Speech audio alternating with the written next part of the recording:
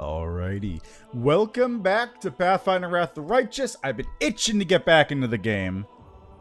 So let's do that without any further ado, shall we?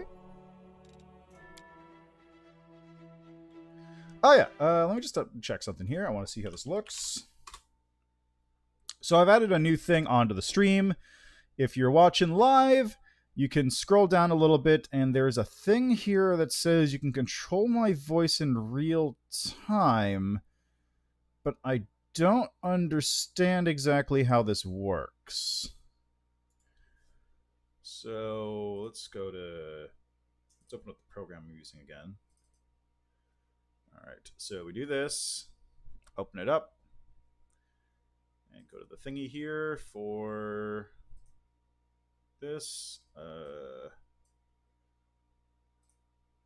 Okay, go to my account. No, that's actually opening up the email account. Extension, voice mod bits. Early access. It's connected. Okay, well, the layout's on there. It's connected. Ah, I see. I see. That's how it works. Okay, so really quickly, let me just add a couple things. Let's add in. Okay, I didn't realize I had to do stuff, so let's add in. Let's see. Trying to figure out on PC being so slow. Yeah, I've had that happen a couple times too. Are you on Windows 7 or Windows 10? Or are you on Windows 8? Okay.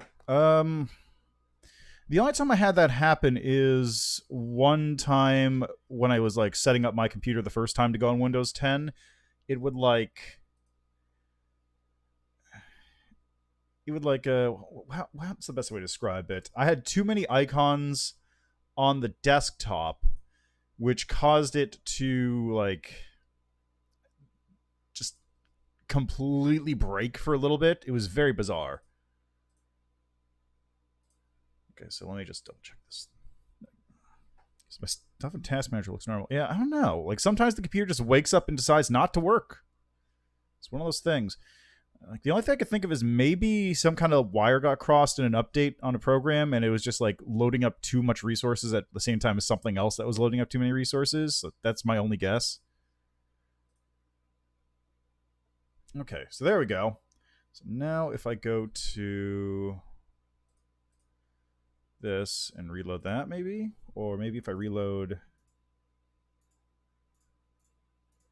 I have to reload the stream page. I have to reload the. Oh Jesus, I can hear myself. Oh, there they are. Take a look at that. So, what you're able to do.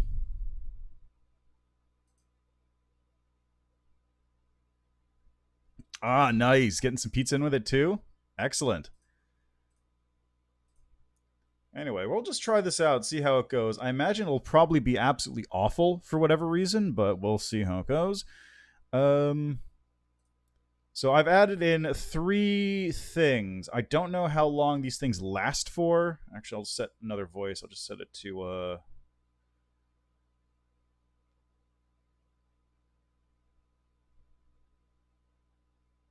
Where's the non-voice voice?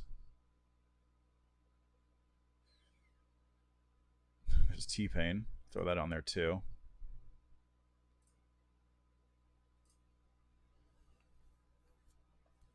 Yeah, that's exactly the problem I was having too. It was just like for whatever reason, it just did not want things to run properly if I had regular voices going or too many programs on the desktop. So I just eventually culled my entire desktop, got rid of everything that was on there because it was loading too much into the RAM, I guess, and then that solved it.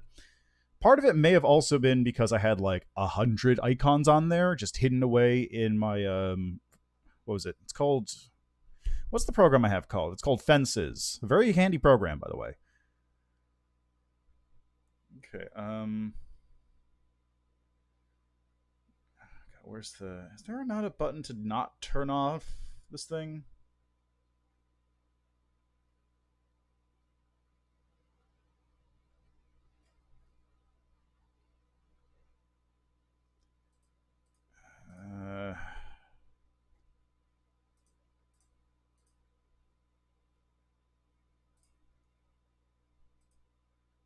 Okay, well, we'll try this out in case anyone wants to give it a shot. I have no idea what this is going to sound like on the other end. Let's get rid of all things on my desktop. Yeah, I don't know. Like, it's just desktop icons, but it might just be, like, the program kind of being overburdened. You can never really tell with that stuff, you know? Alright, so, as I was saying, I currently have set up on my stream page the ability to... It sounds like someone just changed. What do I sound like now? What did you do? What have you done?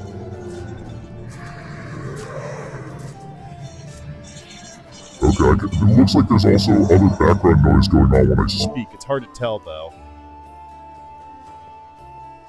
Alright, is it off? Is it back to normal now?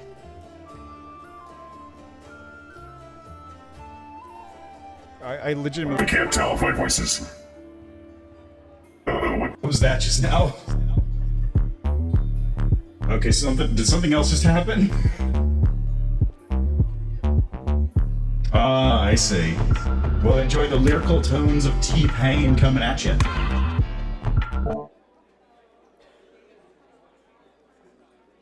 Alright, anyway, I guess it works. I can't tell. I'll have to watch the VOD later. But, so that's a new functionality I have, and I will probably set those to be bit values at some point. Because I don't think people want that forever. But we'll see. I don't get enough people in messing around with my stuff as is, so it should be fine. If it becomes a problem, I'll get rid of it. Anyway, on to the game, shall we? So, my plan for today is do everything in Canobris and then do the Grey Garrison. We'll see how well that actually turns out. But that is my plan. As for regular gameplay, I'm thinking... We're currently sitting on normal, right? I was doing normal up till this point. How about... I'm going to also turn down my sound a little bit here because I'm getting a bit loud on my mixer. How about... we set it to... Okay, let's do core. I'm going to turn Death's Door on, though. Because I don't want to have to keep dealing with dead characters when possible. Auto level up off, enemy stat adjustment none. I think they do need to be slightly weaker. This is probably more daring. I'll just keep on core, yeah. Alright, so core, Death's Door on, slightly weaker enemies, because I feel like they are not quite balanced for that. Yes, do slightly weaker. Slightly weaker, so I'm not just steamrolling everything. Damage to party is the same. Number of enemies enlarged. Additional enemy behavior off. Turn that off. Weather effects. Yeah, might as well. Retrain, yes. I want this mode on specifically. Crusade auto mode off. This isn't relevant yet anyway. Only active companions experience. Yep. Yep. Only skill user receives skill check experience. Let's turn that one off. And, oh yeah, before I forget as well. So let's apply all that. And where is the stuff in selection hierarchy? Where's the one for, is it game? It's game. Okay, tutorials, autosave, tooltip, auto pause, and I want, good. Party animation speed and enemy animation speed during turn-based mode are now zipped up. Excellent. Auto and turn and yeah, and lock camera to the moving character, move camera to the acting character, turn that off because it gets really annoying at times. All right, so before we leave, I want to say I've talked to everybody, but let's just do a quick double check. Who are you? I'm a local rector of the Temple of Abadar. Temple is gone though, and if we snooze here for much longer, the city will be lost as well. Who's that boy with you? This one, Keanu, the shepherd, my apprentice. He's a smart boy and his faith is strong. He serves Estrod though, but there's still something he can learn from an old servant of Abadar. He'll be a great cleric when he gets a little older. Yeah, about that. What kind of help can I expect from you? First, I sell scrolls. I have a lot of them. Something for every emergency. Second, while you're here in the tavern, I can read one for you. Guaranteed, no surprises. But you better not go into the city without a cleric. I won't be going there myself. Too old, and my powers are needed here. I have to go. May happen I aid you. Alright, that's enough out of you. We'll be able to talk to Len and everyone later. Let's talk to Gemmel.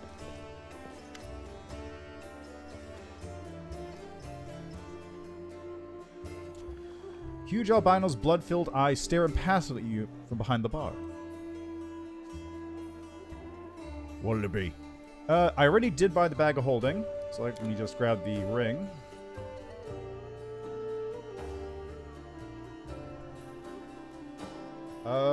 Not here. Gloves of the Neophyte, cantrip or first level spell, deal 1 additional point of damage per die rolled. And Dark Omen. Grants the ability to cast falling spells. Ray of Enfeelment, Scare, Ray of Exhaustion, Fear, and Waves of Fatigue. To cast a spell where still have the spell at the required level. So, Icy Protector is probably from someone else, yeah? And what else? Who are you?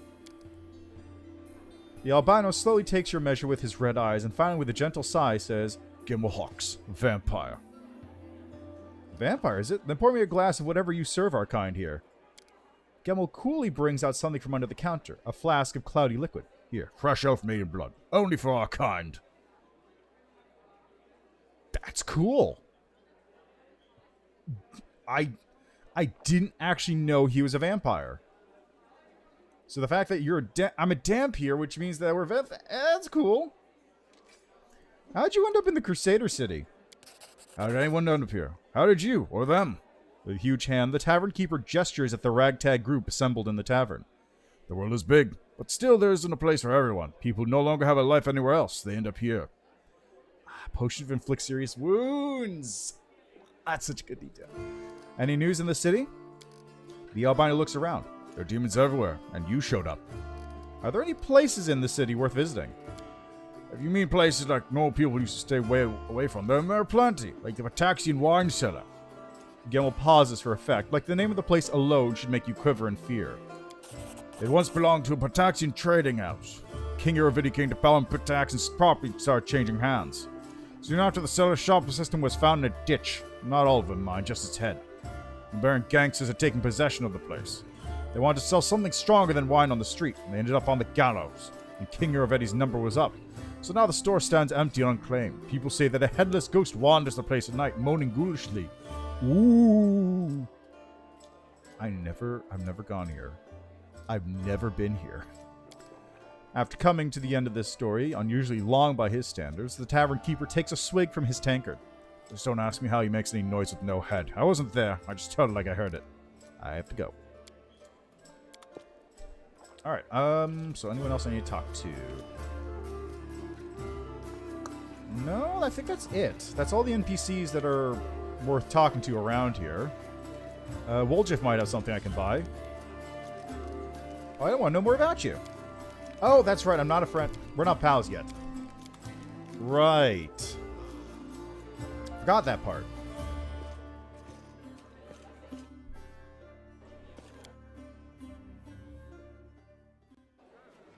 Alright, so, business. What business do I have to take care of?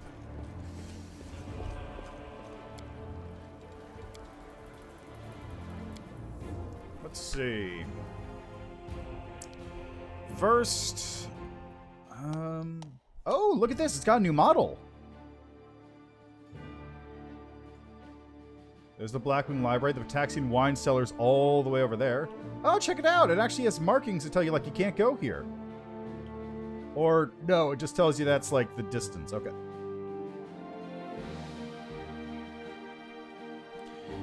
Okay, Ancient Trees and Wonders is over here. So, probably best thing to do would be first head over to the Thiefling Hideout. Grab that side quest. Actually, no, it's over here, isn't it? Right, the Erranday Party House is down there. So head here first. Grab that side quest. Head over to Ancient Trees and Wonders. Deal with that whole thing. Oh, I gotta go back here first and then go deal with that. So do that whole thing with Woljif. Tower of Estrod, hit that up. And then, after Tower of Estrod, hit up Market Square, grab Ember, head north to Blackwing Library, and got to do Blackwing Library ASAP, because that one needs to be finished before anything else here. Well, technically, I can do Woljif stuff too. I could... Do I even need Finian, come to think of it? Like, who uses Finian? Who would even use Finian?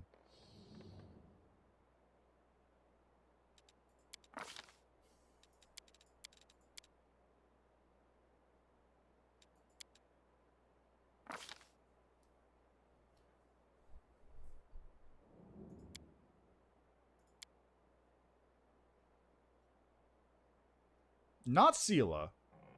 Because Sela would use Radiance, if anything. Radiance is already a... See, I want to get sickened, probably. Oh, Fatigued, actually. That's even better. Actually, that reminds me. Let me just... Radiance. Take that. I didn't sell my junk. Whoops. I'll do that in a second. Oracle? Yeah, I guess I could kind of see it. I don't know. Which one's the Oracle that has the, like, moon, I think? The one that has, like, armor, moon armor, charisma armor?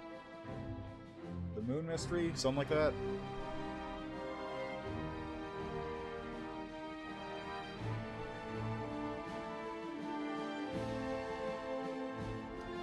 Yeah, but I'm also going to have Darren in a minute.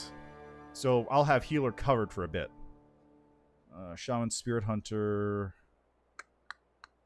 You just get a feat at this level. And second level spells. Actually, that's probably not bad. Yeah, Aldori Swordlord's still in there. I don't like that prestige class. It's not a very good prestige class.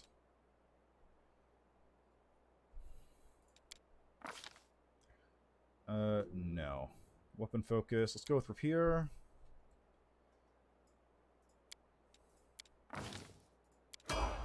And Lan. Zen Archer. At this level, you get Key Pool, Fast Movement, Key Strike, Point Blank Master, and Wisdom to your attack rolls.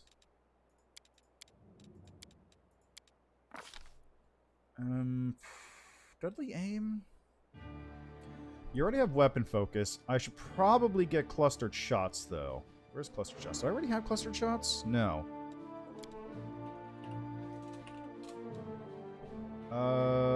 Bab 6. So that's no-go.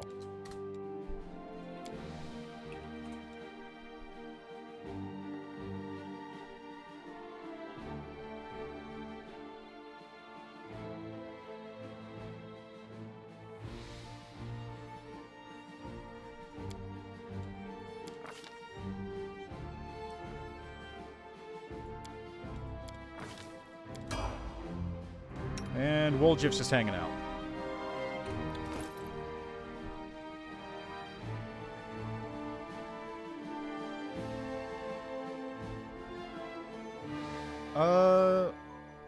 The other one, the one I was using last time was Duelist, because there's a feat, Aldori Dueling Mastery, and what that does is that gives you the ability to use the Duelist abilities with an Aldori Dueling Sword, which is very handy.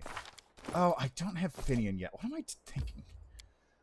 I'm like, oh yeah, I'll just equip Finian to one of my characters, and I'm like, I don't have Finian yet.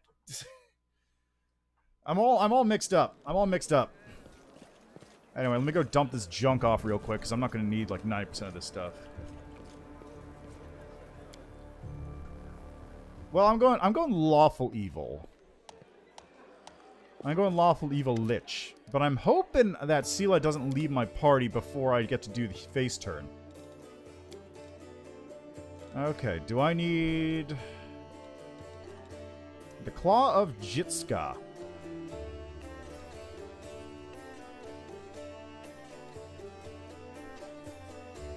Oh, that's true, yeah. Regel's there too as well.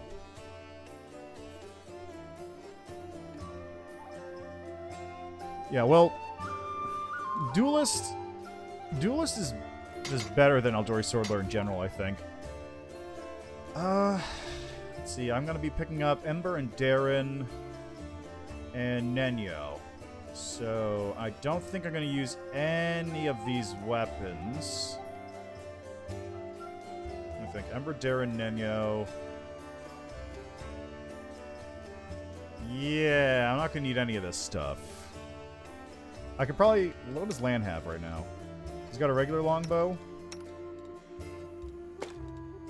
I'll give him the masterwork. I mean, that's what I was trying to do last time, but I couldn't get into Legend.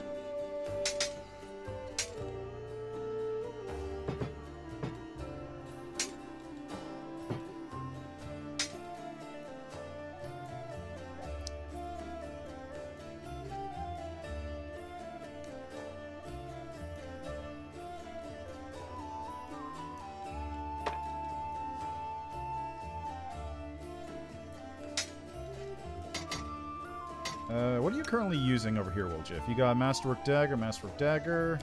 This is a Masterwork Dagger. Okay, Masterwork Falcata. Great Club. And those two can hang out in my box for now.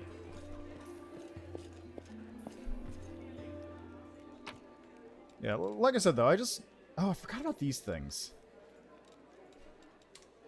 Just in general, I feel like the Eldori Sword Lord Prestige class is actually not that good.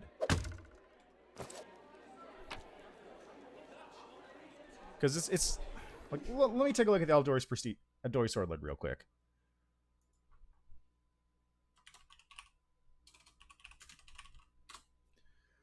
Okay, Eldori Sword Lord Prestige class. So what do you get? You are a full BAB class. You have a strong fort save, weak will save, or strong reflex, weak fort, and will. Deft Strike. Eldori Sword Lord adds dex bonus to damage rolls made with a dueling sword. So they have basically slash and grace with a dueling sword. Yeah, okay. Quick Draw. Gains Quick Draw as a bonus feat, which I don't think exists in this game. Instead gains Eldori Dueling Mastery. It's handy. Display Weapon Prowess. Adds levels to thing while doing Dazzling Display. With a dueling sword. +1 bonus on the intimidate checks, which each of the following feats he has. Greater Weapon Focus, Greater Weapon Specialization. Improved Critical Weapon Focus, Weapon Specialization. Defensive Parry. Gains +1 dodge bonus to AC when making a full attack with an Eldori Dueling Sword. Adaptive Tactics. Eldori Sword receives the attack roll penalty for fighting defensively or using combat expertise by 1 at 4th level and by 2 at 8th level.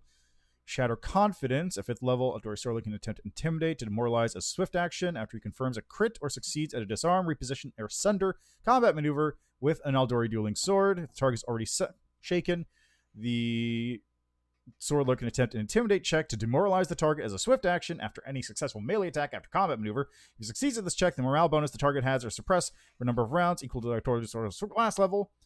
Then Saving Slash, 6th level. When wielding Eldori Dueling Sword, the Eldori Sword Lord can use an immediate action to try deflecting a melee critical hit targeting him, reducing its damage to that of a normal hit with a 25% chance of success.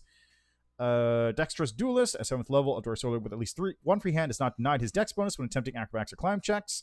Greater Saving Slash, at 9th level, an Eldori Sword Lord Saving Slash has a 50% chance of reducing a melee attack. And Confounding Duelist, at 10th level, an Eldori Sword Lord who has successfully used a Shatter Confidence also suppresses the target's competence and insight bonuses.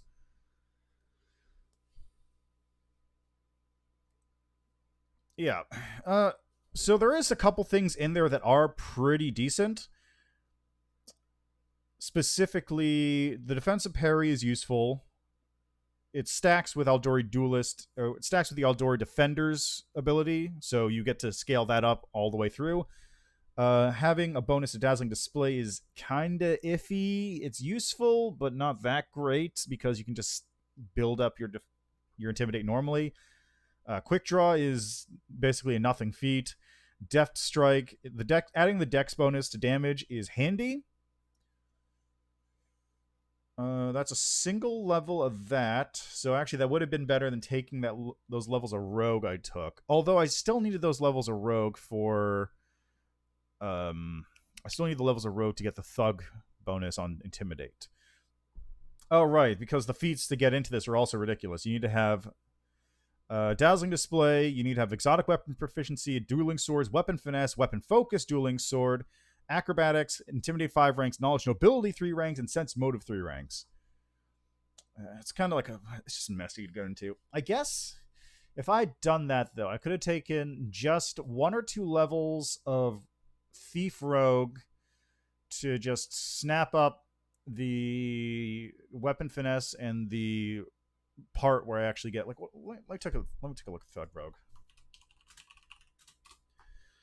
Thug Rogue gets it at what levels? Frightening is trap finding, which I think is level 2. Is that level 2? No, that's level 1, actually. So what I could have done... Well, this is regular Rogue. I need Unchained. Okay, so if I go to Unchained Rogue, that would have been... Yes, level 1. I could have grabbed... So I could have actually taken 1 level of Rogue to grab Finesse Training and Trap Finding. Trap Finding gets swapped out for the Thug Rogue's ability to fear after intimidation. And Weapon Finesse would have given me the in to get Aldori Sword Lord. I already was getting Dazzling Display. Exotic Weapon Proficiency was, I think, from the archetype, from Aldori Defender. And so Weapon Focus I would already gotten anyway. So the really only thing out of the way the only thing that was really out of the way is I would have had to grab Dazzling Display early and then delay my Duelist level by a level. And in exchange, let's see, I would have taken... So it's still going to be Monk 2, Rogue 1, Fighter... Oh, the boots? I'll take a look at those in a second. I'm just trying to reconfigure this build in my head. So I probably would have done Monk 2, Fighter 1, Monk 2, Thug Rogue 1. So that's that. Fighter for 2 levels. Yeah, Aldori Defender Fighter for 2 levels. Then get into either Duelist or Aldori Sword Lord. Probably Aldori Sword Lord. Duelist for 4 levels. Aldori Defender for, the last however many after that point. Maybe swapping in a couple of Sword Lord levels for things like Defensive Parry or Display Weapon Prowess.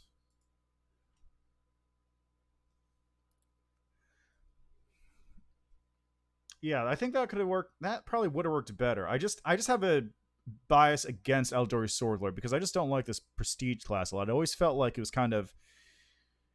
It felt less like a duelist class and more like a weird brawler class. You're using a dueling sword and like there's some dueling things, but it just didn't feel as built for actual dueling compared to the real duelist class or other things of that nature.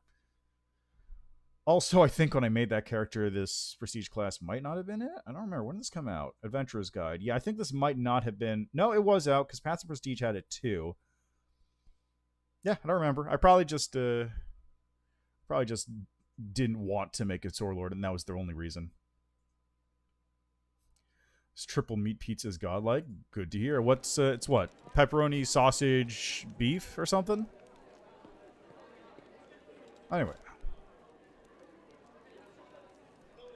Yeah, that exactly. They're instead of like Duelist, which is like don't take damage by parrying attacks and then giving it back, like hitting them again. Aldori Sword Lords feel more like they're battling in. They're actually in battle. They're fighting. They're doing like head-to-head conflict. Unidentified. Okay, well I can do it this way too. Hey Gamel, can you identify this for me?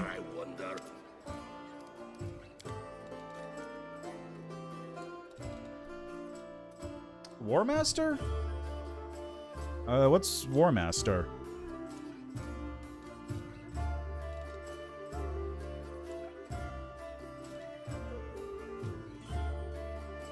Maybe. I don't know which one's War Master offhand, though. I can sell that.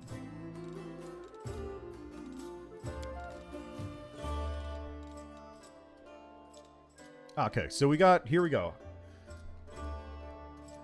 Head Chomper. Usable item. Summons a pet Owlcat. Owlcat's feral instincts provide +2 morale bonus on perception and lore nature checks. And let's see, we got... That's +1 natural armor. Arcane Signet. Signet grants its wearer the ability to cast magic missile spell as a 3rd level wizard 3 times per day. Not bad. Oh, Student of War. That one. Right. I feel like that's a different one from the one that's in the original game or something. I haven't looked into that one as much. Dashing Cavalier's Gloves. These gloves grant their wearer a +1 morale bonus on attack rolls. In addition, they also grant +2 damage on damage rolls while mounted. Right, okay, they're Cavalier things. Flow Water, I picked up in the basement, in the Great Garrison, or in the Shield Maze, rather. Ring grants the wearer +1 bonus on saving throws against spells. The cold descriptor adds +1 to the DC of all saving throws against spells, which the cold descriptor the wearer casts. I don't think anyone will be using this. Free Dancer's Boots. These boots grant their wearer a +2 competence bonus on saving throws against movement impairing conditions. That's really good. Headband of Alluring Charisma. Hey! +2 enhanced bonus to Charisma. Bonus of the same type usually don't stack. I'm just a regular alchemist. Hero Cloak. Cloak grants its wearer the ability to cast Heroism spell once per day as a 3rd level wizard. That's really good. Magnificent Plume Hat. Grants its wearer a +5 bonus to maximum hit points. Ratcatcher's Goggles. +2 bonus on damage rolls against swarms. Red Dragon Helmet. Helmet grants its wearer fire resistance 10. Additionally, 3 times per day, the wearer can breathe out a blast of fire, dealing 3d4 fire damage in a 15-foot cone. Righteous Exorcist Bracers. +1 morale bonus on damage rolls against demons. And Ring of Protection, a Silver Tongue Amulet. Grants its wearer a +2 competence bonus on persuasion. And Unholy Signet. Bane as a 3rd level cleric 3 times per day. Handy. Let's put all that in the chest. Except for the Headband of Alluring Charisma. I think I probably picked that up elsewhere. So that's what those... Whoop.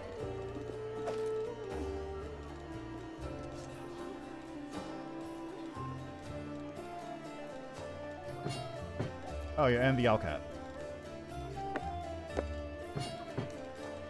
Alright, so... This will go in the chest for now. I can keep these ones, though. I will not be using it as much as probably Sela. So I'll give you that. I'll take this Ring of Protection, though. And that. Oh, was it? Did they must have upped the difficulty of stuff a little bit then. I remember it being very... Well, I mean, on hard, it's ridiculous, yeah. Oh, yeah, don't worry. That's another one I want to try out at some point. Like, I want to do, like, the all-skill character with that rogue archetype. It looks super cool. And by super cool, it means, like, it'd be really goofy.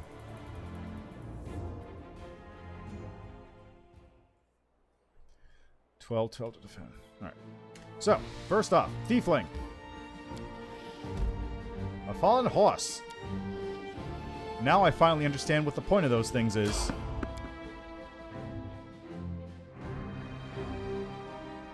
They will break against our resolve.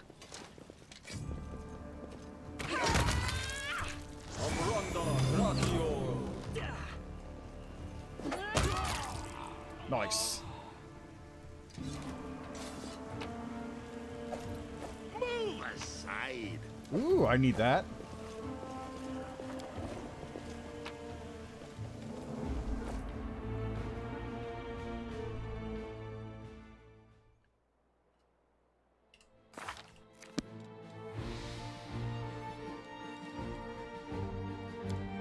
Oh!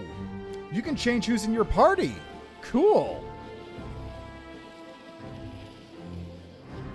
Right, someone mentioned that in a YouTube comment. I forgot about that, but like, yeah, that's totally a thing you can do, huh? Cool. That would have been a good thing to know a bit ago. Alright, I forgot it until just now.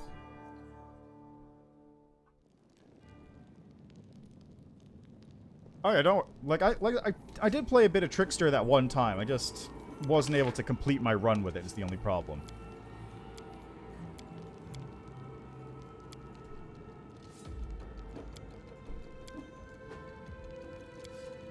So that's formation. That's good formation, I think. All right, how are we doing over here?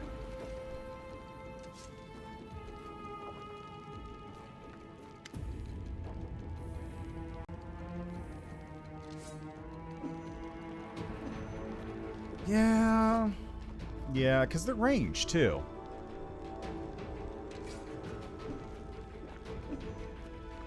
I got a name for the skill, man. Don't worry. I don't know if I'll stream it though. It's up in the air. Should I stream a second playthrough for just like 1 or 2 hours in the evening every day? I feel like that might be a bit much on top of this, but we'll see.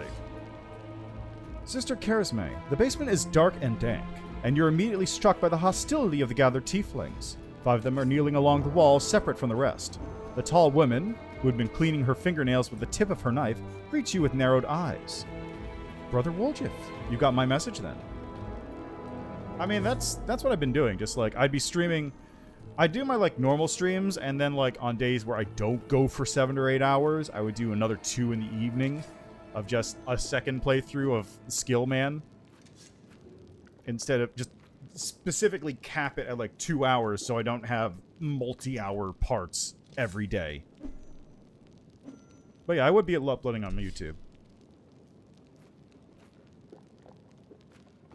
I mean, yeah, but it's a rogue, so it doesn't fight well alone. Sorry, I couldn't swing by sooner, dear Sister Charisma. It was just one thing after another. First, I was in shackles. Next, well, no, I was still in shackles, and I was being watched. And the chief got me out. I came here straight away. I knew you'd been waiting on me. Enough talking, or else we'll be here all night. So, we had a clear plan. We were going to wait for nightfall, slip into the shop, grab the goods, and leave. Even if the neighbors called the guard, there was time to get away. But what happened? That bitch Erebus showed up almost right away. She knew we'd be there to get away.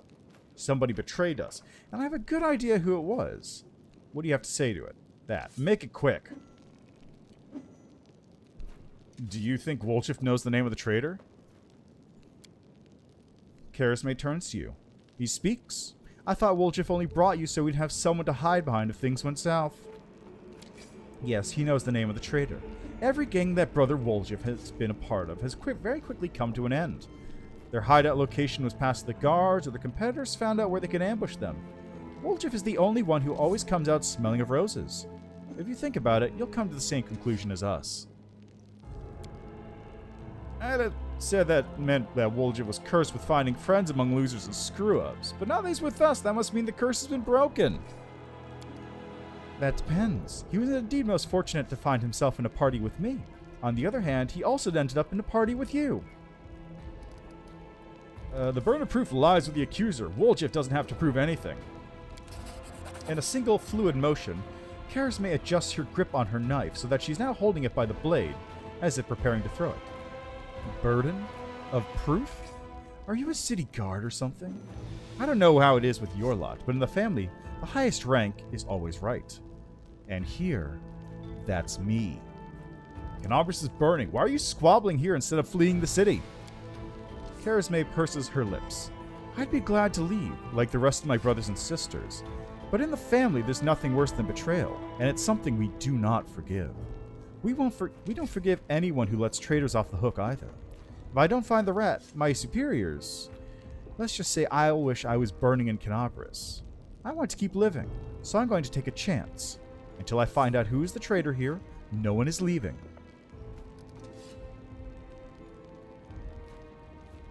Yeah, I like Lan. Lan's awesome. I mean, I know some people prefer Windwog, but Lan's cool too. Oh, that reminds me. Forgot to do a thing here real quick. Let me just...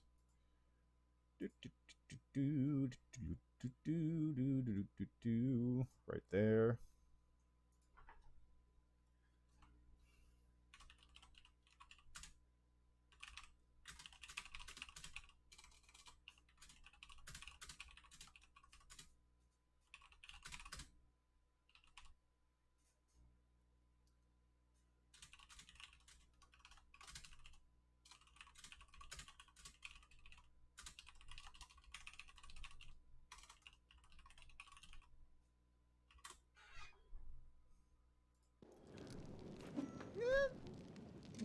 Yeah, kinda. Land's a really good one, though, because he gets the monk bonuses to AC, and also he's a Zen Archer, which is one of the best archer classes in the game. It's just, Land's good, overall. Just, I feel like I need to up his wisdom now, because he does not have enough wisdom to hit things reliably. Oh, yeah, no. Wendu's voice is great. Just, she's kind of annoying. I hear apparently she's quite good once you get used to her and romance her, but before that point, she's kind of annoying. Anyway.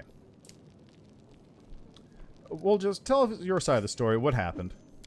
What's there to tell? About a week ago, when Sister Charisma got 6 of us together in this very basement, me and those 5 over there, I mean, Woljif jerks his head toward the 5 tieflings kneeling by the wall. She rounds us up and says we got a score. Ancientries and wonders. The one place nobody's ever been able to hit. The place that's guarded by a golem. But now, a powerful scroll that would knock out the golem just happened to come into our possession, along with the tip-off that the shop owner would be gone on a particular night. All 6 of us know a bit of magic, and we know that any enchanted junk will sell for a pretty penny, so we're in. Oh yeah, that's true. Well, Camellia starts off crazy, and then just gets crazier as you go down the rabbit hole. And the most important thing is that none of us was hanging around the shop ahead of the job. No casing out the place, no calling attention to ourselves from either the golem or its master. The job was top secret. Yeah, I remember the infantry units. Those guys sucked. That's all true so far. Go on. We did everything right. The locks and the golem, I picked the lock, I remember it clear as day. Sister Dalna was on lookout, Brother Malroon had the scroll, Daffy, Tavi, and Varner brought the sacks, we covered the windows and lit the torches. I remember scooping up rings and tossing them into a sack, and one right expensive one rolled right away from me. Crawled under the table after it, and next thing I know, Irabeth was there. Everybody scampered, but I was still under the table. Not my finest moment. I was going to wait it out, but then those blockheads were dragging me out by the tail and put me in shackles. They took all my rings off me, about 20,000 worth. I to add insult to injury, I never even found the last one. In the end, I got busted over nothing. Yeah, I know. The champions are so good! Oh yeah, by the way, do the Vescivores still eat your army over on Leper's Smile?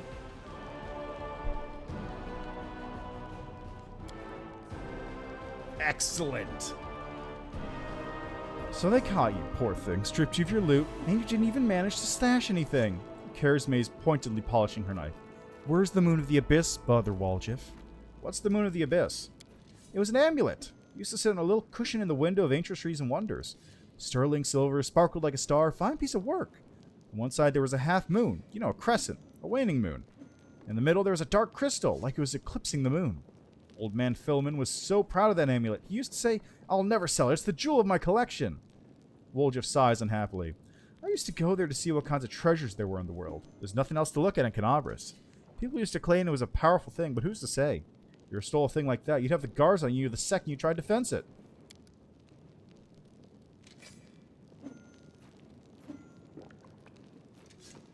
Everybody knew that you were always hanging around Ancestries and Wonders, drooling over the Moon of the Abyss.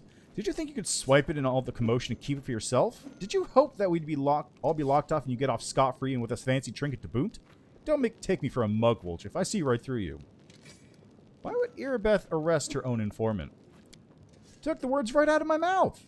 Doesn't make any sense. If I was a rat, I'd have kissed her on the hand and been long gone by now. You know me, sister. I'm a cautious fellow, not an idiot. Why would I go against the family? So the fish in the cellar can have a nice Woljif-sized dinner? The Moon of the Abyss is a pretty bauble to be sure, but it's just an amulet. It ain't worth dying over. You knew Irabeth's people would protect you. You knew you could pin the moon going missing on them, and now you've come here with backup. You knew exactly what I was going to say to you. Only problem is, nobody's returned the amulet to Philman. Are you giving Irabeth a cut? Is that it? Have you seen her? Do you think she'd take a cut of anything I offered her? She can't be bought. She's like 3 Heralds of Iomade all rolled into one. Speaks the truth. You'll find some knights who take bribes. I'm sorry to say, but Irabeth Tirabate isn't one of them. Go on, Woljif. That's the whole story. That's the whole sorry story.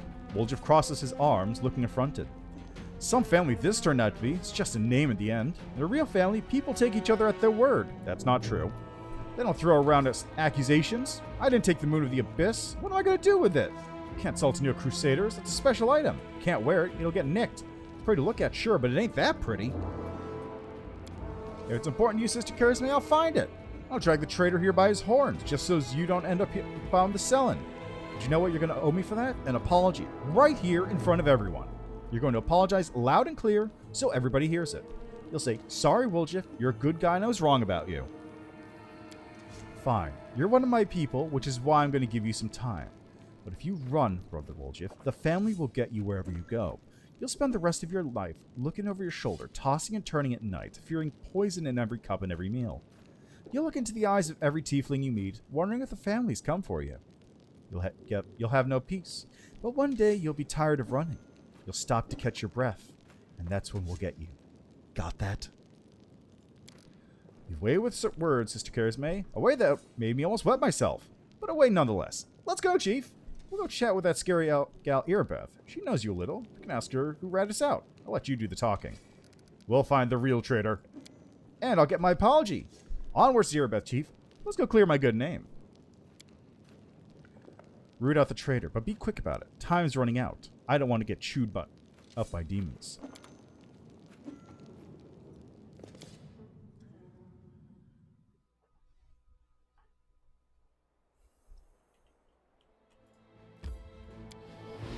Yeah, like... That's right. Reginald did give the hit. Oh, come on. I just did this fight. Heads will roll. Cover It's me, a all shear.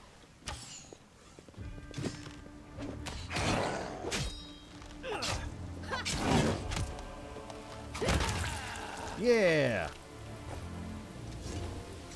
Make way.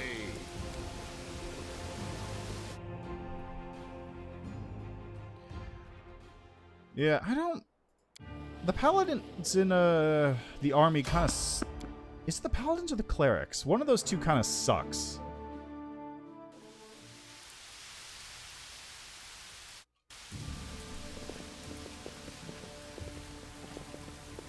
I don't know. Where's the enemy I'm fighting? Where did... Oh, there they are. Save the last Giant one spider. for me. Wrong mongrel.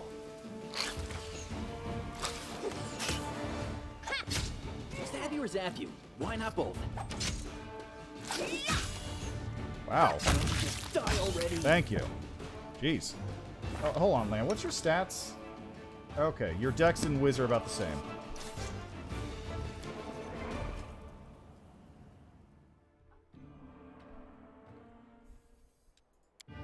Oh, so they're just like... Okay, so they're just like the holy version of Hell Knights then. Because remember, Hell Knight units were also on a horse. How much longer I Oh, wonder? is the, I don't know, are you in chapter 3 yet? Do the, what's it? Do the, do like the base building stuff work? Okay, does like the base building, kingdom building kind of thingy work yet? Or is that still iffy? Oh, excellent. Perfect. There's a train I'm trying to track down. Who's your informant among the Thieflings? Erebeth arches her brow in surprise. Canabras is threatened by a demon horde, and you have enough spare time to help out thieves? Erebeth sighs. I don't like this, but I hope I know what you're doing. I'll tell you everything I know. I didn't see my informant's face. He slipped out of a dark alley, handed me the note, and disappeared. Erebeth hesitates as she tries to remember. He had a cloak with a hood masking his face, but the long horns, didn't fit under it.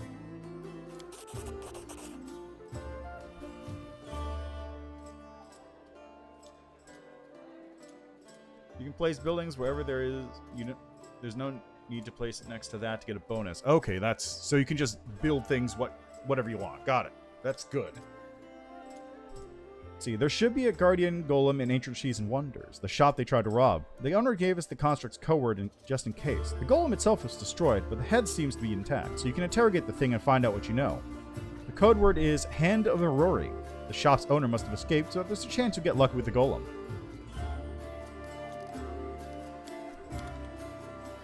Follow me. Or don't. Oh yeah, really quick, let me just fence these.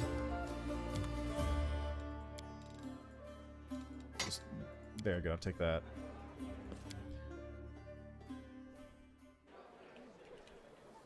how much am I going to need? I'll have more than enough in Chapter 3. Side. Move aside.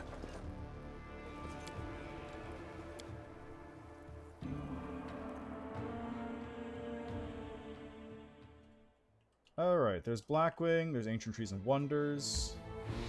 So this is about a 6-8 hour... Another fight. Yet another obstacle. Okay, let's have everyone go You here. won't So Bland's gonna survive attack me. there. The world in crimson. Calm down, Camellia.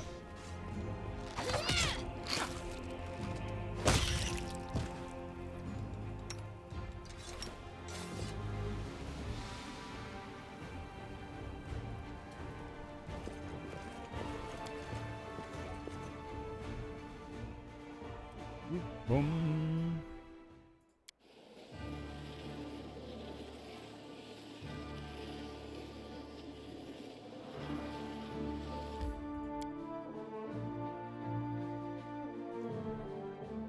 Okay, here we go. That's the one I want. Phew! Free at last. I thought I'd be flattened like a pancake under that rubble. Much obliged. Damn, not in any pain, but my head's still foggy for some reason. What's all the hubbub in the city? The name's Finian. I'm a Pathfinder. If there's anything I can do to help, I will. You're a Pathfinder? That's right, Finian Dismar, Pathfinder and Crusader. I roam around the world room where my tasks lead me. Scouting, mostly, but this last while I've just been hanging around in Canabras, waiting until I'm needed again. I'm bored out of my mind, but at least the shop makes for better lodging than some inn. What I meant was, what are you? What's that supposed to mean? I just told you. You want to know where I hail from? Is that it? Well, I'm from around here, actually. We Kellers of the Star Eye clan fled when the World Wound troubles began. I couldn't stand by while the demons wreaked havoc, so I came back. Or did you mean to ask about my weapon of choice? The best weapon is every weapon. I'm a skilled and capable fellow, if I do say so myself. I can swing a sword and poke me with a spear, but what I'm best at is communicating with the spirits. They call folks like me Phantom Blades. A Phantom Blade? What's that? It's like a spiritualist, but with a twist. It means that some spirit took a liking to me at some point, and I can turn into whatever weapon I need. Handy, huh? I don't need any whetstones or enchantments. Doesn't take up space either, although to be fair, it's not a barrel of laughs. The spirits that bestow this kind of power don't come from happy places, and they're not exactly bright-eyed and bushy-tailed. They usually appear after great battles that leave few survivors. The city's under attack by demons. Wait, what? The last thing I saw was some thieves breaking in here. Then the guards came, everyone's running around, and that's that. After that, it's a bit of a blur. Right when things got intense, they dropped the cabinet on me. I couldn't even help the owner. I was just lying under the shelves like a dimwit until you came along. If there are demons in Canabras, you must do something about it. The city needs every blade it can get. Hey, do you mind taking me with you? I don't think I can handle this alone, and besides, the more the merrier. How'd you end up in the shop? I've been here so long I don't remember anymore. Just sitting and waiting for any word from the Pathfinders, but it looks like everyone has forgotten about me. The shop owner is an old friend of the Pathfinders, so I've taken up residence here. Alright, I'll come along. I swear you won't regret it. I can do all sorts of things. Is there anything your party is missing? A sword, a spear, a bow? Just say the word. You now have a unique companion, Finian the Talking Weapon. You can access him through a special dialogue in your inventory. Check on it. Yeah. You can access him through a special button in your inventory. Click on it to initiate dialogue with him or change his form to make him take the shape of any weapon before handing him to one of the characters in your party. There are no limitations to changing Finian's form. Finian will become more powerful as his personal story progresses. So right now, who should I give you to? I'm currently using a Cold Iron Spear. Sela's using Radiance, which is Cold Iron and Masterwork. Kameli's using a Cold Iron Rapier. Masterwork Longbow for land, and Woljif is using Masterwork Daggers, so maybe you can use it. Enhancement +1 Cold Iron Ghost Touch Finesse Wielding. Yes. At least until I pick up some real daggers for him. The Insane Elf is for the Order of the Burning whatever. The Burning Lance, I think? It's the people that you rescue in Blackwing, or failing that, the replacement. No, what is that? The polished oak shelves once showcased magic rings and amulets. Now all that's left are the grubby handprints of the robbers. I found. Some scrolls have been torn apart, and some have been trodden on by muddy boots.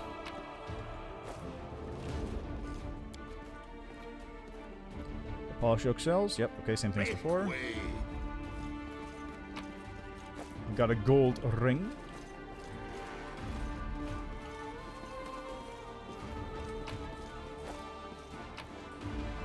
Aha! A pipe fox! That's where you get the pipe fox from! Pipe foxes are great. Yes, the noodle! Yeah, here, let me pull up the picture of the pipe fox again, because they're great. So, pipe foxes are a familiar you can get in Pathfinder. They look like this.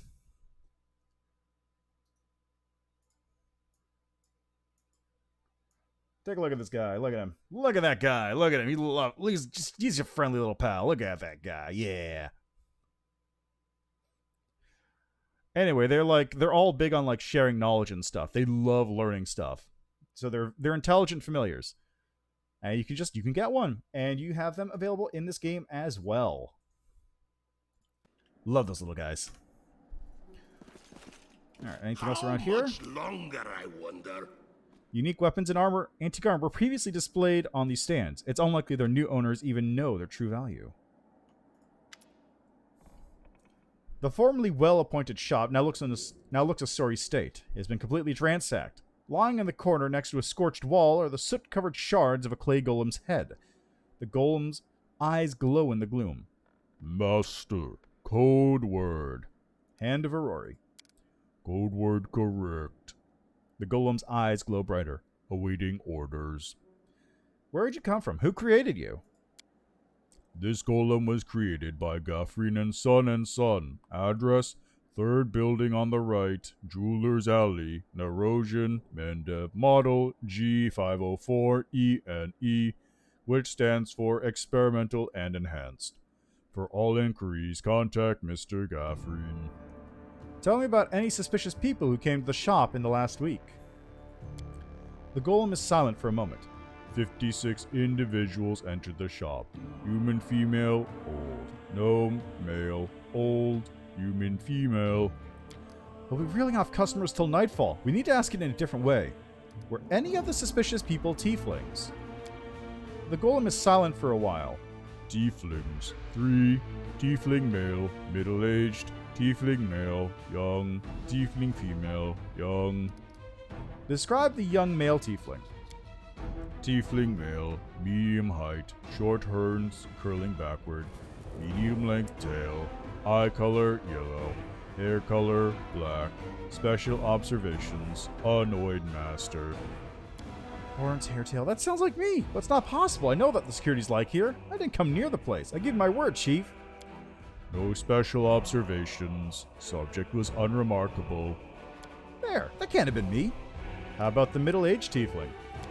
Tiefling male, medium height, long horns, medium length tail, eye color pale blue, skin color dark, special observations, red hair. Oh, that's our trader. I bet your life on it. Charisma drilled it into our heads so we wouldn't go hanging around the shop. Red hair. We've got a couple of gingers. Plenty more who get it out of a bottle. So much for a special observation. Golems aren't all they cracked up to be, eh? Maybe its master knows more. Describe the female tiefling. Tiefling female, above average height, hair long, pale, tail not observed, long horns, eye color blue, special observations, scar on nose, baldric with gold stitching. Don't know that one. New arrival most likely. Gold stitching, eh? Wouldn't mind getting to know her a little better. Enough. Where is your master? Fulmin Foliatros. My master is in his hiding place. Revealing the location of the hiding place is prohibited. Prohibited. Prohibited. He'd likely hold himself up in the basement when the commotion started. If The entrance should be around here somewhere. Where is the basement? The basement is below me. I guard the basement. Leaving my post is prohibited. Hello, loot boxes. How are you doing? I found out everything I wanted to know. Thanks, Lan. You're so awesome, Lan. Thanks, Lan. To le basement.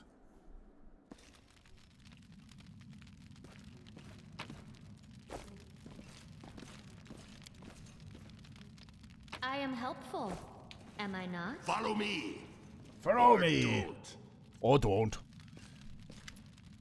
Fileman Filiatros, the elderly gnome, so portly as to be nearly spherical, is curled up in the corner of the basement shaking. Marauders, a band of savages! Yeah, makes sense. We're all those things and much, much more. Before you report to the authorities, mind if we chat? Shut it, or you'll pay for your insults with your life. The gnome's hands scrabble around on the floor, seemingly in search of something to hurl at you.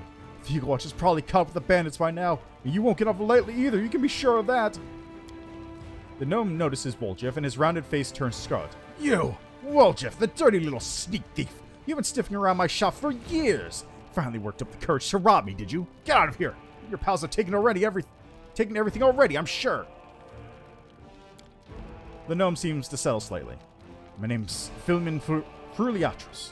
I was the owner of the shop, but I'm not sure I can claim to be the owner of anything now. There's at least something left of it. Oh, come off it. Your shop's fine. It's a bit ransacked, maybe, but nothing a bit of spit and polish can't fix. Where were you the night of the robbery? Do you think I robbed my own shop? I was here in the basement. I was told to make it look like I'd left. The watch was very keen to get their hands on those thieflings. They seem to be multiplying all over Galarian. So, of course, I did everything they said. I've been stuck in this basement ever since. Cole wouldn't move away from the door no matter how much I yelled at it. I thought that it was all too good. Somebody came by after the guards and caused a ruckus upstairs, bellowing like mad, taking advantage of my absence. Tell me about the thieflings that visited Ancient Trees and Wonders recently. Why should I tell you anything about my customers? You're not from the city guard or the Eagle Watch. Chief, if he keeps digging his heels, I'm just say the word and I know to loosen his tongue. I'm helping the Eagle Watch to catch the culprits. It's in your interest to tell me everything. So they haven't got the thieflings? I thought the city's finest were on the job and they... Gnome sighs. Can't rely on anyone. Ask your questions then if it's so important. Tell me about Woljif. Philman's face wrinkles in distaste. Woljif Jefta, alright? I've known him a long time, though I'd rather not known him at all. He's been scoping around my shop for years, treating the place like a free museum. He always wants to look at the moon of the abyss. Chase him out, but he just slink back in again. He was with this gang that robbed my shop. I bet anything he swiped the moon. Oh, come on, the prime suspect. Who betrayed us all? That's the one who's got the moon. I want to see it return too, you get me? I don't like the idea of other people's grubby bits on it. Tell me about the red-haired tiefling. Feldman falls to thinking. Red-haired tiefling? I suppose yes, there is one who came in. Spent a long time looking around. This person of modest means, tell by his clothes. They asked me to show him some Azmar-made chainmail. He certainly couldn't afford it. That's why I suspected that something was off. I checked everything after he left, but nothing was missing. And that put my mind at ease. Can't remember what he looked like. I didn't get a good look at his face. All I remember is that he was wrapped in a green cloak like he was freezing. That's all I got. That's it. With that description, we'll surely sniff him out. Come on, Chief, back to Sister Charisme. We go to have a good long shifty at all my brothers and put all these clues together. Something tells me our traitor isn't going to wriggle out of this one. Tell me about the tiefling woman. Fileman scratches his chin. Tiefling woman. Ah, yes, I remember now. A noble lady, unlike the tiefling rufflings we have around here. She purchased magical equipment for the crusade, and she promised to come again. If only all tieflings were like that. I'd be laughing all the way to the bank. I found out everything I wanted to know. If that isn't enough to help you catch these thieves, then I don't know what else to tell you. I'll be on your way and leave me to peace with my wreck of a shop. Move aside. Well, I'll take that alcohol while I'm at it.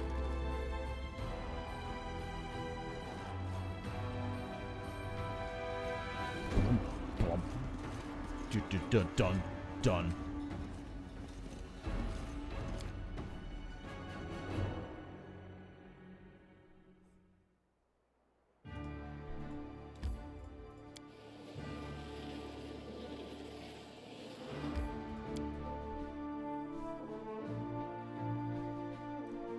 Wait a second. That's not this location. That's the Hell Knight outpost.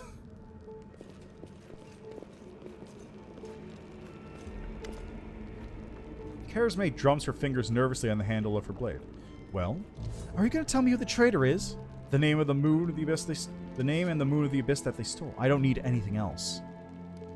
Let's go for the suspects. The Tieflings are tense and ready to reach for their weapons. The only redheads are Melroon and Doffy. The dark-skinned Tieflings are Varnir, Doffy, and Melroon. Doffy, Melroon, and Tavi have straight horns, but Tavi is female. Only Varnir and Melroon have green cloaks. The traitor is Melroon.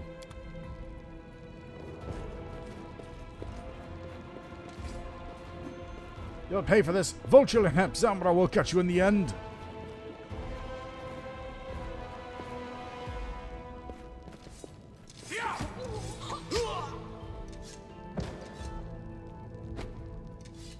Grab him. Take him away for questioning.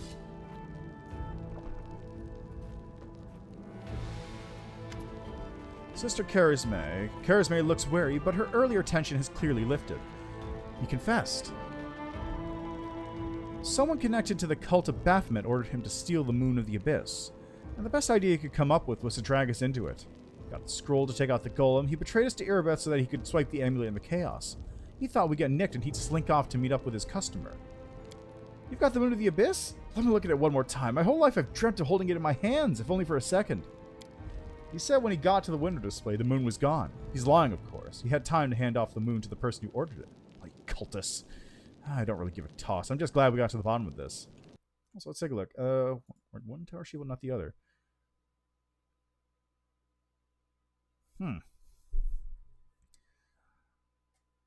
Can't be equipped with this character. Plus the tower shield. Oh, it's because the Warden of Darkness can only be held by evil characters.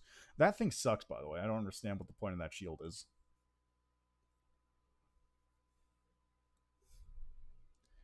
Yeah, it's right down there at the bottom. Like, I remember seeing that shield a couple times and going like, okay, yeah, it's a tower shield, plus 4 mithril, cool. Plus 4 mithril tower shield gives the wielder DR5/good. And a -2 penalty to attack rolls against evil creatures. So like I don't understand who that tower shield is for. It's literally only useful for an evil character attacking a good character. Which means it's only useful in the evil character mythic paths where you attack your party members. You said when you got to the window display the moon was gone. Yeah. What are you going to do now? Clear out of this place. The sooner the better. The city's dying and I don't want to die with it. The city would have already died if not for the people who stood up to defend it with their weapons in their hands. So defend it. I'm not stopping you. It's your city. But we've always been outsiders here. Why should we fight for you now? Can I join the family? Charisme bursts out laughing. That's all you want? You can have your pick of the non-tiefling gangs. You've got no need to tread on our territory. Family's for tieflings only. No exceptions. What you gonna do to the traitor? Charisme nonchalantly picks at her nails with her knife tip. He'll be sent to visit his distant relatives on their farm. To think about what he did. Any more questions? I have to go. Good decision. I don't plan to hang around long either. Charisme turns to leave. Sister! Woljif nervously bites his lip.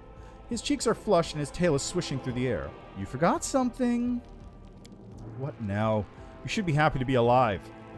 Apology. You promised to apologize to me, loudly in front of everyone. We're alone now, but I still want to hear it. Well? That. Charisme shrugs indifferently. So, sorry, I suppose, for being wrong about you this time. Don't think that just because you didn't act like a jerk this one time that it cancels out the rest of your record. I know all about you. Till next time, Woljif. That's the most pathetic apology I've ever heard. Charisme's eyes harden, but then she sighs. Alright, fine. I'm sorry, Woljif. Let's part on good terms. Now me. When you falsely accuse my ally, you accuse me too. Wow, really? Good rolls.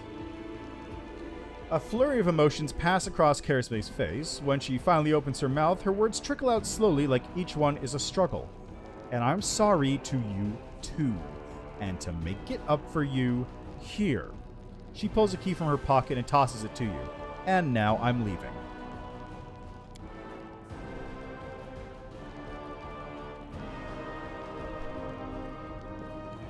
Woljif watches her go, his tail relaxing.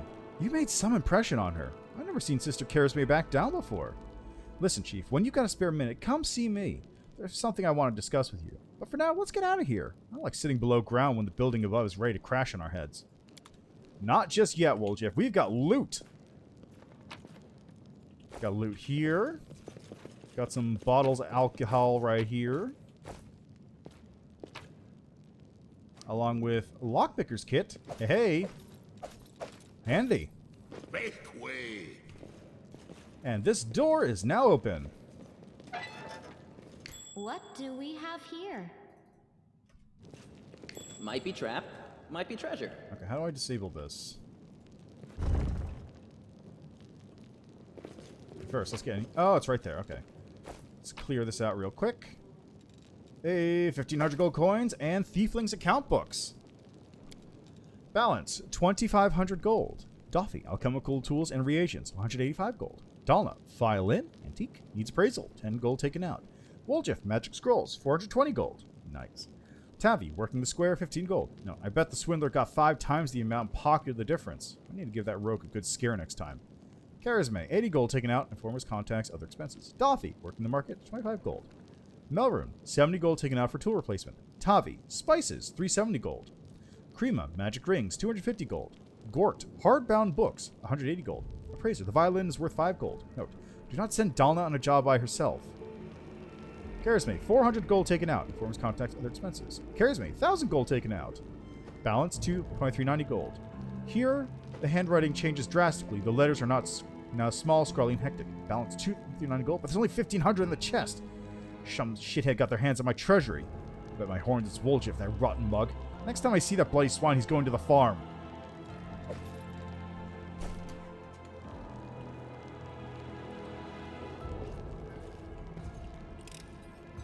I hope you appreciate this.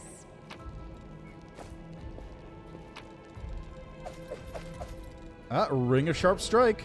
Whenever the wearer of this ring shoots an enemy engaged in melee combat and hits, the enemy suffers a -1 penalty on attack rolls for 1 round. Well, I know who that's going on.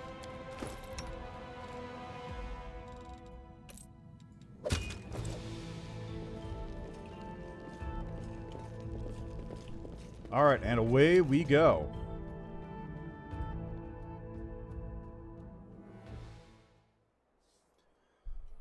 Alright, that's one thing taken care of. Next stop, Market Square.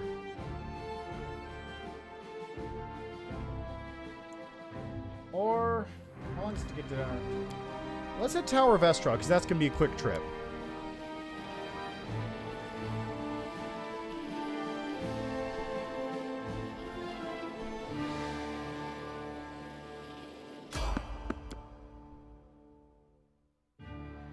Yeah, so Tower of Estrod will be quick. Time to stretch me muscles.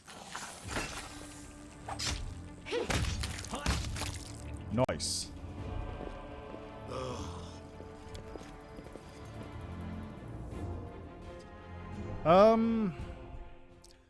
It might be because Ivu might count as like an animal companion, so her level scales lower or something. I'm not 100% sure. They are the darkness. Jeez. Good old sneak attack. How much longer, I wonder?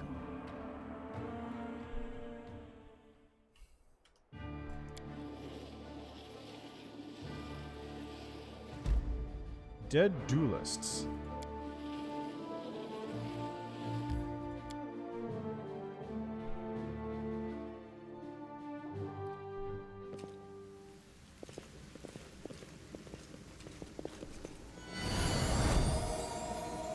Canabros burns, the city that should have never fallen. Fate shows no mercy.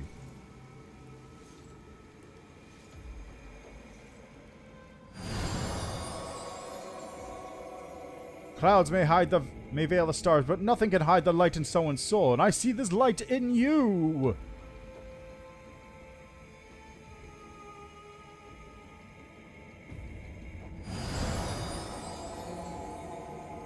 We will stand shoulder to shoulder with you against evil!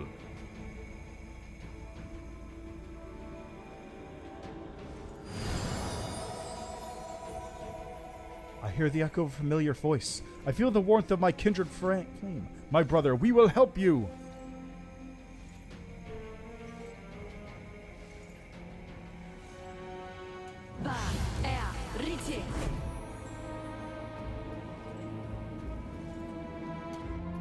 Yeah, doesn't have any description. Nice. Okay, let's just take a look. I don't remember what Angelic Aspect does. Angelic Aspect. Angelic Aspect, Kingmaker. Personal, 1 minute per level. Take on a physical aspect of an angelic being, including some of its physical characteristics. You gain resistance to acid, cold 10, DR 5, evil. You also gain a +2 deflection bonus to AC, +2 resistance bonus on saves against attacks made or effects created by evil creatures. In addition, your natural weapons and any weapons you wield are considered good aligned for the purpose of overcoming damage reduction. So for the next 30 minutes, I'm real good at fighting demons. So let's see how I can do here. Whoever you are, keep quiet. There's a horde of enemies just beyond this door. Come over here and you'll see. It's a handy way up.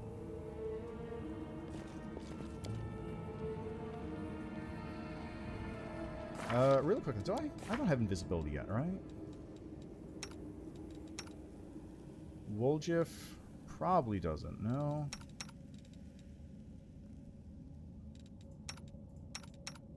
Oh, right, she gets some more spells at this level. Haha! Inflict moderate wounds, please. And... I don't know. Eager Splendor, Owl's Wisdom, Owl's Wisdom.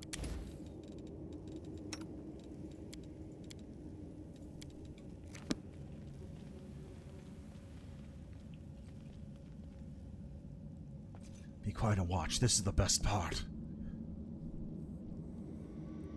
Get together, idiots. No more looting. You're all to sit tight here and wait for the order to attack the Defender's Heart.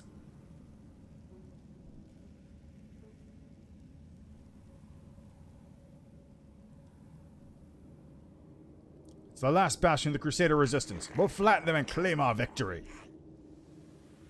Into the abyss with all the Crusaders and the Defender's Heart. Kalis, the city is ours already. Now it's time to enjoy the spoils. Split up into groups quickly. I'll tell you where to go and what to bring back. Faxon, you idiot. Go back to Baphomet. He must be missing his lapdog. Everyone here will be following my orders. I'm in charge. You want to submit to you, you dirty Descarite. Keep out of this, Kalis, or I'll curse all your extremities to wither and drop off. Everyone listen to me. What we're going to do is... look for a fight, Faxon? Well, you've got one.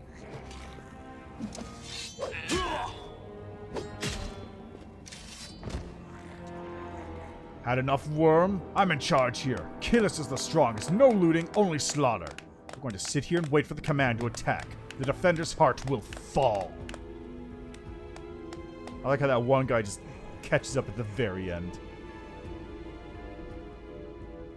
Does she level up over time, maybe? Like with... I'd stay away from there right now. The tower is the main stronghold of the Templars of the Ivory Labyrinth and their allies. Going up against that many of them would be suicide. I have a better idea. Yeah, that's what I'm thinking. Like, maybe she levels up as you gain more mythic ranks. Also, hi, Greyboar. How are you doing? If the demons and their mortal agents were better organized, the Crusaders would have been crushed long before now. But they're always trying to spread in every direction. Right now, in every corner of the city, there are demons like Kalis who are trying to consolidate their forces to launch a joint attack on the Defender's Heart. Yeah, that's... I have no idea. Like, that's the only guess I really have. I can't tell you for certain. I haven't done anything with Asada, so I got nothing. Who are you? Greyboar. I'm a contract killer who's been hired to kill that demon that just walloped that other one.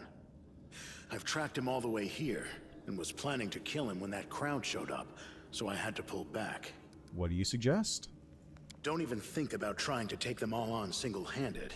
You'll be mincemeat. Better to warn the Crusaders in the Defender's Heart that the demons are planning to attack. And later, once the attackers have been taken care of, it'll be much easier to sweep through this tower and eliminate the defenders left behind. Like when dueling with rapiers. One doesn't lunge, but waits for the opponent to strike and leave themselves open. Yeah, exactly like that. Or like in cards, wait for your opponent to play his hand, and then dive under the table, grab the pot, and run. Thanks for the advice. Who hired you? I'm afraid that's confidential. As a professional, I'm obliged to keep my client's name a secret. I like to point out Greybor probably could kill all of them by himself right now. We can attack him together? I have no desire to die today. If you choose to go in there, I'll take advantage of the opportunity, of course. I'll kill Kylus and get back here as quickly as I can. I'm not going to fight any of the others. I don't work for free. The city is burning. People are dying. And you're thinking about how to fill your pockets? Yes. So what? Listen here, girl. If you're so eager to save someone, go and do it. And don't waste your breath preaching at me. I'm going now. I hope you act wisely. Oh, I kind of will. I was never good at stealth. Okay, so But let's I'll see. try. Who have we got? Who is the best stealth character I have right now? We have -6, -3, +4, +3, +14. All right, Woljif. I'm here. Where else would I be? Fine.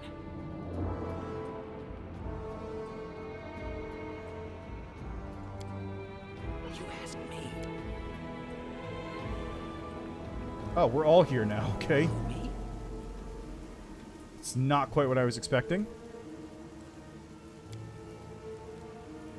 This is my kind of work. See if you have visitors. Crusaders, crush them. There he goes. My tail is restless. You sure it's safe? No, but you're probably fine anyway. My tail is twitching. Oh, Must be a trap. sign. All right, just disable that if you would, Wolji. Pretty good, aren't I? You're all right.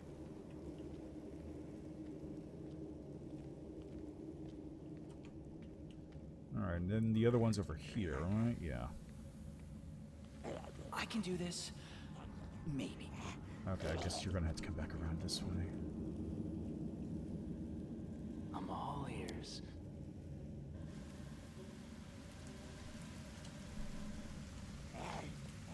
Let's have everybody just to sneak up this way. Good. Now we can leave if necessary. Now, Woljif. Don't mind me. This is my kind of work. All right, Woljif, come over here if you would.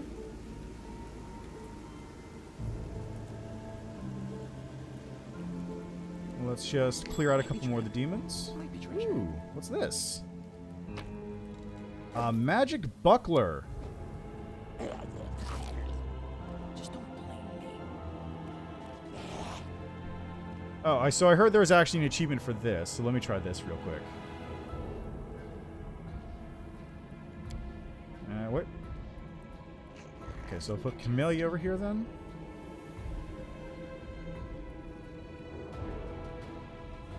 I'm here. So I'm just gonna... I'll save real quick before I do this. Yeah, I got an achievement, Death by Column, by rolling the column over Camellia.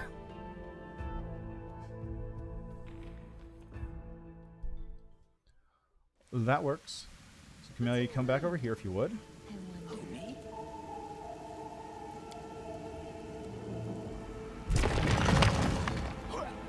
Jeez, that's a lot of damage. Alright, now with that... I believe that's the only trap left here.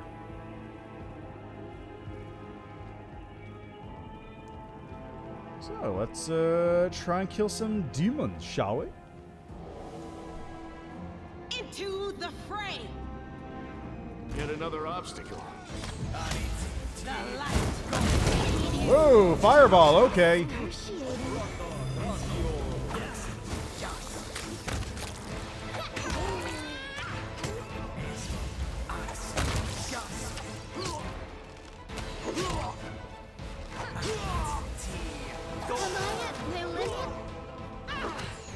You guys want to...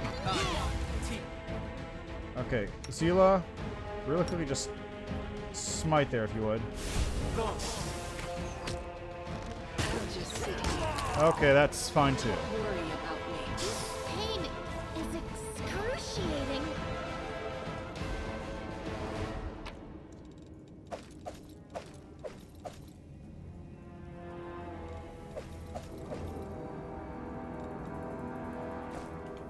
Much better. Move aside. Move aside. Alright, we're probably good on health for the time being. Let's go to the basement. Alright, let me take a look at Ivu's stats here. Why is that amazing? Who are you calling monster? This is a very nice group of warriors and a very nice dragon. But this nice dragon can take a chunk out of anyone who calls their friends bad names. That's pretty good. Azana does seem like a fun playthrough as well. I just haven't. There's too many options. There's too many ways to play this game.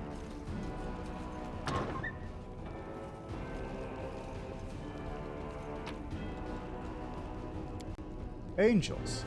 Celestials native to any of the three upper planes of creation. Servants of the good gods, angels have come to Crusaders' aid in their fight against the World Moon more than once. It's worth noting that most of those who interfered in mortal life were driven by their own free will and not by any deity's order. However, the good gods do not forbid such impulses, allowing the Celestials to seek a reckoning with the forces of evil.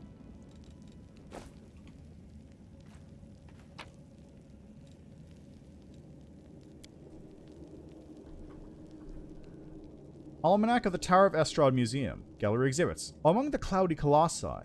In this picture, the two angels, Targona and Lariel, are chasing and fighting a deadly Vrolakai demon in the air, several miles above the World Wound. After this battle, the skull of the slain demon was long displayed as an artifact in one of the Dresden's near towers. Sadly, this relic did not survive the fall of the city. Farewell to Sarkoris. Eliandra, the legendary priestess of Pelura, watches the city of Iz crumble into the freshly opened World Wound. A caravan of desolate refugees, desperately fleeing to seek salvation in Mendev, can be seen behind her. Crusader Queen, a copy of the famous embossed bas-relief originally created by Master Derek Sunhammer. Young Queen Galfrey is portrayed personally leading her crusaders into battle on the first of Abadias, 4624, during the First Crusade. Here we stand and will not take a step back. Hando the Inheritor, the Herald of Iomade, is depicted placing the first wardstone among the fortifications of Canabras. None will escape my all-seeing eye. Inquisitor Hulrun fights a shadow demon that he exorcised from a soldier's body. Seat of Grief, a view of the infamous Heaven's Edge estate. This is the place where most of Mendevian aristocratic society at once fell prey to a supernatural plague unleashed by the demons. A World Long Gone, a thematic collection of various artists' works on everyday life in Sarkoris before the opening of the World Wound.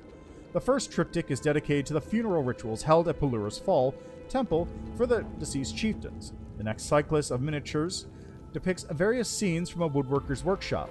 This form of craftsmanship held almost sacred in Sarkoris. Several views of the city of Iz, the masterpiece of Sarkorian architecture, can be seen in the following series of engravings. Finally, the last painting, The Threshold Prisoners, portrays a group of spellcasters imprisoned in the infamous prison tower. The origin of the picture is unclear, but the woman in shackles that can be seen in the background is widely believed to be the betrayer of humanity, Aurilu Vorlesh herself. Yaniel by a Fountain. This painting is attributed to Denisa Roche, a soldier from the garrison of Canabras. Denisa was not a professional artist, yet she had one advantage over the professionals who created later portraits of Yaniel the Blue-Eyed. The heroine of the First Crusade sat for this unique picture personally, which undoubtedly gave it much greater historical value. Yaniel is caught during a rare moment of repose near a fountain in the city.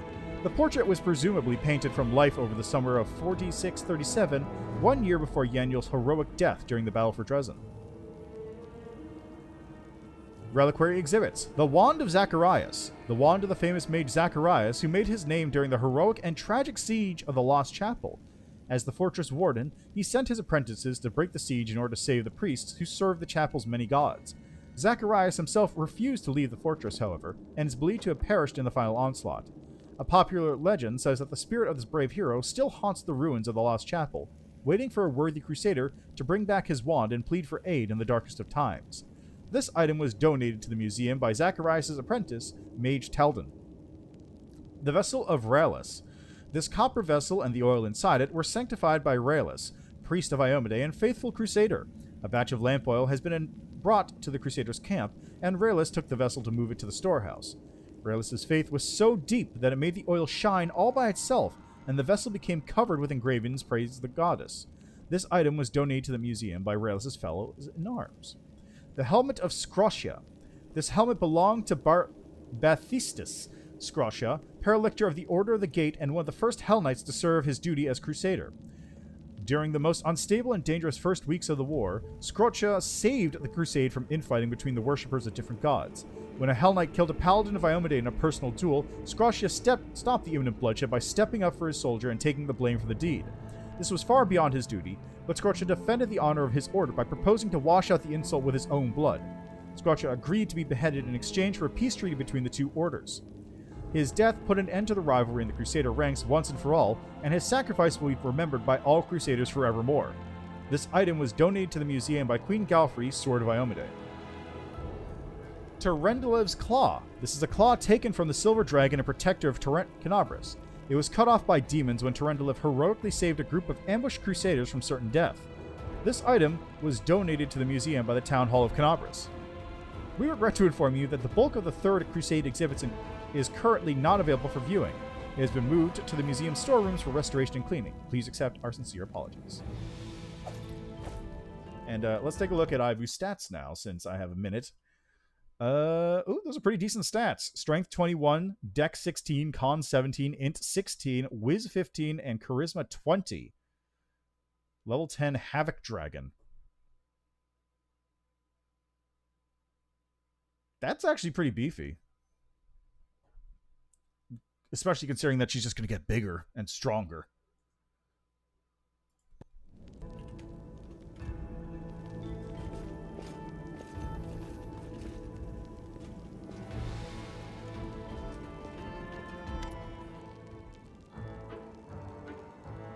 A pale and frightened half-elf looks at you warily. His face is twisted into a grimace like he just ate something slimy. Hey, who are you? Praise Baphomet. What are you doing here? Did Faxon send you? I heard a noise outside, but I was busy making a list of the relics. Did something happen? Who are you? I'm Telmer, the scribe and senior aide to Lord Xanthir the Plagued One. And do forgive me, but Faxon has been assigned to this command, has he not? Where is he? What are you doing here? I'm compiling a list of the valuable Crusader artifacts. Lord Xanthir has ordered that everything of use should be transported from Canabris and saved from the looting and destruction. We chose the museum as the place to collect and sort through the trophies. Unfortunately, the local thieves have proved even quicker off the mark than the demons. They ransacked the museum in the first few hours of the assault, but there's some objects of interest among the exhibits they left behind. The museum custodian has been kind enough to advise me on those. But where's Faxon? Ha! Finest thieves in Mendev. Turn your back and everything that isn't nailed to the floor will be gone when you turn around. The teams have no chance against him. Masters of a trade we are. There you go, bragging again, dummy. Thieving has never led to anything but harm, trust me. If you fought the way you thieve, now that might be useful. No thanks. Every person has their calling, and this is mine. But imagine if you fought as well as we thieve. There's the museum custodian. Over at the gallery. I deceived him. I told him I was a crusader. It wasn't difficult. The old geezer was out of his mind. So tell me, where's Faxon? Clear off before I kill you. The half-elf pitches forward, but then grabs his bag and leaps away from me. You're lying. You want me to turn away so you can strike me in the back and take the papers that have been entrusted to me. The half-elf leaps back nimbly, pulling a sheaf of papers from his bag as he goes. No, I have valuable letters from Lord Xanthir here. I must destroy them. The cultist balls up the pages up in his fist and shoves them into his mouth, then begins furiously chewing like a hamster. A moment later, the half-elf's eyes bulge and he opens his mouth, which is stuffed with masticated paper. He tries to cough, but nothing comes out. The failed saboteur looks at you in desperation. His eyes are streaming, his face is growing paler by the second, and he falls to his knees. A strangled wheeze emerges from behind the wad of wet paper. His expressions veer from the hilarious to the grotesque as he signals to you for help. Want some salt or pepper with that? Never tried eating paper myself, but a little seasoning goes a long way, whatever the meal. Oh man, I want to help. I want to help him do it because it becomes funnier later. But I should just let him die.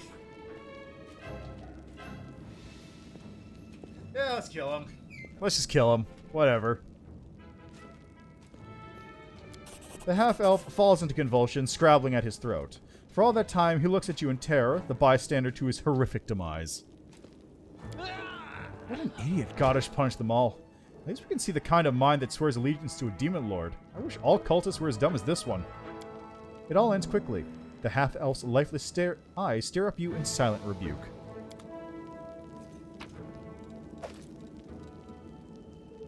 Largely destroyed letter.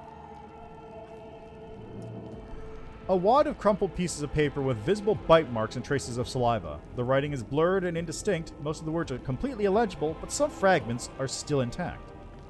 Carefully pack up all the relics and valuable magic items and hand them over to the same courier that brought you my potions. Later, I may carve out some time away from my scientific research to sift through the detritus you managed to steal from the Crusaders.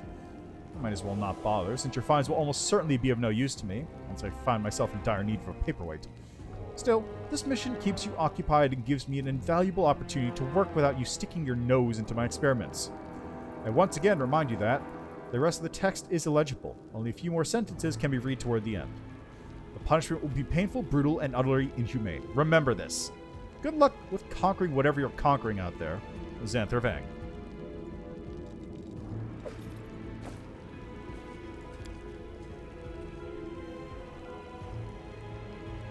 This copper vessel and the oil inside it were sanctified by Raelis, priest of Iomedae and faithful crusader. The sign was donated to the museum by Raelis' fallen honors.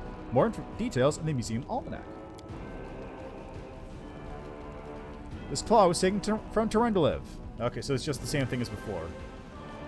Yep, there's the helmet. There's Zacharias' wand. I am helpful, am I not? Oh, that was easy. Sarkorian Faith. Imperial Lord Pelura, Mistress of the Stars, the mysterious light of the Aurora, is one of the most revered deities of Old Sarkoris. Her worship was widespread among the Kelids, who built numerous shrines in her honor of their patroness. The foremost of these shrines, considered particularly cherished and sacred, was located on a lakeshore surrounded by picturesque waterfalls called Pelura's Fall.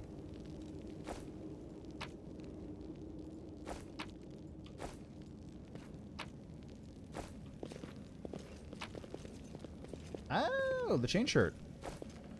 Counterfeit Derek Sunhammer's jewelry. Interesting detail.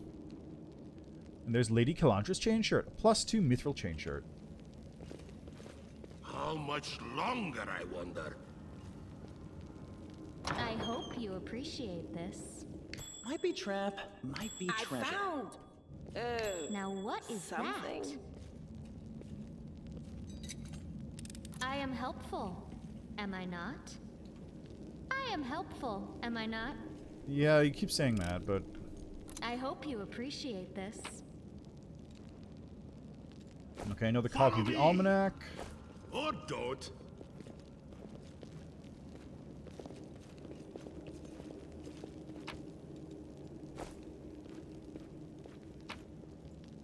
Ooh, Grace of Peace. +1 cold iron kukri deals an additional +2 damage against undead. Handy. Yaniel. Paladin of Iomedae, the Lightbringer, and Knight of Citadel Dresden, heroine of the Forest Crusade. Yaniel disobeyed her orders by leaving the garrison to venture deep into the world wound alone. 2 years later, she returned at the head of a Crusader squad she'd saved. Died during the fall of Dresden in 4638.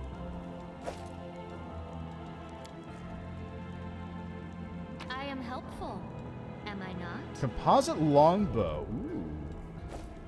Entrapping longbow. +1 composite longbow confirms a crit. All enemies in a 10-foot area must pass a reflex saving throw or become entangled. Yes, please. Aside. Alright, Lan, you get this one. Can anyone use a kukri? You can. Curious. Heavy mace of fire. Additional +1d3. I could use a mace. You know what? Let's take a mace. Why not?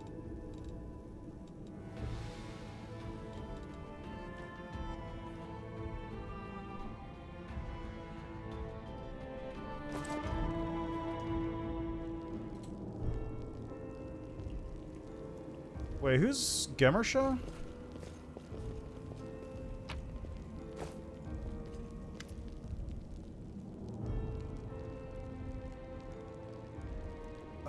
Wait. Oh, the blind lady.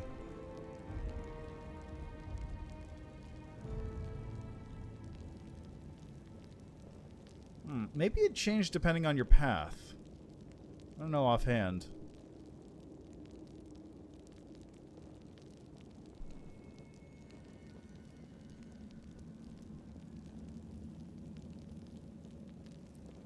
If she's not sitting on the throne, is she like hanging around outside the building, perhaps? Like out front? Or someplace else in the building?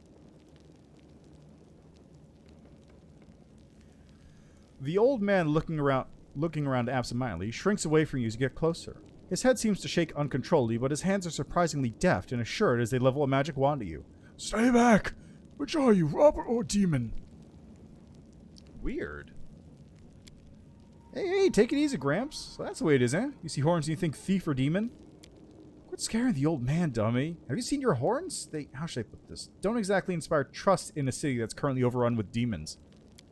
Hey, there are horns and there are horns and then there are horns. I'm not gonna hurt you. The old man goggles at you in terror, but he doesn't lower his wand. A rustling comes from somewhere behind him. Rats. The old man wheels around fearfully and peers in the direction the sound came from. The hand holding the wand gradually falls to its side. When he turns back to you, there was no fear in his expression, only vague confusion. Ew, I'm sorry, I was distracted. What were we talking about? Who are you? The old man lowers his wand in confusion.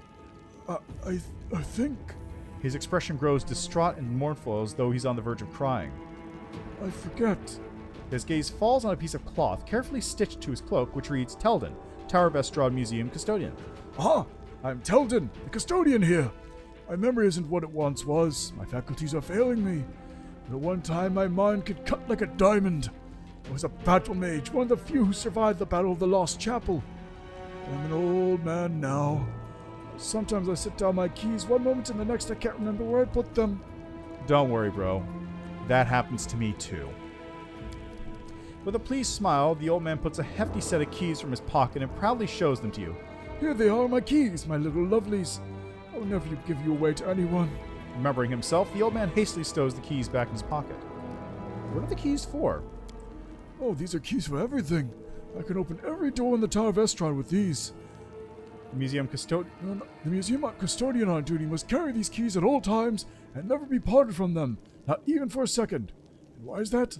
Because if the keys were left unattended, they'd be pinched by thieves, wouldn't they? Thieves who'd strip the museum of all its treasures.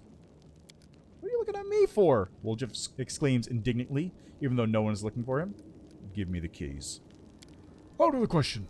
According to the museum protocol, the custodian does not have the right to hand over the keys to another. I am personally responsible for the safety of the exhibits and storeroom.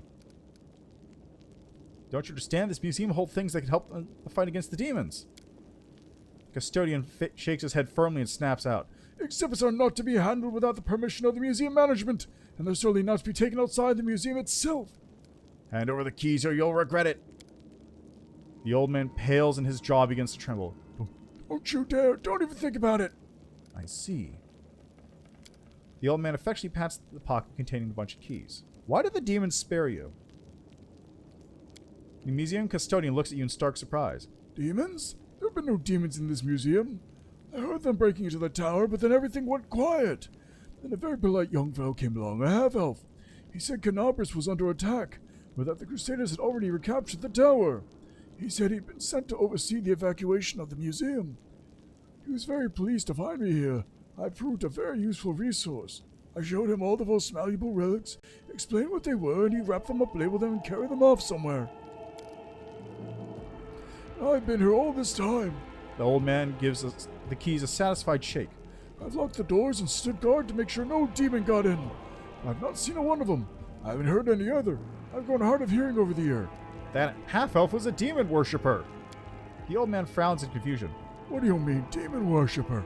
That fine young lad, so well-dressed, so polite. You said the Crusaders. Oh my word, the relics! We must go after them!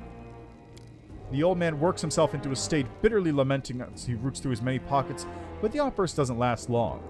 The motion of his hand slows and the awareness fades from his eyes. He stares off into the distance and then looks at his lips and sheepishly inquires, Sorry, did you say something? What happened here? The old man bursts into agitated muttering, gesticulating furiously with shaking hands. First the bells started ringing, and then there were noises in the streets. Then the dragon Lady Tarantula began to roar. I went to lock the door, but they were already inside, the thieves. There were 7 of them, perhaps 10, I don't remember. They were talking some rubbish about how they were all orphans, supposedly, and that they were dangerous. They grabbed me and wouldn't let me go, and they looted the place.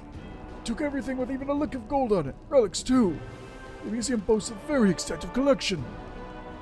You know, and worst of all, they took my wand. And when they were done, they tossed me aside like a piece of old junk. They didn't even bother to kill me. The museum custodian looks at you with affront and anguish in his eyes. What wand is this? The wand of Zacharias, my master. He was a great man, the hero of the defense of the Lost Chapel. And those scoundrels took his wand. A relic. Ballads are sung about Zacharias. They're just damned thieves. Master Zacharias will return, and he will assemble all of us, his students. I'll show them what Battle Mage Teldon is made of. Fury sparks in the old man's eyes. His spine straightens, and in a fluid motion his hands raise his wand at the ready. But a howl of rage from outside frightens off the ghosts of the past. The old man turns around and looks at you in befuddlement. You were just asking me about something. I forget what it was. Where can I find these robbers? In Act 2 is the answer. The old man throws up his hands. I haven't the foggiest. They're thieves. They know out of the way places where they won't be found. That's where they are if they're still alive. But they won't be in the city. I heard them talking amongst themselves about how they need to get out of Canabras before the demons wipe them out. Are you alright? The poor old man smiles piteously and makes a helpless gesture. Old age, my young friend. Old age and the poison of fear seeping into my mind. Both have turned me from a crusader and battle mage into the sorry specimen you see before you. This museum is all I have. Wherever I forget who and where I am, I just read the exhibit labels. They are the past just like me. And now some ruffians have ransacked the place. I'm frightened, my young friend. I'm very frightened. Tell me about the museum exhibits. The old man seems to come to life. I would take a lifetime to tell you all there is to know, but I'll take you on a tour of the highlights, some of my personal favorites. You should have a look yourself. You won't regret it. For instance, we have a painting here depicting angels fighting demons. Now, you may find it hard to believe, but in the First Crusade, many heavenly beings fought shoulder to shoulder with the Crusaders. And these two in the paintings are Targona and Lariel, the Silver Twins as they're called. Well, I'm Lariel, so... I actually met them, you know, when I was a young man studying under Master Zacharias. They had no airs or graces about them. They walked among the mortals, they spoke with us, they healed our wounds. Lady Targona I remember especially well. She had a special unearthly wisdom around her. Angel Lariel, on the other hand, was known for his daring, and the youngest Crusaders idolized him. I wonder where they are now. The twins. We don't have celestial beings in our ranks anymore. They all left sometime during the Second Crusade, on a very important mission, they say. But I do love looking at this painting and remembering those days when envoys of the heavens walked among us, and the light that seemed to shine from within them. The old man wipes his eyes. What was I saying? You must be a messenger, yes? Or are you a visitor? Why do those times end? Why do the Celestials not fight with us still? Heaven has not abandoned us, surely. You said that the angels Targona and Lariel are twins, but how can angels have siblings? That's a good question. Of course, angels are not born like mortals, so they can't have a mother and father or sisters and brothers as we understand them. Angels come into being from reincarnated souls, or from the pure essence of the upper planes. Sometimes angels may adopt some features of mortals. For existence, they can identify as male or female, even though that is not generally their way. Some of them can still also develop bonds of camaraderie or even kinship. In the case of the Silver Twins is rarer still. There are two angels who emerged from one soul. What else could they call themselves if not twins? The old man smiles, seemingly satisfied with his speech, but within moments his vacant expression is back in place, all awareness gone from his eyes. I don't think I need to kill him.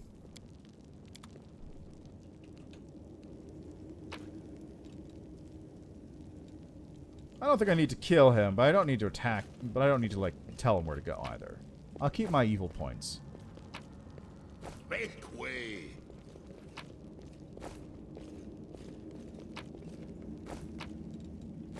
Alright, the tower is now looted. That is everything of any value in here. The old man will just hang out until whenever, I guess.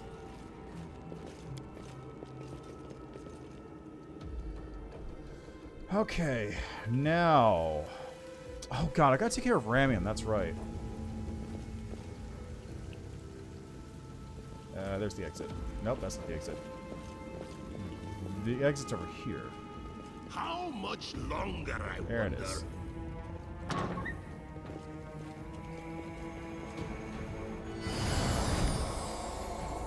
The translucent silhouette of a winged female warrior glows softly. You brought us back to waking. Greetings! Who are you? Not who. What? Memories. This place was created as a cradle of memory and fantasy. The things that belonged to the city's heroes were kept here. People used to come to this place to remember those heroes, and myself and the others are living memories. You woke us, so here we are. So your memories of who? Of all the heroes who the city wished to immortalize. Go touch a memory and see how they remembered us. After all, this place was created so that our names would never disappear into the mists of history. There used to be a place like this near Neathholm. Land size. Quiet, calm. I used to walk among the plinths and pedestals, wondering, the people who founded the place, what was driving them? Were they thinking about future generations, how to pass down their wisdom and show the right path? Or were they thinking of themselves, trying to keep their names and deeds alive? But then the ceiling collapsed, and that place didn't exist anymore, so my question was moot. I wish I could say we have not dishonored your memory, but Canaveras lies in ruins, and we... But you fearlessly battle the invaders, with no thought for yourself. You have earned no censure. We are proud of you. Right. In the old days, mortalkind lost to demons time after time, and now their descendants are continuing their losing streak. How could they not be proud of that? Woljif, quiet. Why did you help me? A soft smile appears on the woman's face. I sensed something in you, as if you're close to me somehow, like we stood shoulder to shoulder once in the face of evil, and that we must do so again. I sense that light dwells within you. Very recently, you were threatened by a powerful demon, and a dark bloodlust tried to enslave your soul, but you opposed it and held fast. Continue to follow the path of light, and other righteous souls will aid you and follow you. Bye. Farewell. The power that gives us the semblance of life is running out, and soon we will once again be but memories, living it only in words, pictures, and songs. Canaveras burns, the city that should never have fallen. Let's see. Yanyo, servants of the abyss, you enter the house of memory with evil in your souls, but soon you will be but a memory. Clouds may veil the stars, but nothing can hide the light in someone's soul. Ah, so I guess I'm going to meet Eliandra later on. Just a hunch. Let's take all that. Why not? Okie doke. So, let's see. Next bit. Real quick. That was a dumb thing to do.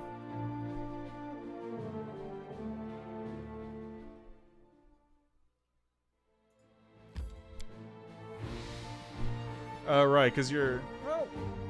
This pain is excruciating. You can trust me. Please do the heal. Give me another. Excellent. Alright, you need a couple more scrolls of that, I think. Now, for you two, Don't know, don't care.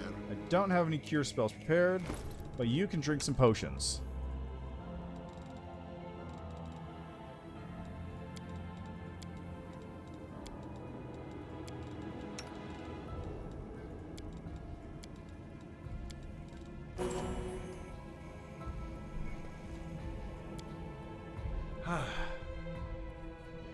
Alright, next up.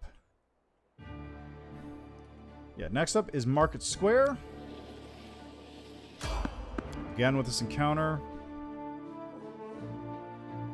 Heads will roll. It's a I'll shear. split you in half. I'm done with you.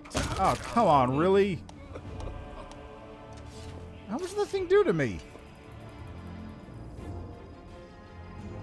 Just I guess it just rolled huge damage because it knocked me down to unconscious. Open your heart to me.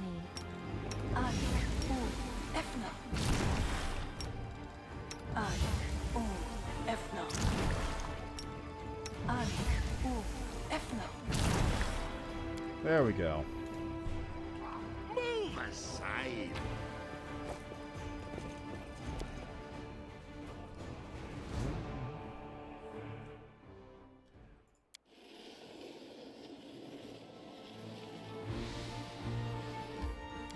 Really quick. And while I'm here, we're most of the way through level 3.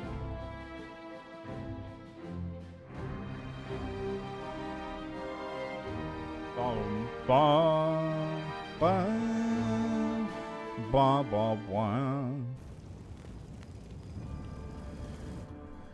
Alright, so while we're here, Knowledge Arcana.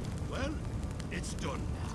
These enormous cracks appear after magically induced earthquakes struck the land. Save the last Cover one me, for all right? me.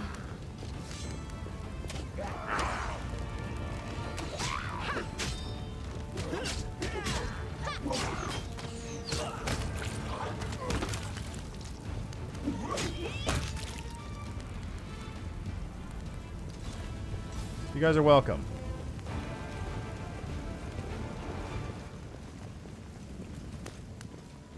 Oh, there it is. Way.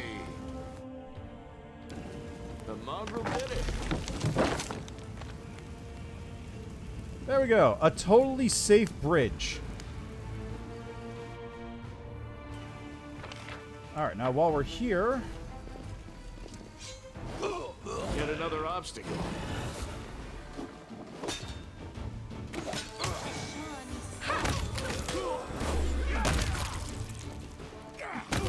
Ooh, look at that damage. No mercy for the wicked. Good damage. That's what I like to see. Ooh, give me those crossbows. Yeah, that's all good. Okay, so I know Kalis is around here. So there she is. Oh, look at that. She's got a little bit of the old, she's got hair now. White hair. The elf hunched up next to you is clutching a small but deep puncture wound. Her appearance is quite remarkable. Her skin is blacker than any Garundi's. Her teeth are fanged, and her hair is as gray as a crone's. Her crimson eyes glare at you with a gleam of malice. What are you looking at, soldier? Like what you see? Who are you? Giving you a scrutinizing look. She says harshly, "There's no point in you knowing, soldier. Trust me. The answer would only bring you misfortune, and it still wouldn't be of any use to you. I'm a wanderer you won't ever meet again." Who wounded you? She responds with a razor-sharp smile. "Haven't you noticed? The city is burning. There's a battle going on. I was wounded by a cultist. I can heal you." With a resolute shake of her head, she barks, "Don't. I can handle it myself. I don't like it when strangers cast spells on me." As you wish. You're a drow, aren't you? She flinches, looking at you with undisguised sorrow. "You've a keen eye for these things, don't you, soldier? You guessed correctly. I'm a drow. But don't think that gives you the right to judge me. There's much you don't know about me, and never will know. Believe me, it's for your own good. I know who you are. You're Kalesa." "That's a lie." Her crimson eyes flash, and he says firmly, "I loathe demons, and I'll kill any I come across." Premature skeletonization. Take a closer look at the elf.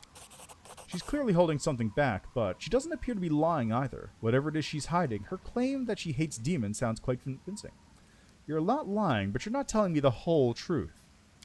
What, was I supposed to pour my heart out? She looks at you defiantly.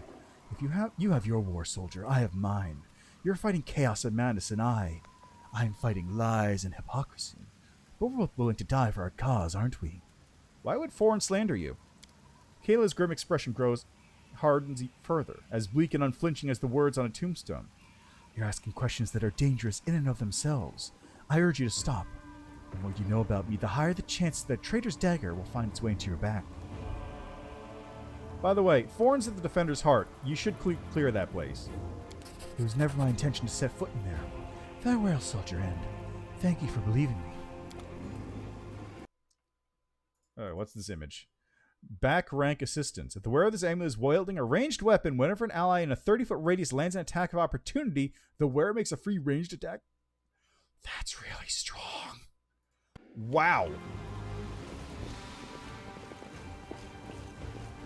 Man, all you people are blind. Right there. I need people with perception checks.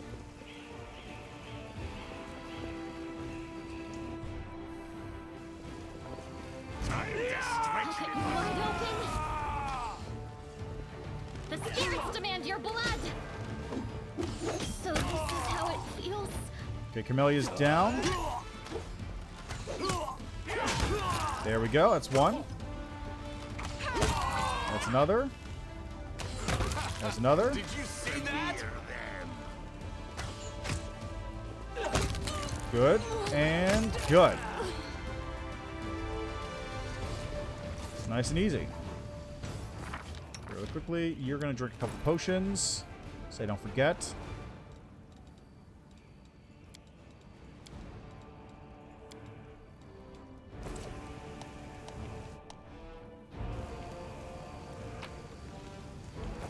You guys got anything good? No. How about over here?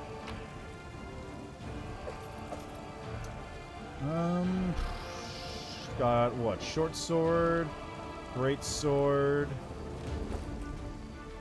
Not seeing anything particularly fancy here. I could probably just leave all these and loot them on my way out. Oh, and before I forget, while I'm also at it,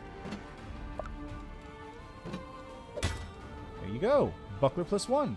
And while I'm here, chain shirt. Yeah, better chain shirt. Let's see. Better +6. Max dexterity 3. Don't want to use that.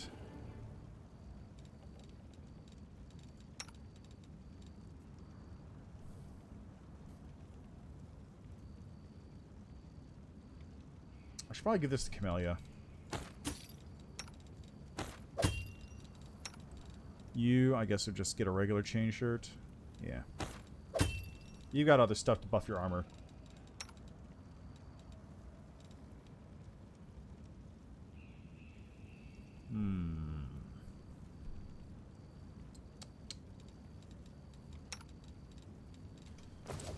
Alright, let's leave it there for the moment.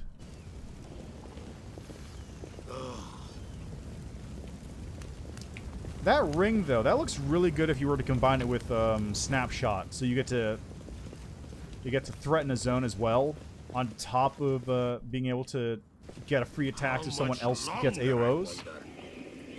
Seems really strong.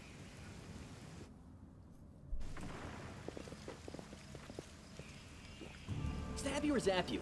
Why not both? The inheritor, guide my blade. What? You having a good time there? Okay. What was that about? I mean, I'm not going to complain. It saved me from having to fight those two, but it's still weird.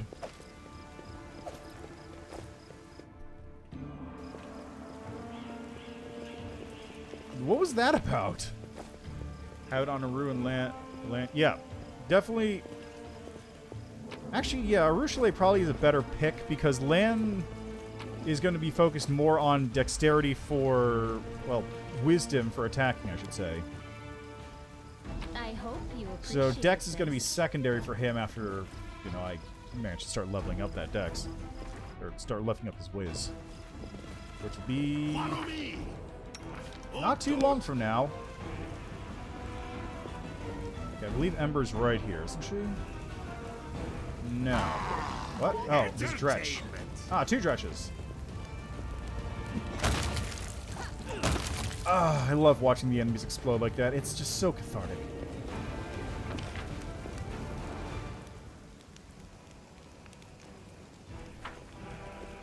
There she We'll make is. this quick. She won't feel a thing. Oh, they're voiced now. Cool. I don't know. Can we really do this? Listen, we don't have a choice. There are demons everywhere. What else would you have us do? A group of knights surrounds a young elven girl. She is dressed in rags that barely cover the hideous scars on her body. The beggar girl is on her knees, watching placidly as the people argue heatedly around her. It's as if she doesn't sense the looming threat at all. A black crow flies in agitated circles above her head. In Iomede's name, we're sorry, girl, but it is our duty. We have to do this, not for our own sake, but for the sake of everyone who can still be saved from the demons. If we don't win this battle, you won't have long to live anyway. The knight brings his sword up above the girl's head. They're insane. We've got to do something. I understand. You're scared. You feel powerless. You think this will help. You don't have to justify yourselves to me. Just do what you've decided to do. The girl smiles serenely, as though she isn't at risk of imminent death. What's going on here? Our weapons barely scratch the demon's hides. We're sacrificing this girl to Iomade so we can consecrate our weapons with her innocent blood and gain the power to destroy the spawn of the abyss. That's not how that works. It's extreme, but we have no other choice. We have to defend this city somehow, or else we'll all perish, including her. Oh, can't she? That's ridiculous. The teachings of Armade directly prohibit the killing of innocents. The goddess will curse you for making this so-called sacrifice. Exactly. What were you thinking? The goddess would never allow this. I'm getting real lucky with my rolls today. This is a bad sign. Whose idea was this anyway? I think it was yours. My idea? I was against the whole thing right from the start. Who said we needed to make a sacrifice? Wasn't it you? You can't blame anyone else for that. Please don't fight. All of you are good people, defenders of the city. You just made a mistake. Please don't hurt them. The little girl is defending the people who wanted to slaughter her a minute ago. She's either a saint or she's insane. Maybe the two together. Hey, I know her. I see her all the time on the street. She's a couple of cards short of a full deck, if you know what I mean. Hi. Remember when we used to play together when we were little? But then you went and got all big. And I stayed the same for some reason. Okay, so obviously Ember is quite young for an elf. She's probably like maybe in her 20s, maybe. But I feel like this is implications that she's actually like that elves do the whole like very slow aging process where they age at proportionally the same rate. The main problem is her model doesn't look like that. Her model looks like a normal elf model. It doesn't look like she's, you know, child or whatever. I always assumed that Ember was just like had a childlike personality because she's a young elf, but not that she was like a child. It doesn't help that the art only has like the upper part of her body, so it's hard to see. Huh? I played with you? Pull the other one. You did. We played tag and hide and seek. Then you and the bigger boys came up with the game where you all threw stones at me. You laughed so hard, it made me happy too. But then you grew up and went away to do grown-up things. Wanna play with me now? For the love of... Canabras is too damn small.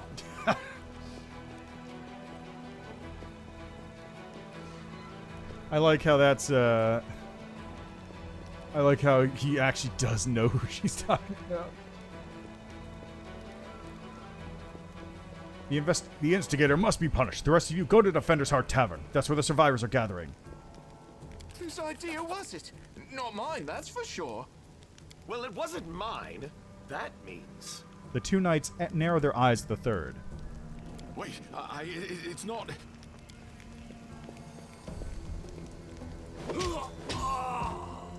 The two knights beat the third to the ground in a flurry of blows, and then, with worried looks in your direction, they flee. Good people ordering good people to kill other good people. None of them were cultists, you know? They just got scared and thought up some silly ideas. You came to help me. You saved one life. You took another. Was it worth it? If you want to die, that can be easily arranged. What about you? Do you want to kill me? I think killing is the hardest thing in the world. But you shouldn't listen to me. I don't know what I'm talking about. I'm just a silly girl, really. Time to die. Who are you? Call me Ember. I live here, on the streets, for many years now. But there's nothing to say about me. I don't think you're an ordinary girl, and that crow you have there, it's not ordinary either. No, don't be silly. I'm very ordinary. Well, I know different types of tricks, but Soot taught me those. Now Soot here, she truly is unusual. She's clever and she can talk, but only to me. She teaches me magic tricks and lots of other stuff. I don't know what I'd do without her. Magic tricks, you say? Well, you could prove useful in fighting the demons, and I'll be able to protect you from insane soldiers at the same time. It's a win-win. Come with me. I must have misheard. This girl? Join our party? What could we possibly want with this dirty little beggar? Right? What could we possibly want with a dirty beggar? Camellia, get out of here. Go. Just leave. Away with you. Take your snake medallion with you. Sure. Let's go. This war must end. Okay, she already has a crossbow. Good. And let's just double check her spell book. Oh, she's spontaneous, which means I don't have to worry about picking spells. Yeah. Sick. I might as well turn point blank shot on. It should never be turned off, really. Oh yeah, Woljev, how are your spells looking, actually? You're all set? Okay. Let's go. The heartbeat quickens. You are today's sacrifice. I found. Am I at my limit? Oh, this is how it feels. Well. Okay, Ember, can you cast something?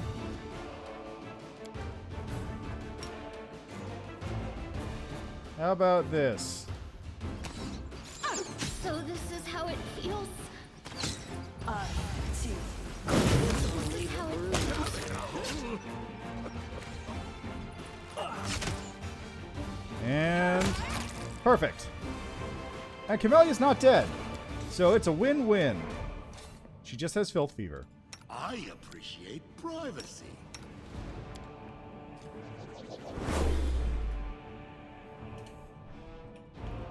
All works out in the end. I am helpful, am I not? I am helpful, am I not? Hide armor +1. What's on your mind? Alright, who gets hide armor +1? That is a +5 to AC, which is better than this. I'm not using this. I was already wearing... Oh, I can't wear that. +6, that's better. You don't wear armor. You don't really wear armor. You don't wear armor. Hockey dokie.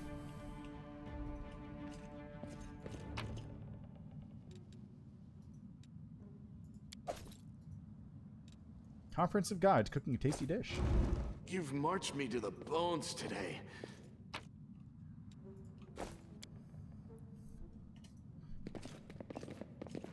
An incomplete magic circle for a summoning ritual. Destroy or finish. managed it.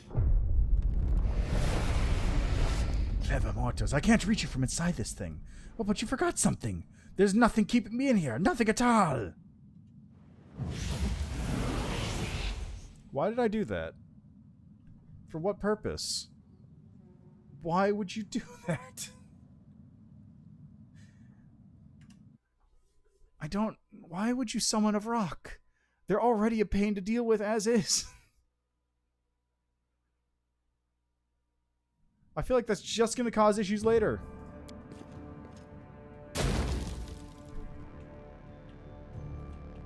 Move aside. I guess from killing the Vrock, but also you could just not fight the Vrock? That seems like a better way to get XP.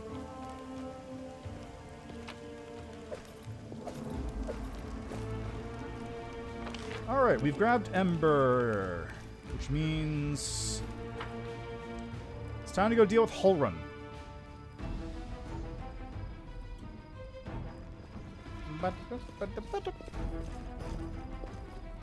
Alright, we gotta go through the insects first. Alright, everybody take a quick drink break.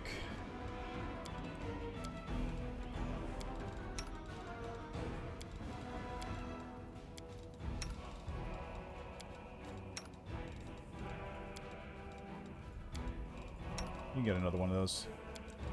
And Camellia, just... Open your heart to me.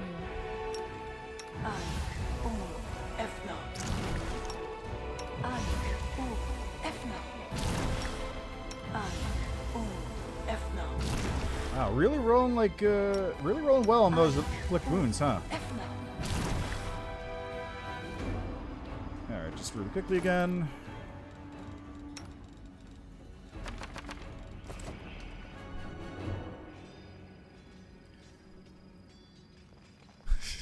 Summon a bunch of genies for...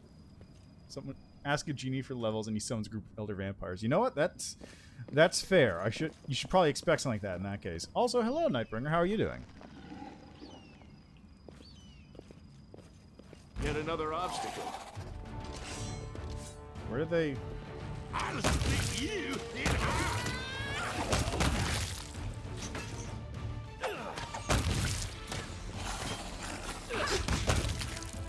Love it. God, these guys gave me so much trouble when I was doing this on hard.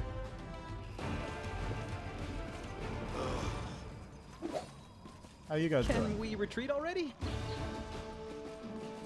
Did you see that?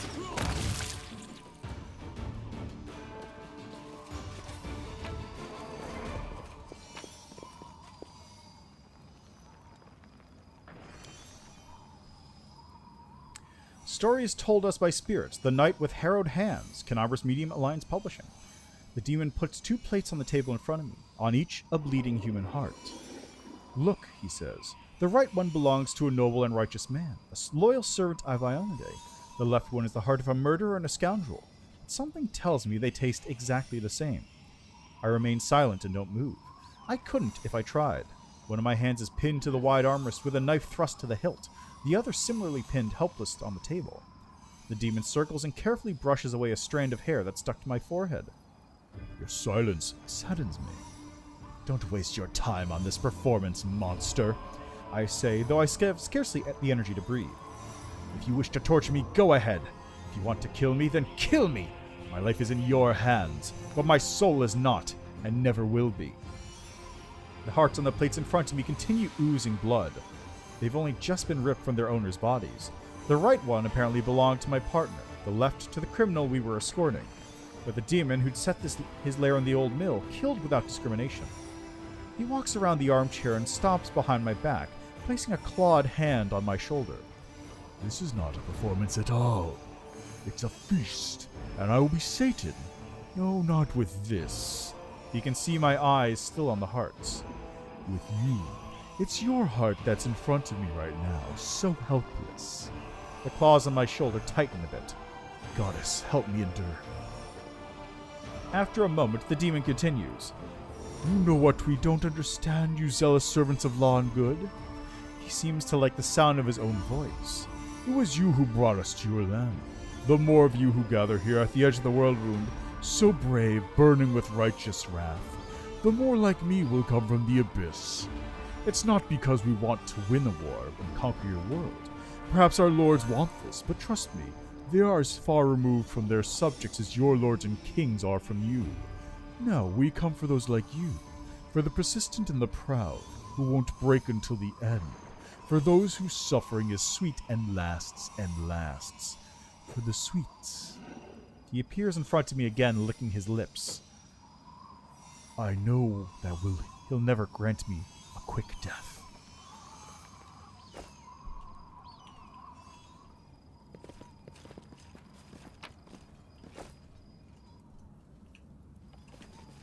Alrighty, so we're done on this side. The branch crosses over to, I believe this is where that one guy is that's summoning zombies. Hey look, it's Chief Asshole. My beloved brother, I admire your zeal, of course, but would you not agree that this is hardly the time to be standing guard over a hole that no one will emerge from? Perhaps you're concerned that someone will decide to go for a nighttime stroll and will accidentally fall into it. Such foresight is laudable, but do you really need so many soldiers for such a task? Can't your warriors be put to better use, for instance, fighting demons or clearing rubble, while the people trapped beneath might still be alive? The face of the golden-curled Azamar is beautiful even by the standards of his kind, in whose vein runs the blood of angels. His melodious voice sounds cheerful, but bitter reproach simmers in his gaze. Don't you dare call me brother heretic! Hey look, Halrun's got art!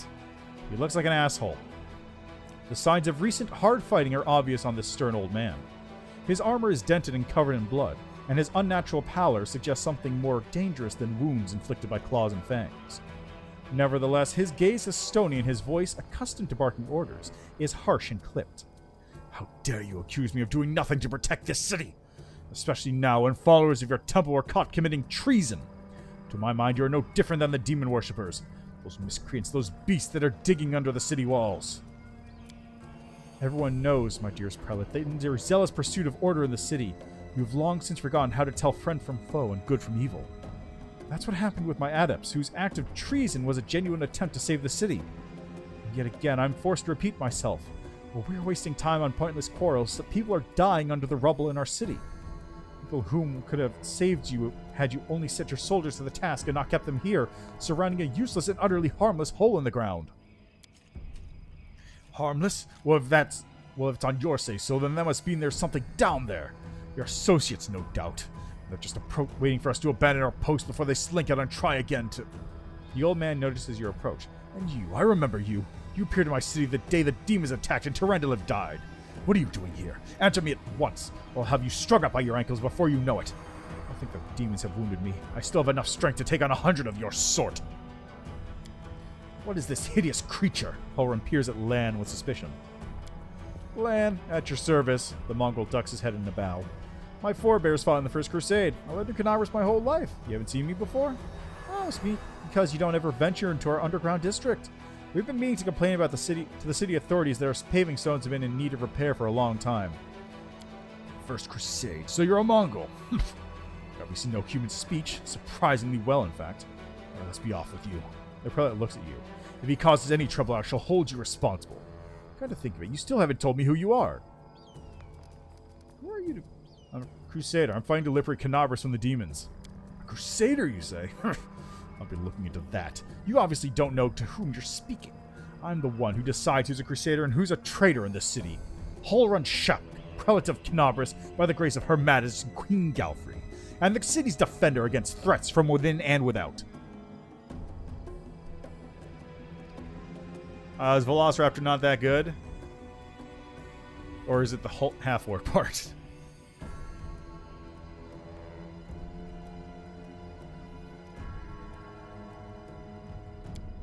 And as we can see, you've done a sterling job protecting the city, the golden curled Asmar flashes a flinty smile. I'm Ramian of Edmund, prior of the Temple of Desna, which, alas, currently lies in ruins. Wise Halrun here believes it is vital to guard this hole in the ground, from which he is certain demons will emerge at any moment. I've been trying to convince him that the city has far more urgent matters to deal with, for instance, rescuing those currently dying under the rubble.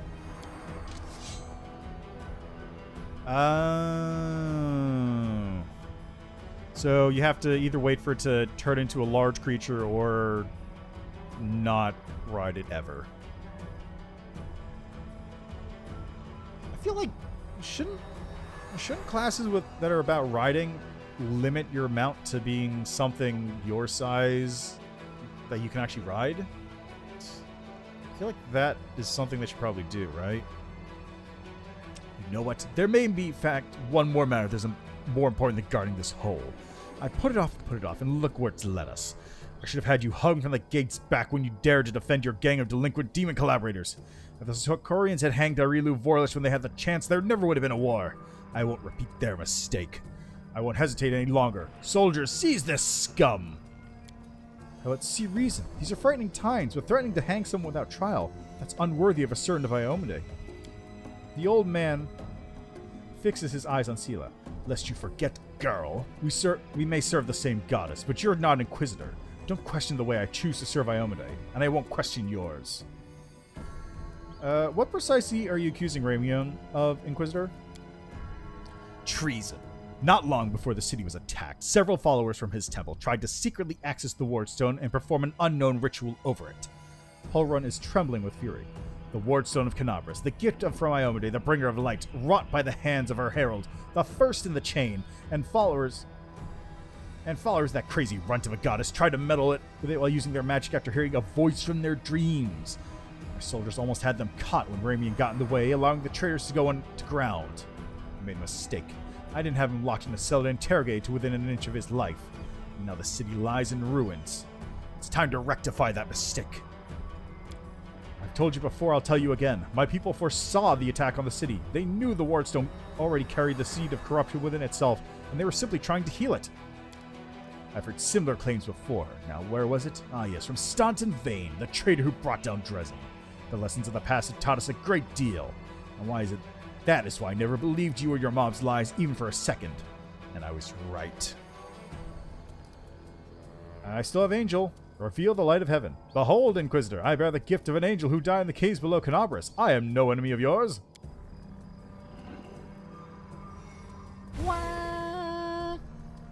The old man frowns and whispers something. A prayer or a spell? With each word, his face relaxes. You're telling the truth. The light in your hand was wrought by the power of heaven. I will keep an open mind with regard to you, stranger. And later, under less fractious circumstances, I would like to ask you about how you came to receive this gift. But that can wait. Now I must deal with this filth once and for all. Say nothing.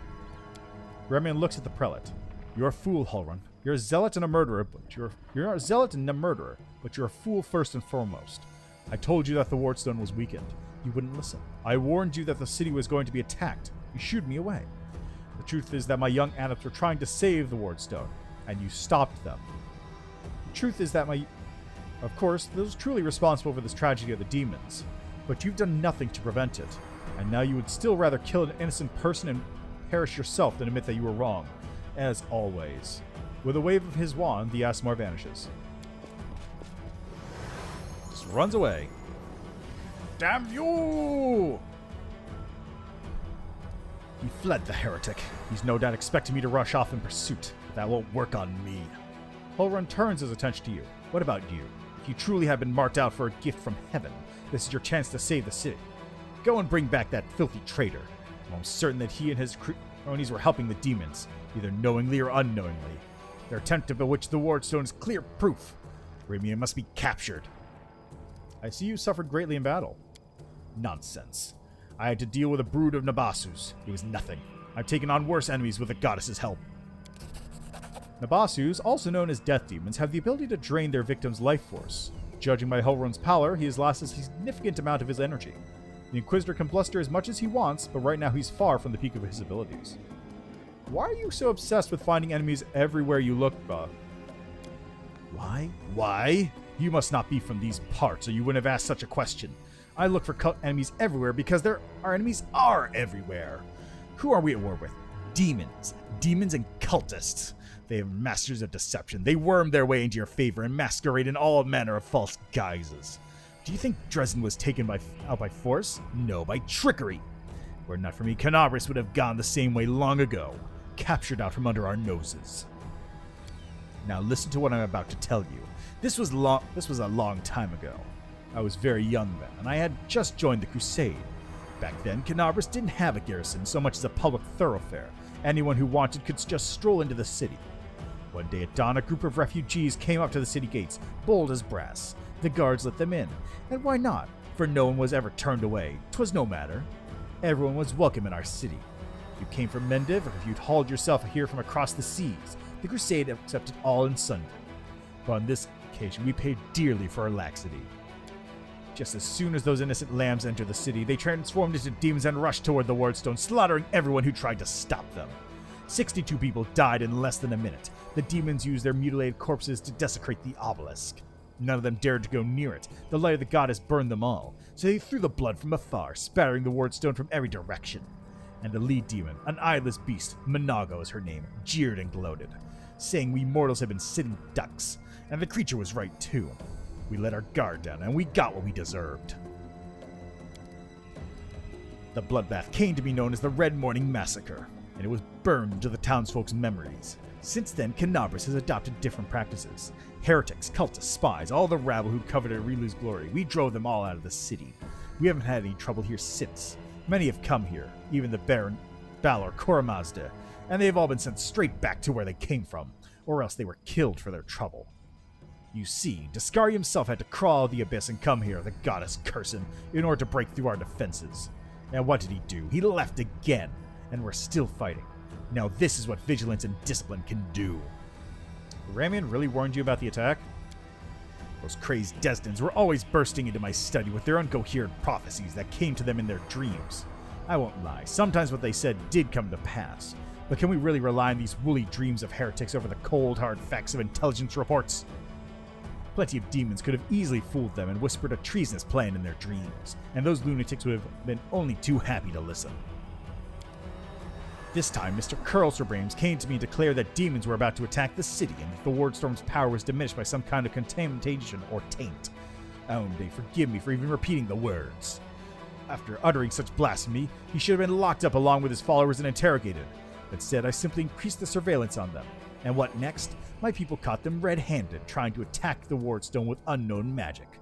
And not 3 days later, the demons attacked the city. There's an obvious connection between these events. Whether deliberately or under demonic influence, the Desdens played right into the hands of Discari's hordes.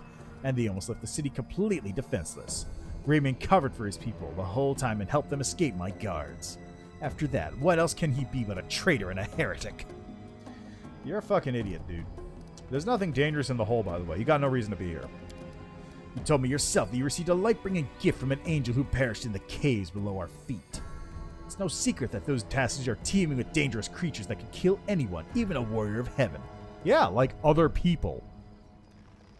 Demons and demonic offspring love roaming around underground. That's why we'll be keeping an eye on this hole. If the beasts decide to attack from here, we'll be ready for them. Where can I find Ramian? How should I know? The weasel can't have gone far. He turned invisible. He's probably hunkered down in some hole, like the traitorous little rat he is. And he'll be sitting, trembling, and waiting till he's dragged out of there. The prelate after you, that seems the only sensible thing to do. That's what I do. I'm sure lots of things sound sensible to you.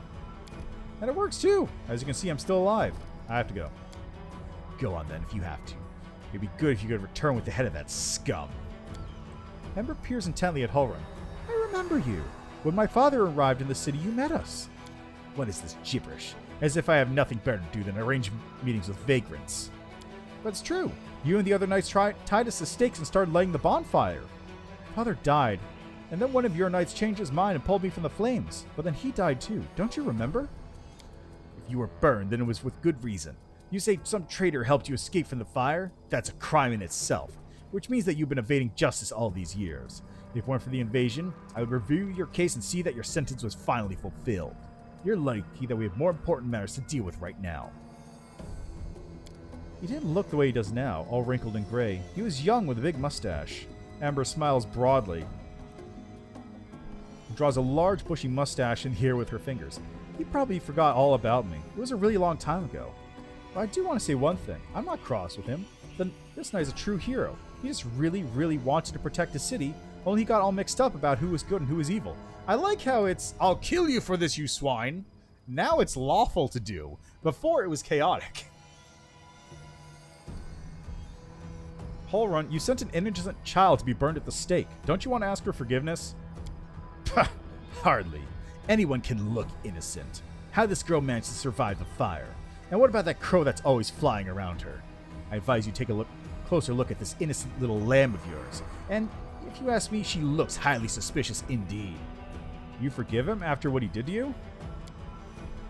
He thought he was doing what was right.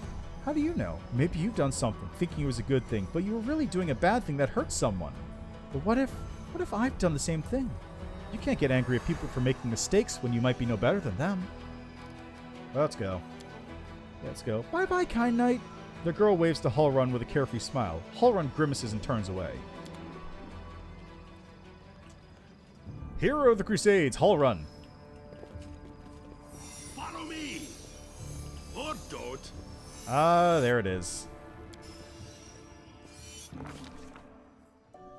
Day 20, month Eridus, year 4715. The demon invasion transformed all of Canabras into one great battlefield, but nowhere in the city suffered as much as this square. This place saw a clash of titans, the demon lord Daskari leading his hordes from the abyss, and the dragon Terendelev, the mightiest of the city's defenders, and the first one to fall. The scene of destruction leaves no doubt as to the battle's outcome.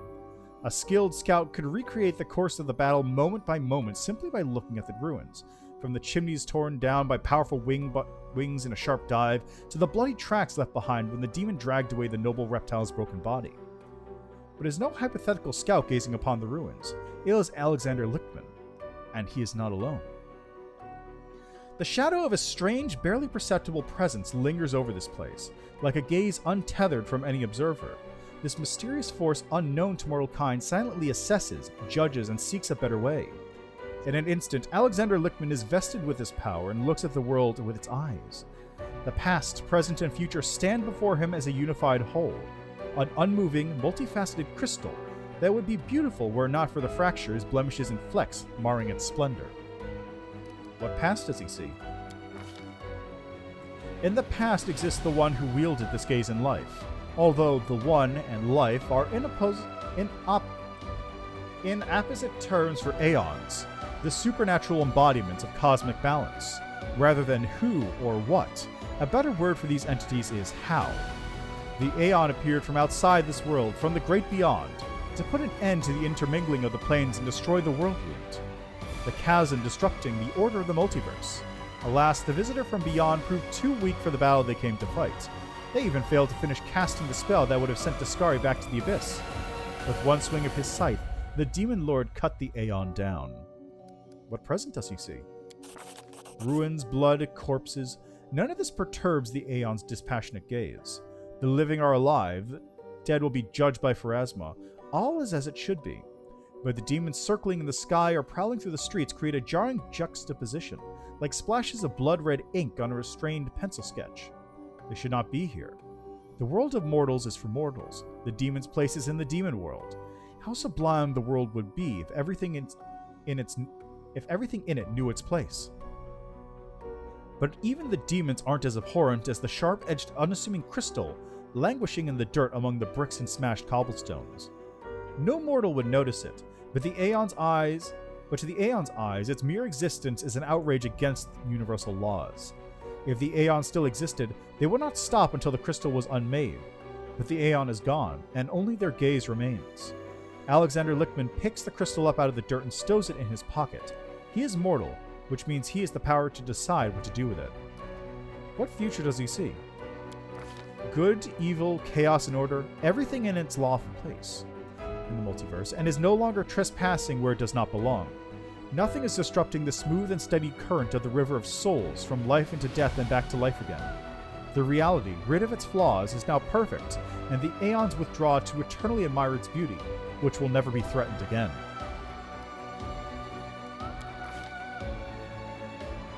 After allowing the hero to view the world through their eyes, the little that remained of the destroyed Aeon is killed even appropriate here for an entity that is so removed from life and death as we understand them, used up its last vestiges of energy.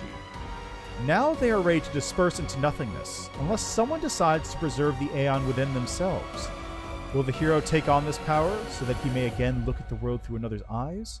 Or will he allow it to vanish? Yeah, Aeon is... I'm going to retain it because it's no reason not to. The spirit of the Aeon dwells out of sight, deep in Alexander Lichtman's soul, like a pair of magical spectacles, stowed away until the moment when the hero once again needs to look at the world through another's eyes. Yeah, the Aeon path has some big downs, like the... Oh, that must be... Yeah, that's the Midnight Boat, all right.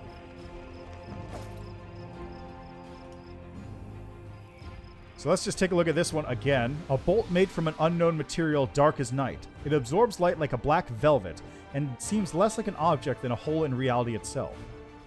The owner of this bolt can shoot it to deal 50 points of damage that can't be ignored or reduced. This bolt cannot miss.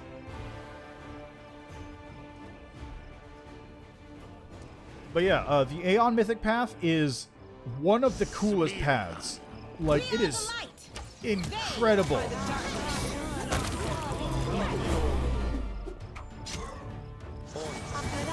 Anytime.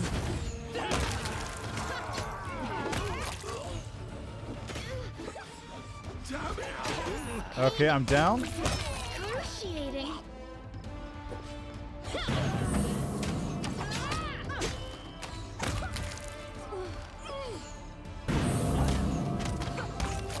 There we go. There we go, easy peasy. Nothing to it. Yeah, they do get a lot of immunities, but, like, some of the stuff they get is not... Some of their mythic powers are just not handy. But, like, the entire mythic path, story-wise, is just so cool! Move aside. Oh, no. Ah, shit. I didn't want to take care of those rats just yet.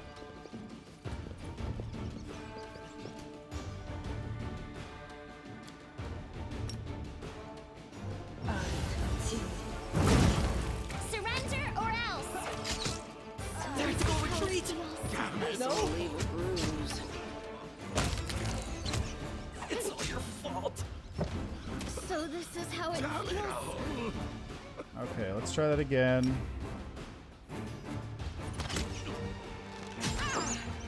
It's all your fault. Okay, we're good. Oh, what? Where did that rat swarm come from?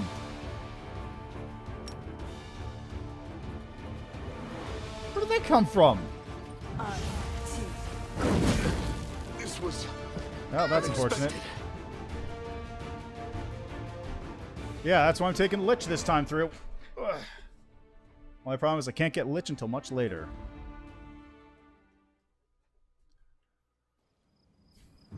Okay, let's avoid that rat swarm this time. At least until I do a little bit of other stuff first. I talk to Ramian. I did the corpses already, yeah? Yeah, I think I did. Move aside. Oh yeah, I can also get the Errand Party House. Might be trap, might be treasure.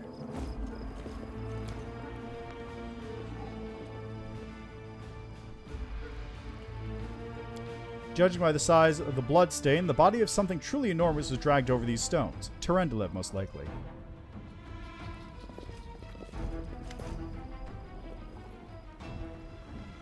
Thank the gods! I found someone who isn't fleeing in a panic. Crusaders? Mercenaries? The comely half-elf is so frightened he can barely get the words out. I'm servant of Count Darren Kael Neves Erende. Our lord's mansion is under attack by demons. The master himself and all his guests are trapped inside. The house guards are nowhere to be found. I managed to escape through a servant's passage to look for help. Will you help me?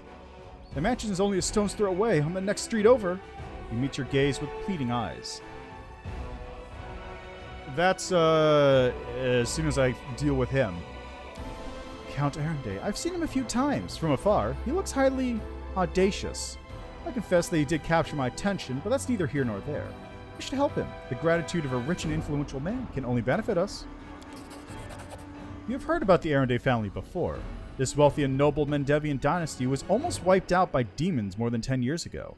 The last surviving member of the family, the young Count Darren, has an infamous reputation. He is well known for being a rake and a rogue. Misfortune continues to dog the house of Arenday, I see. The servant cringes. You're telling me? Everyone tried to talk me out of taking up the position, saying that can't have just been bad luck that brought tragedy down on the family and almost killed off the line. I reasoned that since my master was the only one to survive the calamity, that means he must have been blessed by fate and the powers of good. Pay was nothing to sniff at either. The servant casts his eyes around the street. I should have listened to people smarter than me and gone to work somewhere else, preferably far away from Canabras. Tell me what happened. I'll tell you what I can. I was working from dusk till dawn and back to dusk again, serving guests at the Count's banquet. The other servants came to relieve me at my post. I went to sleep. Next thing I know, I wake up and there are demons inside the mansion. I couldn't even reach the Count. The monsters had blocked the way. The Count's banquet was still going on. He and his guests were in the great hall, and as far as I could tell, the door to the room was sealed and the demons couldn't get in. I'm begging you, hurry. The mansion's doors are sturdily built. The Danes will have to work hard to get past them, so you still have time to rescue the people inside.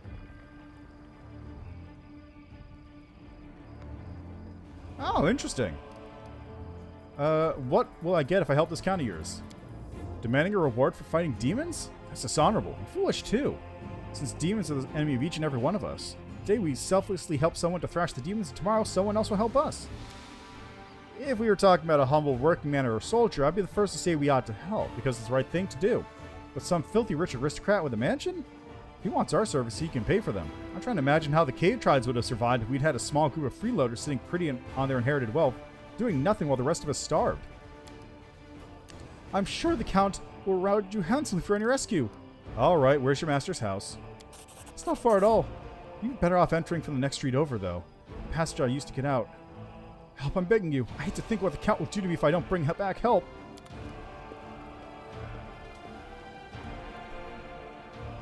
Alright, let's go talk to Ramian real quick. He's around here someplace. There he is.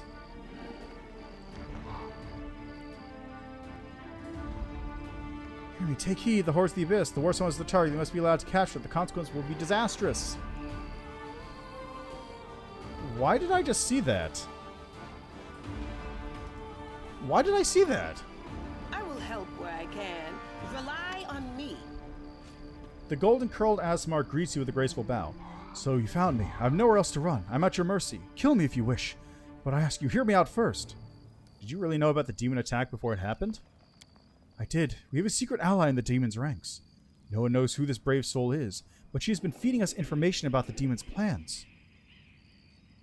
These dispatches have come to us by the most reliable channel bestowed upon us by the great dreamer herself. They have come to us in dreams. Prelate Hullrun brushed them off as meaningless reveries, and while I admit that it isn't always easy to distinguish our allies' messages from ordinary dreams, but even ordinary dreams are a gift from Desna and always worthy of attention. The Prelate, and all the Crusade leaders for that matter, should have put less store in reason and more in intuition, inspiration, and spontaneity. Nah, I'm not Nazada. Don't give me that shit.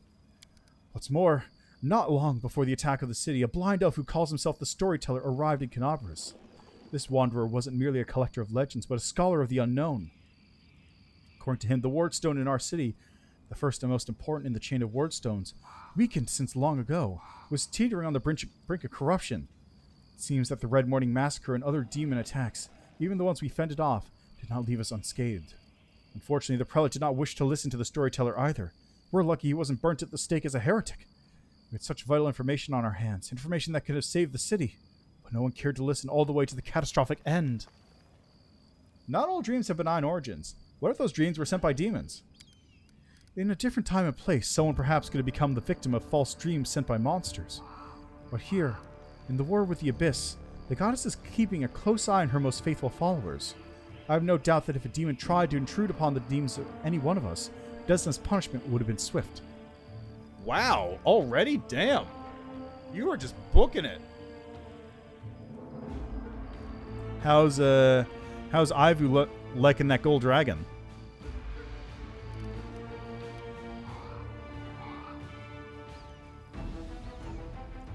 Tell me about the strange rituals that are going on. Ramian looked slightly abashed. When my attempts to open Hullrun's eyes ended in failure, a few of my young adepts resolved to take matters into their own hands. Oh, that's a little unfortunate. They did not consult me before doing so, but I've never demanded iron discipline from my priests. Army commanders may have subordinates, but I have pupils and fellow worshippers. I can only inspire them. I cannot command them. And it seems they were inspired all on their own. In other words, you may get to preach whatever you want, and you don't have to take any responsibility for your flock. You really got it made. For pity's sake, how can I be held responsible for the actions of others? These are not children we are discussing here. They are grown adults endowed with their own free will. Praise the goddess. Of course, we all help one another, but in the final reckoning, each of us decides how we will act, and each must answer for those choices. Ah, makes sense. I really just hope that I get to Lich and then Dragon. I'll be disappointed, but I'll understand if I can't, but I really hope I can do that.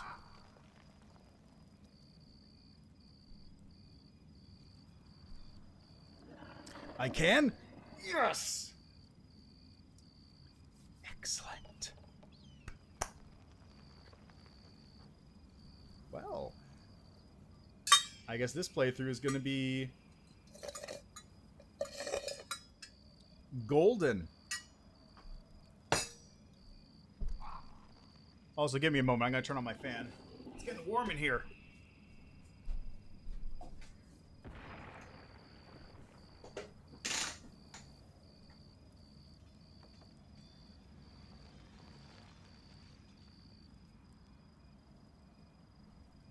Much better.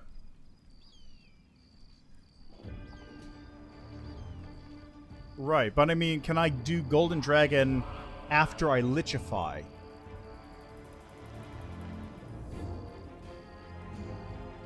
Like, I don't want to just Golden Dragon. I want a Golden Dragon Lichify in.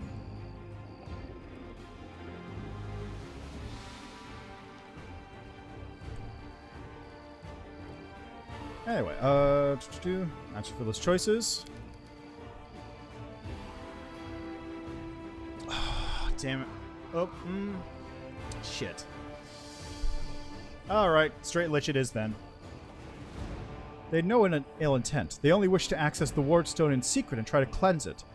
But to Hullrun, this became perform a suspect ritual after hearing even more suspect voices in their dreams. The children wanted to save their city, but the Inquisitors detained them and almost killed them. I had to intervene. I used my authority and my power as a cleric to give them a chance to flee. If they hadn't gotten away, they were destined for a cell in the Prelate's dungeons, and quite likely death.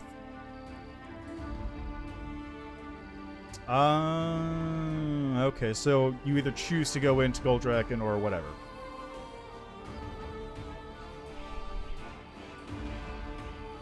Oh, so you get to sequence break again? Why are you and Hullrun feuding? Oh, I'm not feuding with him. I sincerely wish only the best for the man. In an ideal world, he'd be far away from the front lines enjoying a peaceful retirement. But even if that isn't possible, I have always tried to help him fulfill the mission he has taken upon himself, and to which he has proven fatally ill-suited, protecting Canabras against the demons. Unfortunately, he is convinced that the followers of Desna are heretics and saboteurs. He refused to listen to me, and it was only the knightly orders that deterred him from including us in his witch hunt. Now there is clearly no one left to stand in his way. He is finally free to get rid of us once and for all. Is there a chance you can resolve your conflict? I don't know. Hullrun's fate is truly formidable. Not only his faith in Iomade, but in his own infallibility. In other words, he is as hard-headed as a rock troll. But even so, Desna teaches us to never lose hope. Talk to him. Try to explain that we're fighting on the same side. If he attacks you, disarm him. Bind his hands. But I beg you, if at all possible, please do not kill him.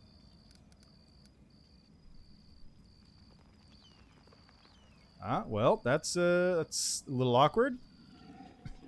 Guess you're gonna have to just smooch up the queen. Get all in that diplomacy. Why haven't you left this place for somewhere safer? Because people might need help, and they will come to the temple in search of a priest. I will not hide away in a hole saving my own neck, while Canabras is full of people suffering in the wake of the demon's attack. I think it'd just be easier to kill Hullrun. Oh no, I beg you, please don't sell your hands with the blood of a fellow crusader, even one such as him. I have to go. Wait, 3 of my adepts are hiding somewhere in the ruins of the city. The ones the Inquisitors wrongly accused of treason. I beg you, find them and protect them against the demons, and vigilantes like Hullrun. They will not rest until they find them. Oh, so you just lucked into it. If there's anything else you can do to save Canavers, please do it.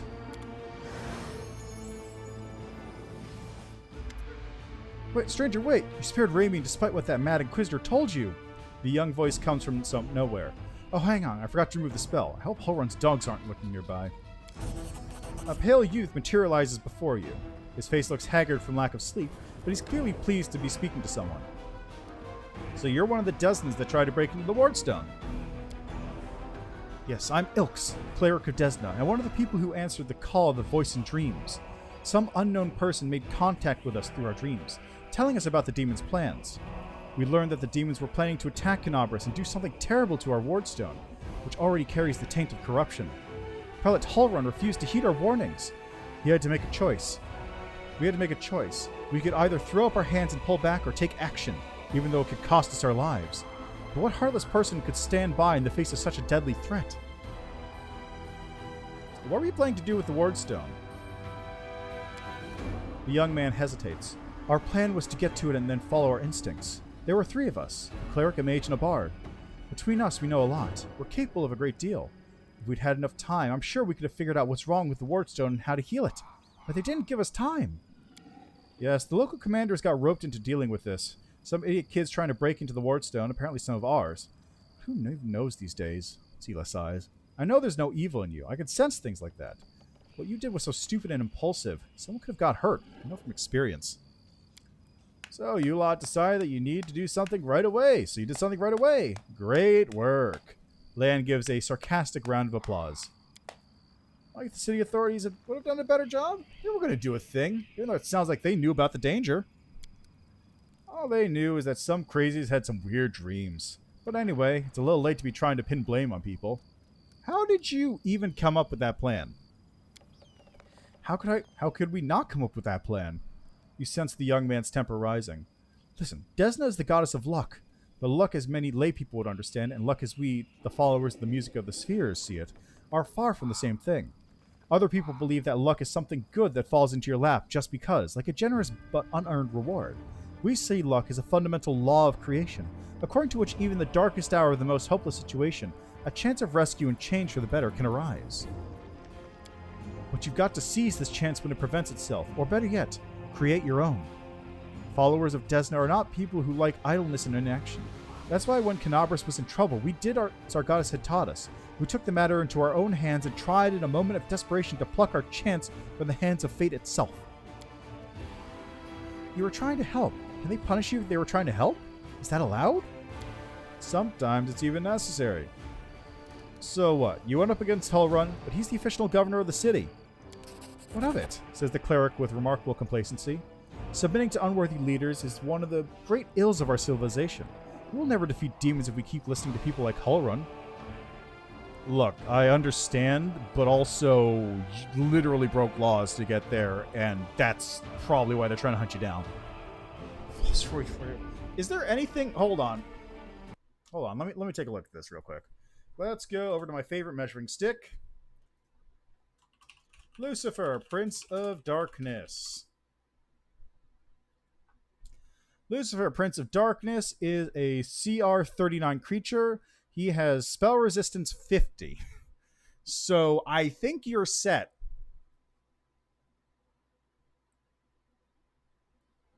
I think you're probably good. Like, well, let me take a look here. What is Baphomet's stats on the thing here? Demon Lord Baphomet. Okay, granted. Okay, this is a CR 27. Yeah, Baphomet here is a CR 27. I imagine his stats are probably a little inflated in the regular game, or in the game. So let's bump that up a little bit for his stats, but that still is he still has a 38 spell resistance. So let's bump that up by 4. That's still 42. You still beat his spell resistance on a 1.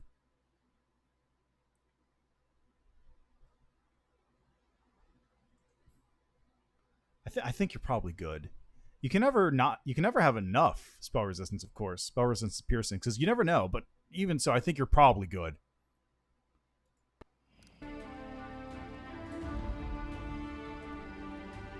Jesus Christ.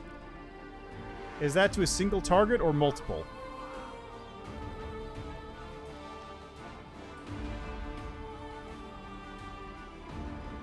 Okay. So, your unlimited power seems to be going well then. Whose voice have you been hearing in your dreams? Nobody knows what it is, but everyone has heard it. I heard her, I should say. Is convinced that she is a good and pure soul chosen by Desna. We had a choice. We could trust her, accept what we have an ally somewhere who isn't afraid of all the armies of the Abyss, or we could drown in suspicions and get one step closer to becoming just like Hulrun. We decided to trust the Voiced, and seeing Canabra's devastated, which is what our unknown ally tried to prevent until the very end, I can see now that they had who had truth on their side. Where are your fellow worshippers, and how many of them are there? Fortunately or unfortunately, I don't know where they are. We split up to confuse the Inquisitors who were chasing us. Do you need help? Desna teaches us to trust in last-ditch chances. Listen, my friends are called Aranka and Thal. Thal the Wallflower. Aranka is an amazing singer and a truly beautiful girl. She's plenty of friends and fans. She's probably blended into a crowd somewhere. Wallflower is a mage, but I don't think he'll risk using magic. It will only bring the Inquisitors down on him. He'll be harder to find. You'd better find Aranka first. She might know where the Wallflower is. Please, find them and protect them against the demons and the Inquisitors. I'll await news in the Goddess's temple. I hope our mysterious helper will send us a new message that will reveal what is to come from the demons. I have to go.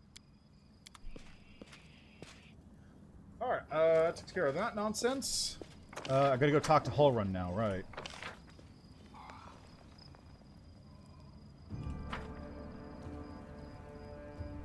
See if I can also get him off that hole.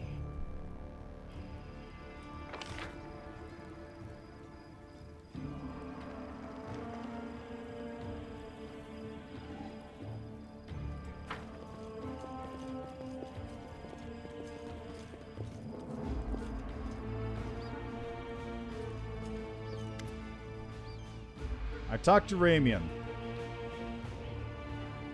He only wants what's good for Navras. He's not your enemy. The Inquisitor gives you a black look. I will consider those words an admission of treason from anyone else. But I don't wish to draw my weapon against he who has been given heaven's gift. And I won't as long as you don't do anything worse than conniving with that rabble-rouser, Ramian. I won't ask you again to kill down the rabble-rouser. As soon as we liberate the city from the demons, my faith will hunt him down. Who are you again? Yep. Why are you so obsessed with finding enemies? Yep, same thing. Ramian really warned you about the attack?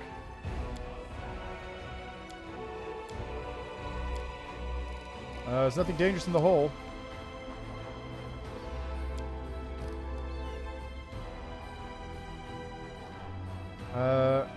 Prelate, your forces are needed elsewhere. Here by Tyrabade, warden of the city, is gathering troops in the Defender's Heart Tavern to strike against the demons. What? Who now? Tyrabade, that upstart. Warden of the city? I suppose I've already been written off for dead? This isn't sedition, this is outright insurrection. I am loath to abandon my watch, but I can't turn a blind eye to such blatant usurpation of power. We have no hope of defeating the enemy if there's disorder within our own ranks. I'm going over there right now, and I need to see what this Tyrabeth is up to. Hooray! Hey look, I got a level up! Alright, Vivisectionist, thank you. Let's up that strength a bit.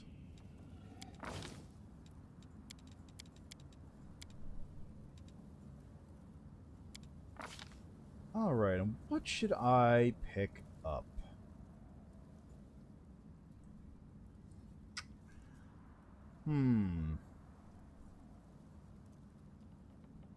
Damage reduction reduce. Preserve organs. Fast stealth. Extend potion. Enhance potion. I think I should probably go for spontaneous healing here, because I need the healing really bad.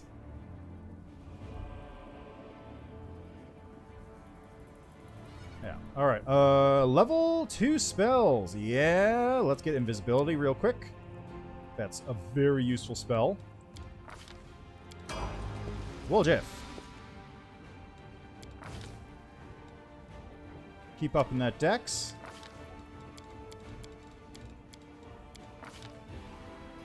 see. What should I grab? You should get Cat's Grace and Invisibility.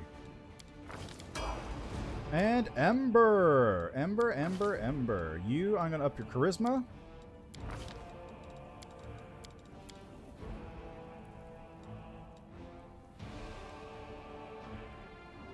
I could probably...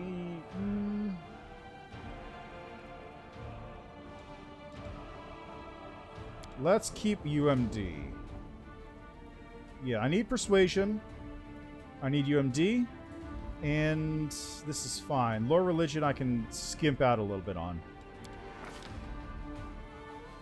Alright, so what are we getting here for hexes? Currently she has Slumber Hex, Vulnerability Curse, which reduces reduction. Hello, Grix. How are you doing today? Let's see. Slumber, Vulnerability, 1 round, huh?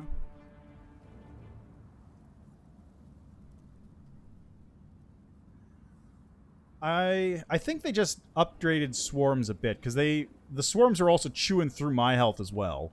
Like, they're doing a lot of damage.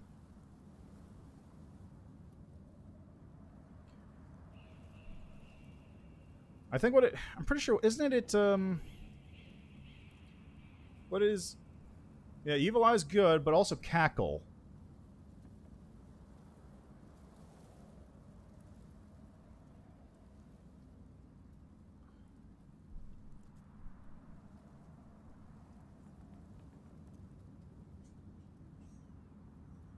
I don't know. I do have problems with the swarms. They were quite strong, but I think it's just they got upgraded to do more damage than normal. Because they're still doing the damage when they, like, move into you, but they aren't doing the damage when they, like... They move into you, but they don't do the constant damage when they're around you. I did clear the house, yeah. I did wind up cleaning that house out.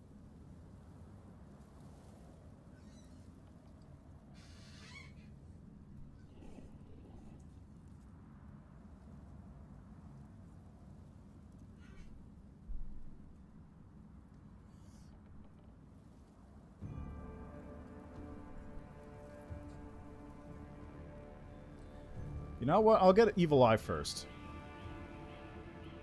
Would have preferred, honestly, not having vulnerability here, but Evil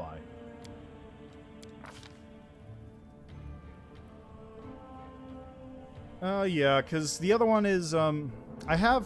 What was the other one I have?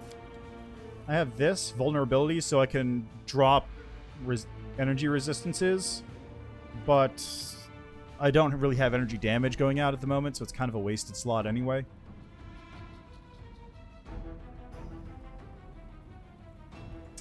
Web would be good.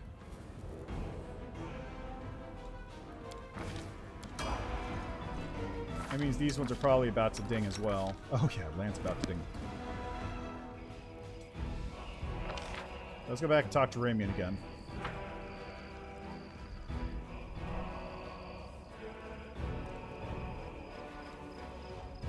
Oh, you guys have all got filth feeder from those rats.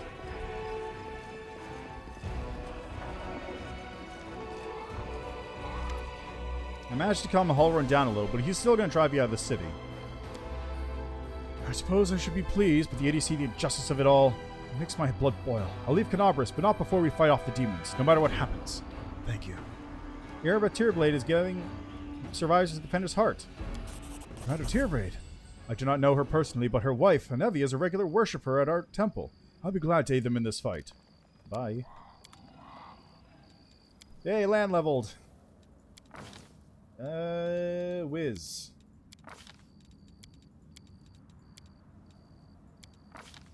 And now we have key powers. I'm gonna go with bark skin, I think. Not that I'm using his key powers much anyway. Okay, that takes care of Ramian, which leaves... Oh, cool, the Abyssal Corruption meter's at the bottom there. And you have whatever this thing is. It's a compass. Very fancy looking compass. I think next stop is probably gonna be...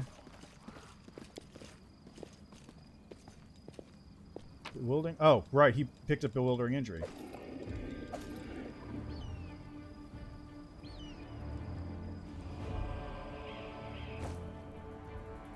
Yeah.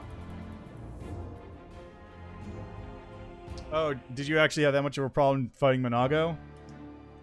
I remember hearing, like, people losing that fight the first time through a couple times. Okay, hold on a second. Half plate. You can wear half plate, and it's better than what you currently have. I don't think anyone else needs to wear half plate or wants to. 4 max dex, hide armor +1.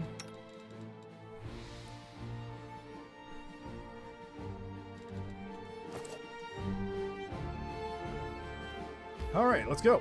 Blackwing away.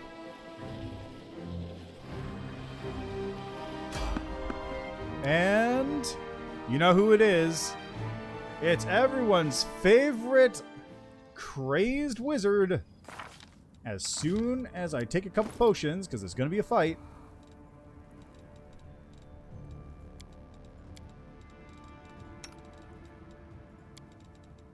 Oh, that's right. I know. Forgot about that. Here, you use this instead.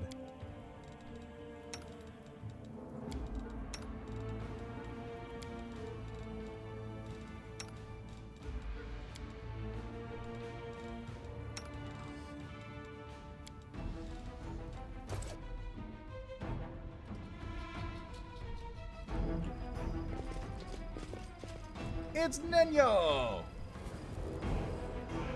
Wearing a robe? Check. Baphomet symbol around the neck? Check. Crazy eyes? Check. Note to self. Bring a mirror next time to be able to adjust the optimal level of eye craziness. Everything is ready for the experiment. An audience. Problematic, but not critical. You there, boy. Stay out of this. It is counterproductive to stand in the way of scientific progress. Who are you calling? What? Yeah, Nenio's great. And here it is. Who's that? I don't know her. Greetings, boys and girls. I am your sister in sin, a devotee of Lord Baphomet's dark will, and so on and so forth. She looks like one of us, but she talks kinda weird. Who's there with you? Who? Oh, them! Just an audience, they don't matter. Consider them a supplementary component of the coming experiment. Shrug, remain silent. In the name of our Lord Baphomet, please be so kind as to undertake a little test of your competency in our wicked cause. Let's start with something simple. So here's my first question. What is Lord Baphomet's favorite weapon? We will not answer to you. Our lord can wield any kind of weapon. He is all-powerful. Is that dude naked? No. Wrong. He wields no weapons at all. He doesn't need any.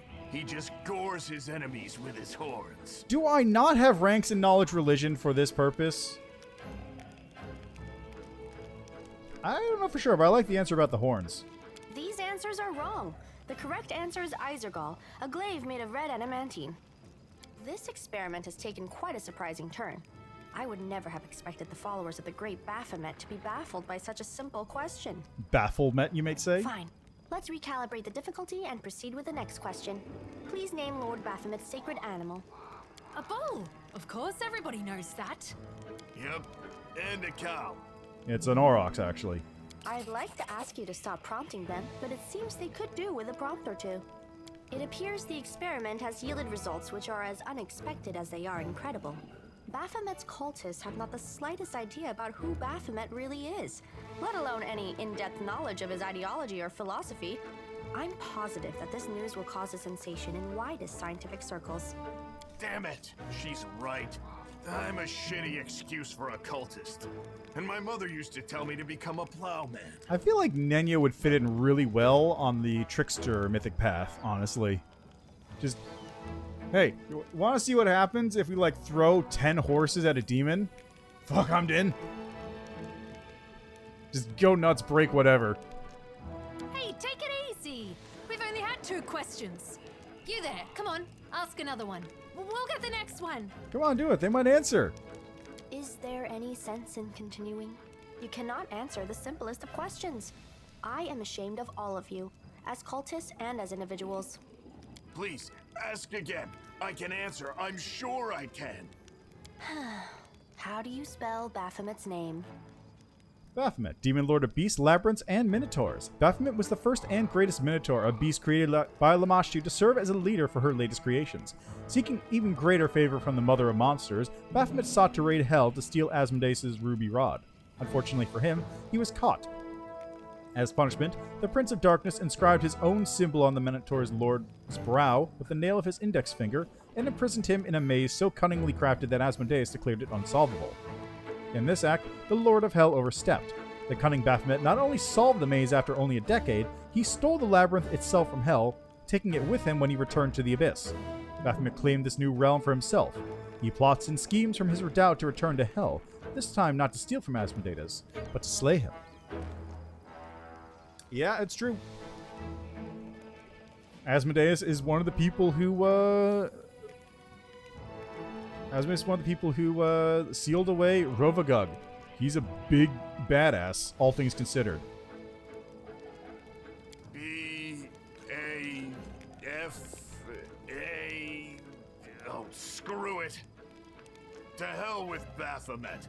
I thought it was gonna be fun, but instead there are all these questions. I'm done here. I'm going back to my home village, back to my mother. Hey, wait! You there! How dare you stir up discord in our ranks? Grab her and tie her up, and her entire entourage too! The experiment is complete. Unable to deal with the questions, the cultists decide to deal with the examiner instead. A typical reaction for a person who has never been burdened with any intelligence. Now you're gonna start hitting each other, aren't you? Please, proceed. I won't interrupt. I won't let you hurt my friends. Let's go. Oh, come on. I got crit for how much?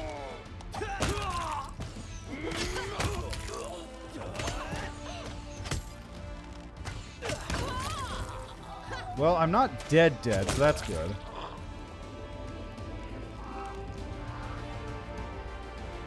The absence of an answer is an answer too.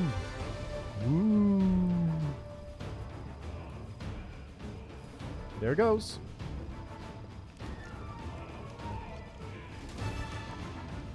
Hey, look! She's got an actual model now. The result is statistically predictable, especially considering their intelligence level. Oh, you can actually see like the little spiky hair coming off the side there too. Look at that. A little bit. It's been a minute since I did this. It takes a minute to get off the ground, you know. What about you, boy? Are you ready to answer some questions for the good of science? I'm mostly regretting the part where it became a Dampier. My first question is simple. Which colors does the goddess Iomedae prefer? Red and white. This answer is correct. It is comforting to meet at least one educated person in the melting pot of ignorance that is Canabras today. Let's proceed. Did Eredin take part in any crusade before he died? Yeah, I said like, oh yeah, don't worry, I'm an alchemist, I can heal myself up. And then I went, oh yeah, alchemists don't have inflict injury. Or inflict like wounds. So instead I'm taking spontaneous healing so I can just regen my own health. Eredin was not involved in the First Crusade. Your answer is correct. Eredin's death dates to 4606, and that is precisely the year when the World Wound was opened. The First Crusade started back in 4622. Your knowledge would make Mendev's Crusaders proud. My final question is, what is the title that Aurilu Vorlesh bears? Is she the Architect of the World Wound, the Lord of the Labyrinth, or the Border Acquisitor of the Shapeless Abyss? Architect of the Whirlwind. That's correct. Most excellent. You successfully answered all of my questions. Splendid. Amazing. This is a breakthrough. I thank you for your cooperation. It seems to me that I owe you an explanation. My name is Nenio. I am an explorer, a pilgrim, a yet-to-be-recognized scientific luminary, future author of the great Encyclopedia Golarianica, and rector of all Absalom's universities at once. Future rector, I should say. I also know several spells. Can you tell me what you're getting at with all those questions? It is so heartening to see you strive for knowledge. I have been conducting an experiment comparing the intellectual abilities of the average cultist with those of the average crusader. And how's that going? And I must admit that you passed the test with flying colors. This does offer a glimmer of hope for the future of Crusade. I have always claimed that despite the popular beliefs about the limited intellectual abilities of those in the army, at least some of them can be considered educated. It pleases me to see that I was correct. So you're saying I'm mediocre? Yes. I was expecting a bit more gravitas, but sure. Why do you keep calling me boy? I have a name, you know. I apologize for an injury to your ego, but your name is irrelevant on the grand scale of the universe. Thus, it cannot possibly interest me. I will forget it as soon as I hear it. To avoid unnecessary confusion, I'd prefer to not know it at all. Canaveras isn't safer now. Shall we join forces? Do you wish to become my follower? To accompany me on my expeditions to the World Wound? To assist me in my experiments? To run errands for me? Perhaps even to write down my deepest thoughts for the benefit of future generations? Oh, how splendid! Of course, I agree. Truth be told, I have no money to pay you. But you will be aiding the progress of science, and that is its own reward. If you join forces, you'll follow my instructions during the expeditions. Huh? What? Oh, yes, the dangers and these battles. Of course, I will follow your orders. I place my life in your capable hands, so I can focus on the things that really matter. I agree. Excellent. You're hired. To think that I finally found someone to accompany me. 27 Crusaders before you said no. Not one of them saw the undeniable appeal of my offer. Sure, let's go with that. Your first assignment is to take me to a safe place. I have to admit that today's experiment has left me quite tired.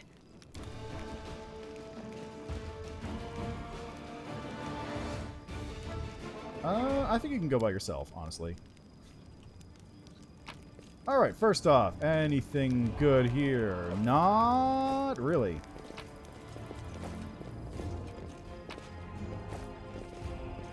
That mysterious masked man, where did he go? Most importantly, we've got to level up.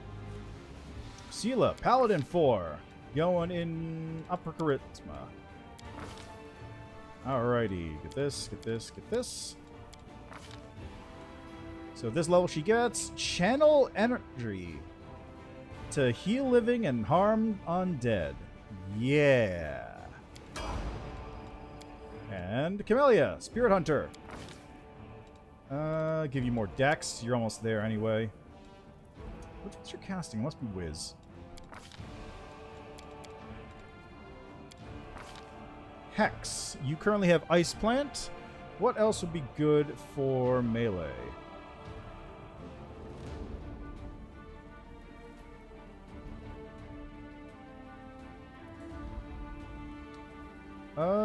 Ward might actually be good.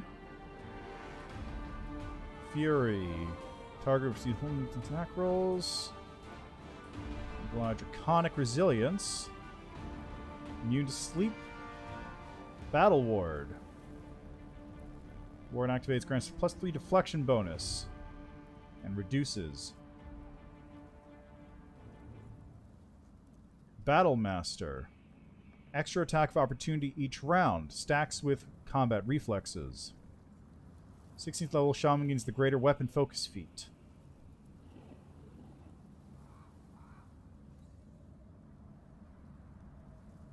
Our Purity. Inhale poisons.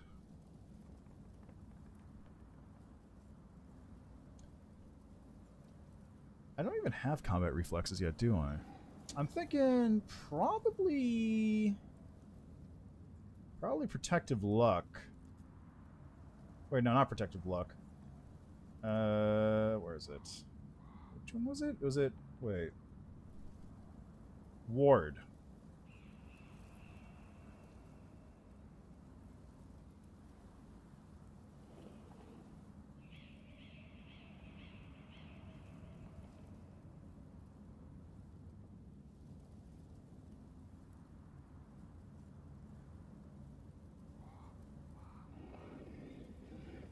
cannot use this ability on herself. So never mind in that case.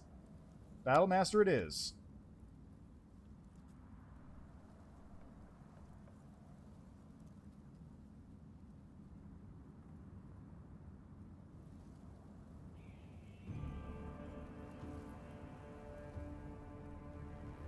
Oh, she already had Battlemaster.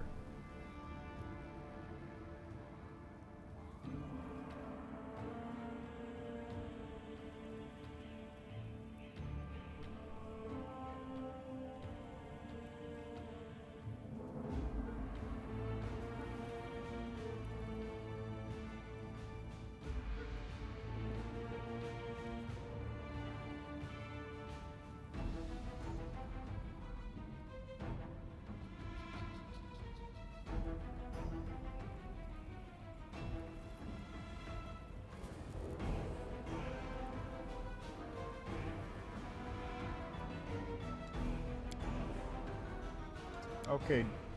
Intimidating display is not useful. Yeah, the trick with those, though, is that they only last for one round.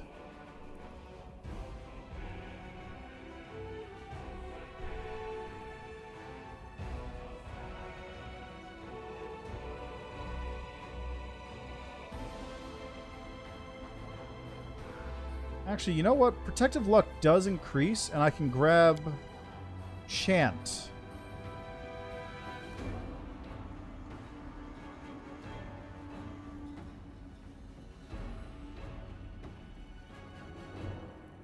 Yeah, because Chant is a move action. Yeah. So I'll take Protective Luck. I'll just be able to use it, like, on occasion, just stack it on myself for defense. Once I get Chant, though, I think I might have to build Camellia as a Vital Striker build. Yeah, so I can do that. I can Chant to keep the buffs active, and then move in to Stab with a Vital Strike, since I have a standard action available. Which might not be bad, because then I can stack on crit feats, since she's using a Rapier, and go that direction with it. I think that might work. So we'll try that out. I can do this, and I can also stack Fortune on it later, too. Anyway, Protective Luck. Alright. Onwards. How much longer, I wonder? How much longer, I wonder?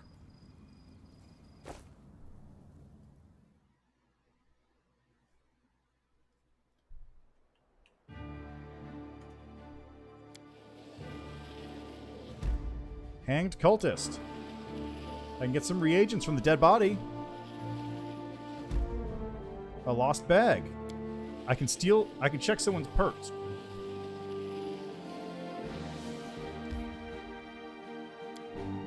Yes, that's true. But also Mythic Vital Strike.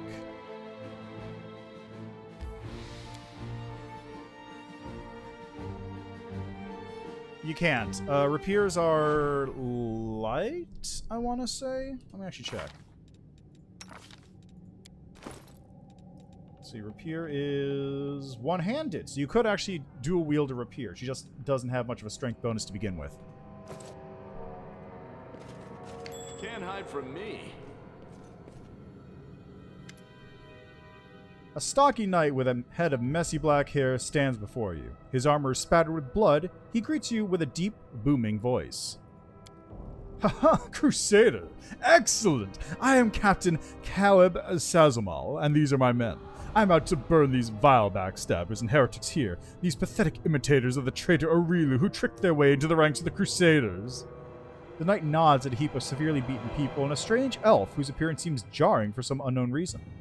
Sazmal bellows threats at his prisoners, who seem to be in a state of deep shock and utter terror.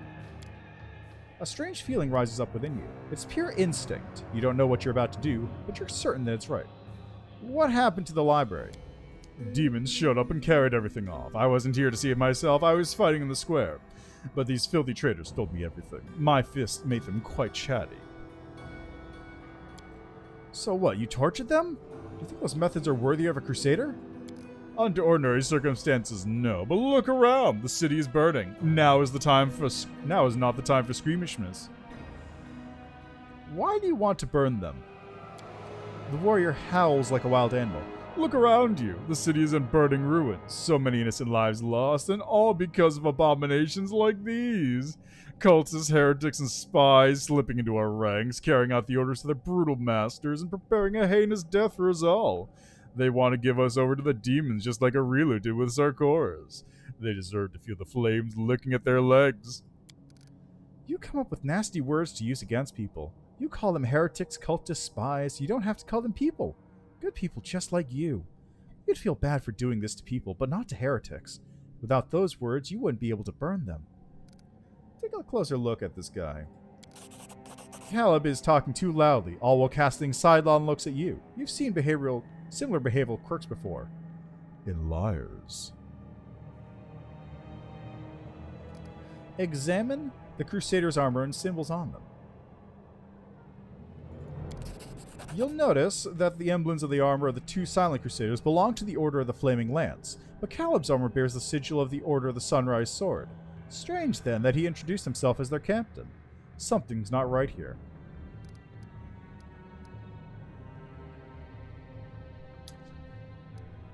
I'm just going to do this because this is such a useful path option to take no matter what. Idiots, stop! Heed my command in the name of Baphomet! The words fly out of your mouth before you could even think them. Some gut instinct told you that this is precisely what needs to be said in this moment, and the words hit their target. The Crusaders jump in surprise and look at each other in terror. Wojciech glares menacingly at Caleb. Didn't you know, mortal? We're everywhere! Caleb leaps to attention and barks at, Sorry, couldn't have known. We'll fix it right away, sir. The inexplicable feeling of rightness flows through. You enjoy seeing the look of oafish terror on the faces of the Crusader and his lackeys when you rebuke them for their feckleness. Report, who are you? The Crusader's eyes bulge in fear as he barks up, Caleb Salzmal, former knight of the Order of Everywhere Crusaders, deserter. These two are my mates from playing cards, local fences for stolen goods. Reliable men. We set an ambush and caught 3, no 4 Crusaders. We wish to join the ranks of the triumphant army of the World Wound. Good lads, brave fighters. We could do with more of them.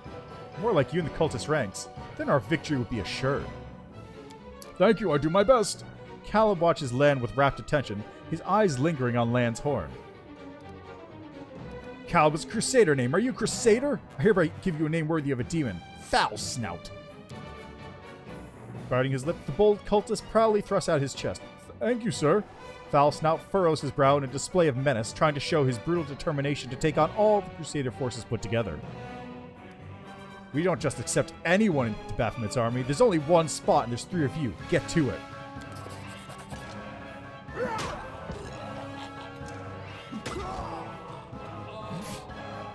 Caleb seems to be quicker on the uptake than his associates.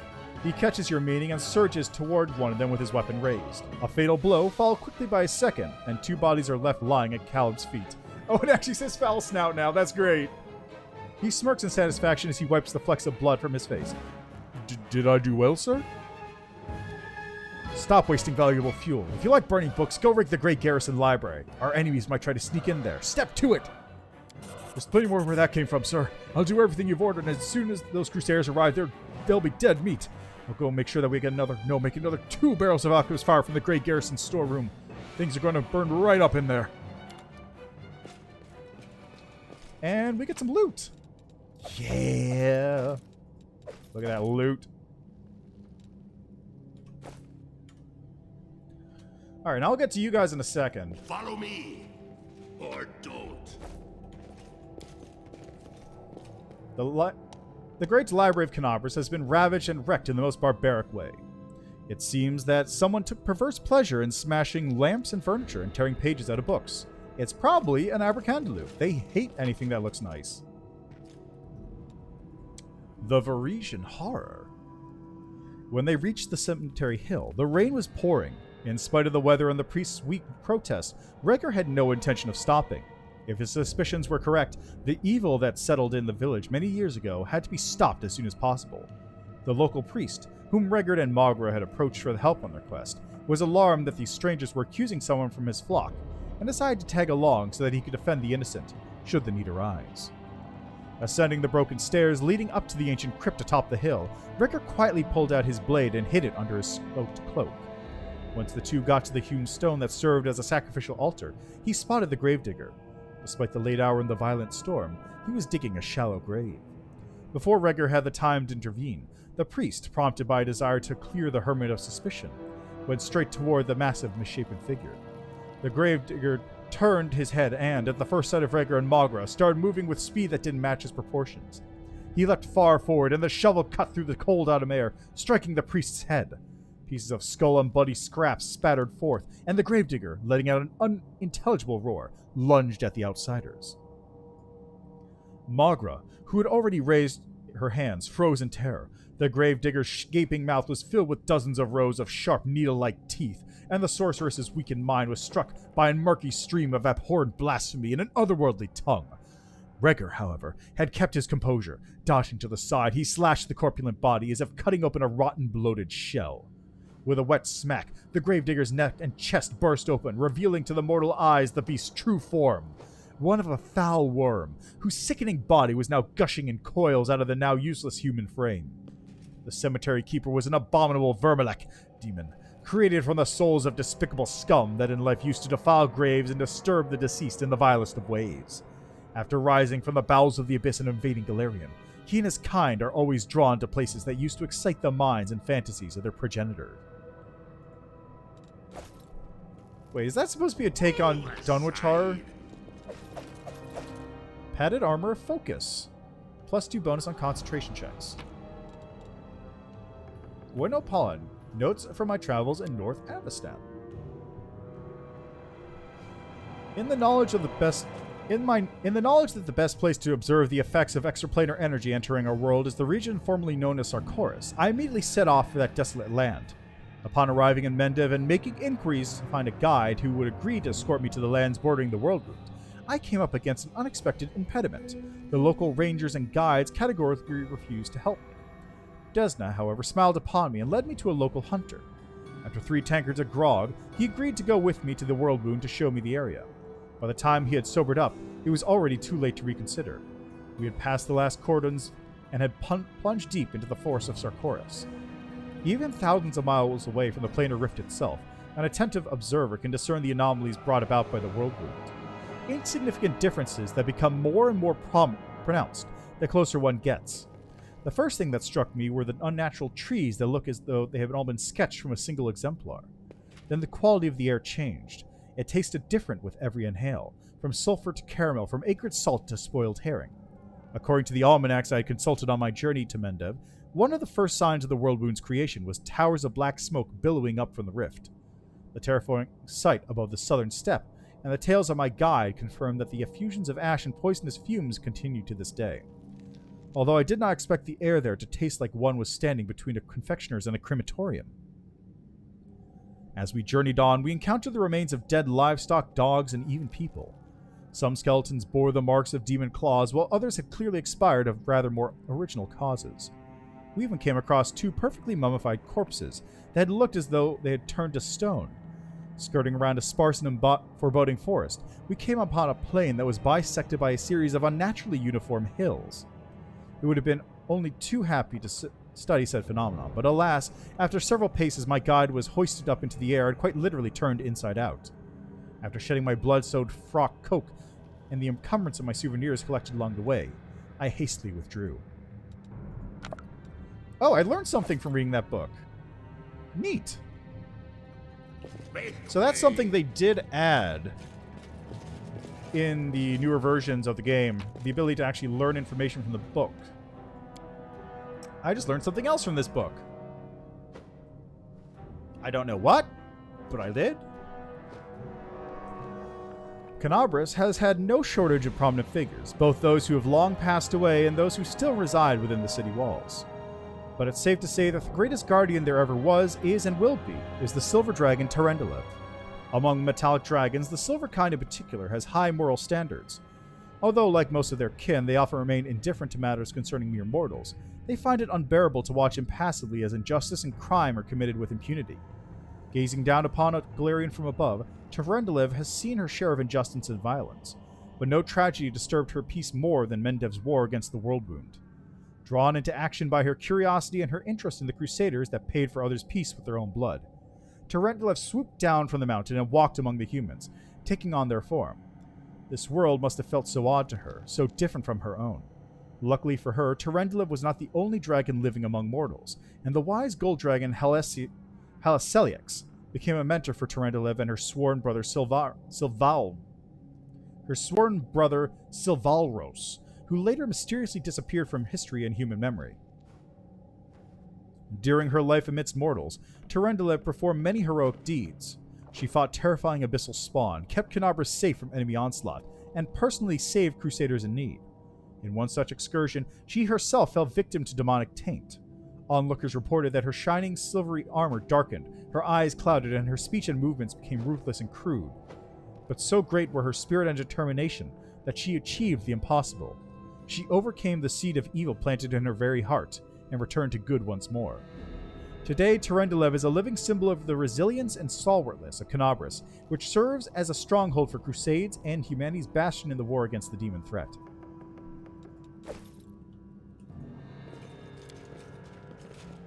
Barrel of flammable alchemical substance. And here we have Temples of Iomade, Father Loren's Guide for the Neophytes. Traveler, if the road ever takes you to the outskirts of Canabras, do not shy away from taking a few more steps and entering the city proper. Apart from the ramparts and the fortifications that stand unshaken, barring the path of humanity's foes and the noble orders that keep their watch against the forces of evil, Canabras holds a treasure of a different sort. In days of old, in the fire and the upheaval of the Second Crusade, it became the site for the first and most crucial of the wardstones, sacred obelisks that have the power to avert a demonic scourge, no matter how accursed it may be. No evil creature can pass betwixt two such stones that now stand along the edge of the world wound, and shelter the peace of all Galarian. Even vile demonic magics are powerless against them, for the abyss cannot cross the unseen curtain of the wardstones. Should you arrive at the right time and be virtuous and respectful towards those who guard the wardstone, you should be granted the great honor of sharing in one of the rituals that support the magical strength of that holiest obelisk. This artifact and the spells invested in it are most sacred, for every wardstone was raised by the Herald of Iomade himself, the closest of her servants, one who is selflessly devout to the Inheritor's cause and the Crusader's great mission. And even if you cannot approach the wardstone, do honor Iomade's splendor in one of Canabras' churches and pay thus your respects to the humankind's protector and the sacrifices made by the Crusaders for the good of our world.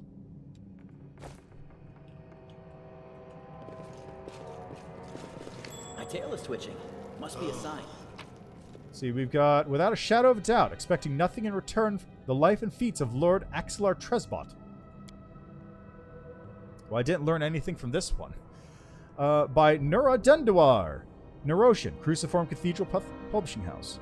Frowning, Lord Tresbot made a gesture for his people to halt. Everyone froze. No one dared to disobey his order, even one given with his eyes alone. Lord Tresbot loved to say that he could only win when his whip frightened his soldiers more than the demon's claws, and he succeeded like no other in enforcing discipline. The Lord approached what we took for a scarecrow from afar, left in the middle of the wasteland by an unknown farmer. Pricking it with his sword, the Lord made us a sign to approach. It was the body of a young crusader, a boy not 20 years old, horribly broken, disemboweled, with shards of bone sticking out and shreds of skin dangling in the wind. Horror watched us from the stake, eye sockets filled with worms. A contemptuous smirk crossed the Lord's face. "Coward," he said through his teeth, "fled from the battle. The demons caught him and he surrendered without a fight. And here are his useless fellows." The Lord kicked an inconspicuous bump under his feet, and it rolled, revealing an open helmet's visor with a greenish-gray mush inside, swarming with insects. We shivered and looked down, realizing the ground underneath our feet was a mix of shards of metal and pieces of flesh. "Coward. Cowards," the Lord said again. "Cowards and weaklings. They were doomed even before they approached the world wound. They should have never left their comfortable homes. What did they achieve? They deliver the demons a hot lunch, that's all. Let's go. While the slugs waste their useless lives, someone has to win this ridiculous war." Without turning away or heeding the disgusting crunching sound underneath his feet, he strode forward. We hurried after him, trying not to step on anything that was until recently a part of someone's body. Well, I didn't learn anything, but I did learn that Nur actually has books. I have to do this? Nope. Nobody's gonna Arcana this? Okay, fine. Uh-huh. What do we have here? Bookcase is full of text describing demons and methods of fighting them. Regrettably, all this knowledge wasn't enough to save Canabras from the spawn of the Abyss. Keen Edge of Truth. Recollections and admonitions of the Inquisitors of Asmodeus. The demon lords, whose names are known to mortals, number no more than a few dozen. Far more numerous are those who aspire to that rank in their own abyssal realm, but who are yet unable to make a bid for such power. There are hundreds, possibly thousands of such demons, but their names are known only to experienced demonologists, and to those unhappy fools who decide to sell their souls to the abyss and fail even to find a worthy patron for their trouble. Time and time again, one of these weaker demons will secure a resounding victory, scale the heights, or should that be sink to the depths of the demon hierarchy, already fancying himself a demon lord, and when they soon make a misstep and die an inglorious death. The fate of such a demon could serve a lesson to the rest, but if demons possess the capacity to learn from their own or others' mistakes, would they even be demons? No. A stubborn refusal to learn is one of the major flaws that distinguish the bedlam of the abyss from the well-ordered hierarchy of hell. The demoness Izyanga, she of the sevenfold swarm, serves as an example of such a fall from disgrace. One of the many daughters of Lamashtu, she possessed 7 bodies, 7 mortal women of the various races of Galarian, each with an ant's head, controlled by one hive mind. She commanded various insects, swarming, crawling creatures with ants her special preference. The author of these words witnessed the oath of obedience, sworn by cultists of Izyanga with his own eyes. The witless initiate was forced to meditate while sitting atop an anthill. However, the human sacrifices being carried out by this fool's brethren around the little town I was serving in at the time were far from amusing. It required no small effort to destroy the cultists, who had been summoning ravenous swarms and spraying madness in the name of their mistress. So what became of her? What fate befell Izyanga? The particulars are unknown, but consensus holds that the mistress of the crawling swarm ran afoul of the master of the flying swarm, the far more powerful demon lord Daskari. Only Lamashtu's intercession saved her daughter from death, but not from abasement from her loss of her powers. Consequently, most of her followers forsook for the cult of the Mother of the Beasts. Today, Izyanga is worshipped by a handful of individuals who possess a stubborn predilection for sitting on anthills, and even to them she can only grant minor spells. That's actually interesting details. Oh, you can? Excellent. Well, let's grab some loot here. How to make money in the war against demons. Either in traits or feats. Alright, I'll take a look at that in a second. My mentor and training partners used to feel sorry for me. I had enough power to summon and hold a lesser imp at best. Would you call that real magic? But there's nothing smart lad like me can't use to stake out his reputation and make his fortune. There's one particularly nasty sort of demon called Abracandlu. They're made of the souls of vandals and destroyers of art. In demon form, they continue to do the same. When they see beautiful pictures on statues, they fly into a rage and desecrate them. I once overheard a conversation on the street between 2 art collectors. They couldn't decide whether they should patronize a young and promising artist or a famous maestro whose best days were behind him. So I made them an offer. How about we place the 2 paintings side by side and I'll summon Abracandlu. Whoever's painting attacks first would naturally be the more beautiful.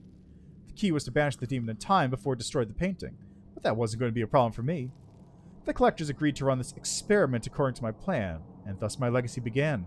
3 months later, not a single art event could do without me and my demon servant. We were invited to exhibition openings, appraisers' workshops, and auctions.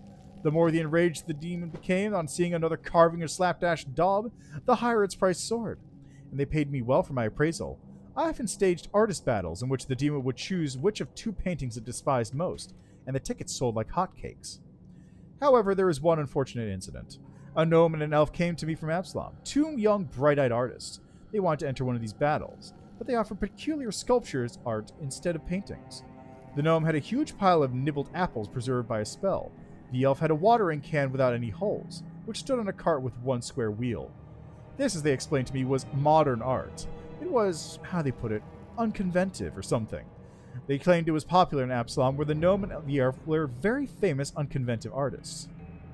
Well, my job was simple. Display their works, gather an audience, and release my demon from its prison. That's precisely what I did. Put the Abracandlu came out of its cage, looked at the apples and the watering can with the cart, then looked at me like I was a complete idiot, turned around and went back to its cage with an expression of utter disappointment. It was nearly an international scandal. I was so upset that I even returned the money for the appraisal to the gnome and the elf. It's alright. My business still thrives, even without the Absalom clientele. Meanwhile, where are my more talented fellow apprentices? Half are still crouched over books learning what they can. The other half went off to those ridiculous crusades and perished. They never considered what demons can be used to make money, and a lot of it. I think I'll soon buy myself a little palace and cover its walls with the works of all the most famous artists. Ha! That's okay. That's actually pretty great. That's actually really cool. That's actually really good. Now, what is that?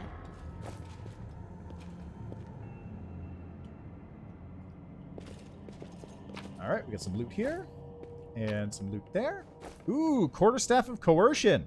+1 Quarterstaff adds +1 to the DC for all will saving throws against spells the wielder casts. Well, it's done now. There's a statue of the mage you found in the Blackwing Library. He cut the wing off a demon known as a Rock and hung it above the entrance. Ah, yes. So, Much longer in the original AP, you do come to this location. I don't remember what the exact context is for it. Like, a lot of my memory of Canabras in the original AP is sort of shot. I remember the big moments, but I don't remember, like, little bits and pieces or all the little teeny set pieces that are all over the place. Particularly, though, I remember this location because Aravashnial, the dead elf who's alive in the AP, says that you should come here to get some information to help the Crusades out. Like, this is part of his little side quest chain. I want to say there is actually some Crusaders holed up here, but I don't, like I said, I don't remember many of the fine details on that one. It was a while ago. Anyway, let's help these people out now, finally. We're saved! Yeah! You came just in time. A blind elf stands before you. He looks extremely strange. His face wears its years heavily, which is unusual for members of his race. Thinning gray hair, a ragged beard, sightless milky eyes, pale papery skin covered in age spots, a spine curved by the passage of time. This is not how elves typically age. The youth that graces the faces of elves, even on their deathbed, was totally abandoned in this decrepit specimen. That is an elf, with a beard. I guess the worst can be found even among the best. The old elf holds out his hand in your direction in the perennial gesture of the blind, greeting you with an unexpectedly strong and calm voice. Hello, I am the storyteller, and I wish to thank my rescuers. That is you, if I'm not mistaken. Storyteller? Ha! It's the first I've ever heard of a venerable old-timer like that having a street name.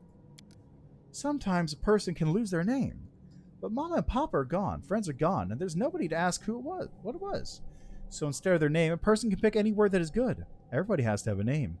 Or do they? I don't know. Who are you? The old elf frowns. I prefer people call me storyteller. It very accurately describes the sphere of my occupations and interests. In most of the places I've been, I am known by that name. When I was little, my mother and father used to tell me stories. But I have no one to tell me stories now. Sometimes Grandma does in my dreams, but I always forget them in the morning. Can you tell me a story? The corners of the blind elf's mouth slowly creep upward. For you, I may have a story to tell. Perhaps it is you who has a story for me. I want to talk to you about something. The old elf responds with dignity and courtesy, but firmly. And thanks for my rescue. I will, of course, render you service in turn, whatever it may be. However, at this moment, I wish to be somewhere safer than the present surroundings. My recent adventures have fatigued me greatly. I'd be grateful if you could help me to a safe shelter of some kind. The stubborn set on the elf's mouth tells you that he won't change his mind. Typical! You do someone a good turn, and instead of saying thank you, they just ask for more help. Go easy on the old elf. He's had a rough go of it. Yeah, because we've had it so easy. You can't not help him. If it was up to me, Grandfather Elf, I'd throw you over my shoulder and carry you out of here. This is no place for old folks. I'm taking you to the Defender's Heart. Please accept my sincere thanks once again. And if I may, please don't rush. I'll struggle to keep up with your young legs. The storyteller lowers his voice slightly. And I am not the only one thankful to you. That young crusade over there is equal to give his regards, but he is too shy to approach you. I can tell from his quickened breathing. When we reach a safe place, take pity on the lad and accept his thanks. The young man with aristocratic features wipes his sweat from his brow and gives you a courteous bow. Allow me to introduce myself. Brother Claim, at your service. Thank you for helping us. I thought we were doomed to perish. There is death everywhere. Sometimes I think we're all doomed, but then death has passed us by and we are all still alive. Lan looks at Ember with sorrow in his eyes. But you're an elf. You should live hundreds of years and never even worry about dying. Little elf girl shouldn't know such words. When children are thrown into the middle of war, they learn many sad things. That's why we have to win, so that other boys and girls don't have to learn what we did. Who are you? My neck. Ugh.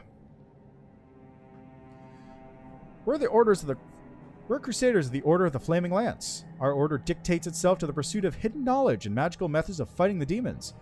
We're searching for our leader, Sister Myanmar the Scholar. She spent the last few weeks here working day and night on some important research. When the demons attacked the city, we rushed here to find her, but it seems she left the city shortly before the attack began. She just left the city without telling you where she'd go? None. She left in a hurry without leaving any notes or orders. Why? I have no idea. The only thing that may serve as a clue is this book, the one she was studying. My Company of Worn-Out Words, Songs of a Crusader. Collection of ballads composed by a bard who fought in the Second Crusade. The first songs are bringing with swaggering optimism, but as the collection progresses, the texts grow darker and more obscure as the despair and madness slowly take possession of the bard's mind. Mimir has annotated one of the verses. Long dead fingers of blackest stone, the forbidden tree stretches out its branches to me. White pebbles dog my steps, 1,000 piercing eyes on hoar-frosted ground. The winter's sun's rays caress the runes. Ancient symbols burn on hardened bark. Secrets crusted over with white lichen, and a white fog steals over my weary mind. In Mimir's handwriting, a note reads, Tree? Runes? Stone Book of the Druids of Old Sarkoris here? Mimir's note mentions something about a stone book belonging to the Druids of Old Sarkoris. What does that mean? Stone books. The Druids of Old Sarkoris used sacred trees as books. They carved their secret knowledge on the bark. When the demons came, the Druids resorted to a dark ritual that turned the trees to stone and the Druids themselves into undead, doomed to guard their stone library grove forever. But that happened far from here in the Stone Wilds. Is it possible that's where Mimir went? Or maybe she found one of those trees somewhere nearby. I don't know. How did you end up in this trap? That traitor met us at the door. He seemed a faithful and passionate crusader, and we didn't suspect a thing until they attacked us from behind and knocked us out. We didn't expect such trickery. Most of our order brethren are dead, and we were desperate to believe that this man in armor was a fellow crusader.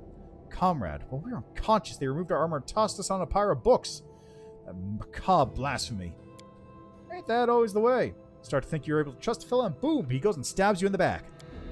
But if you never trust anyone, then soon you'll become a killer just like Hullrun. That's hardly better, is it? Don't start on me now.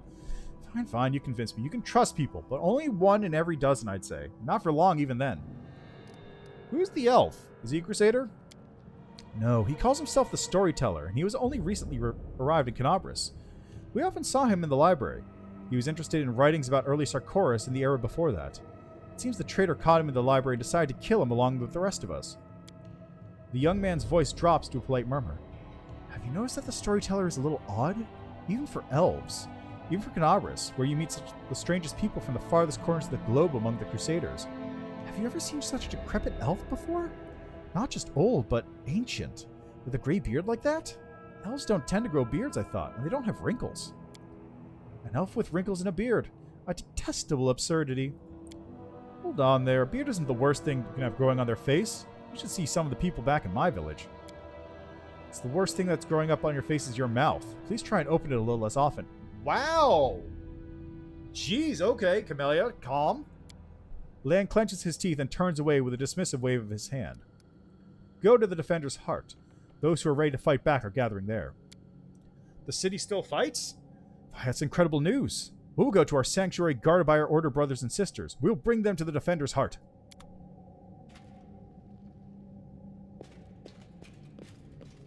There they go.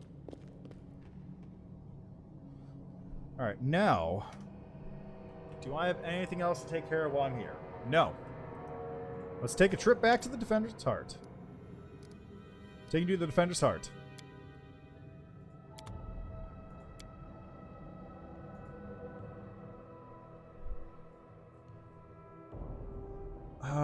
There is one last thing I do have to take care of in Market Square, though. But first, let's talk to Irbeth. Tower of Estrod has been cleared of demons. Great. Places where the demons have gathered will be cleared one by one. They won't be able to stab us in the back when we take on the Great Garrison. Thank you for your service. Is that really all I got for you?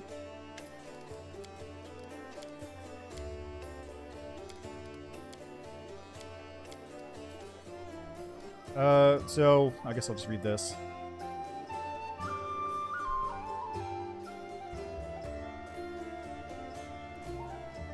Tell me about the Eagle Watch. It was a small order, created to fight not only the demons, but also the enemy within. To maintain the purity of the Paladin ranks, prevent heresy, and identify spies. I failed miserably at that. The Templars of the Ivory Labyrinth infiltrated and formed their nest within its ranks. After the Queen entrusted me with leading the order, Anevia and I practically built it from scratch. We got rid of dead weight, people who weren't committed. We organized ways to transmit messages and orders safely. We introduced reliable ciphers. We found tacit allies around the cities, from Crusader orders to street beggars.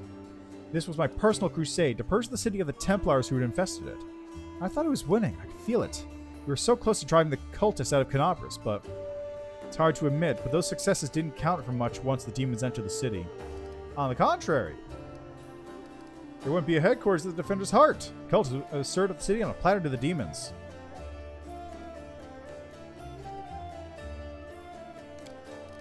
Yes, that's true. It's a good thing we achieved something. Thank you.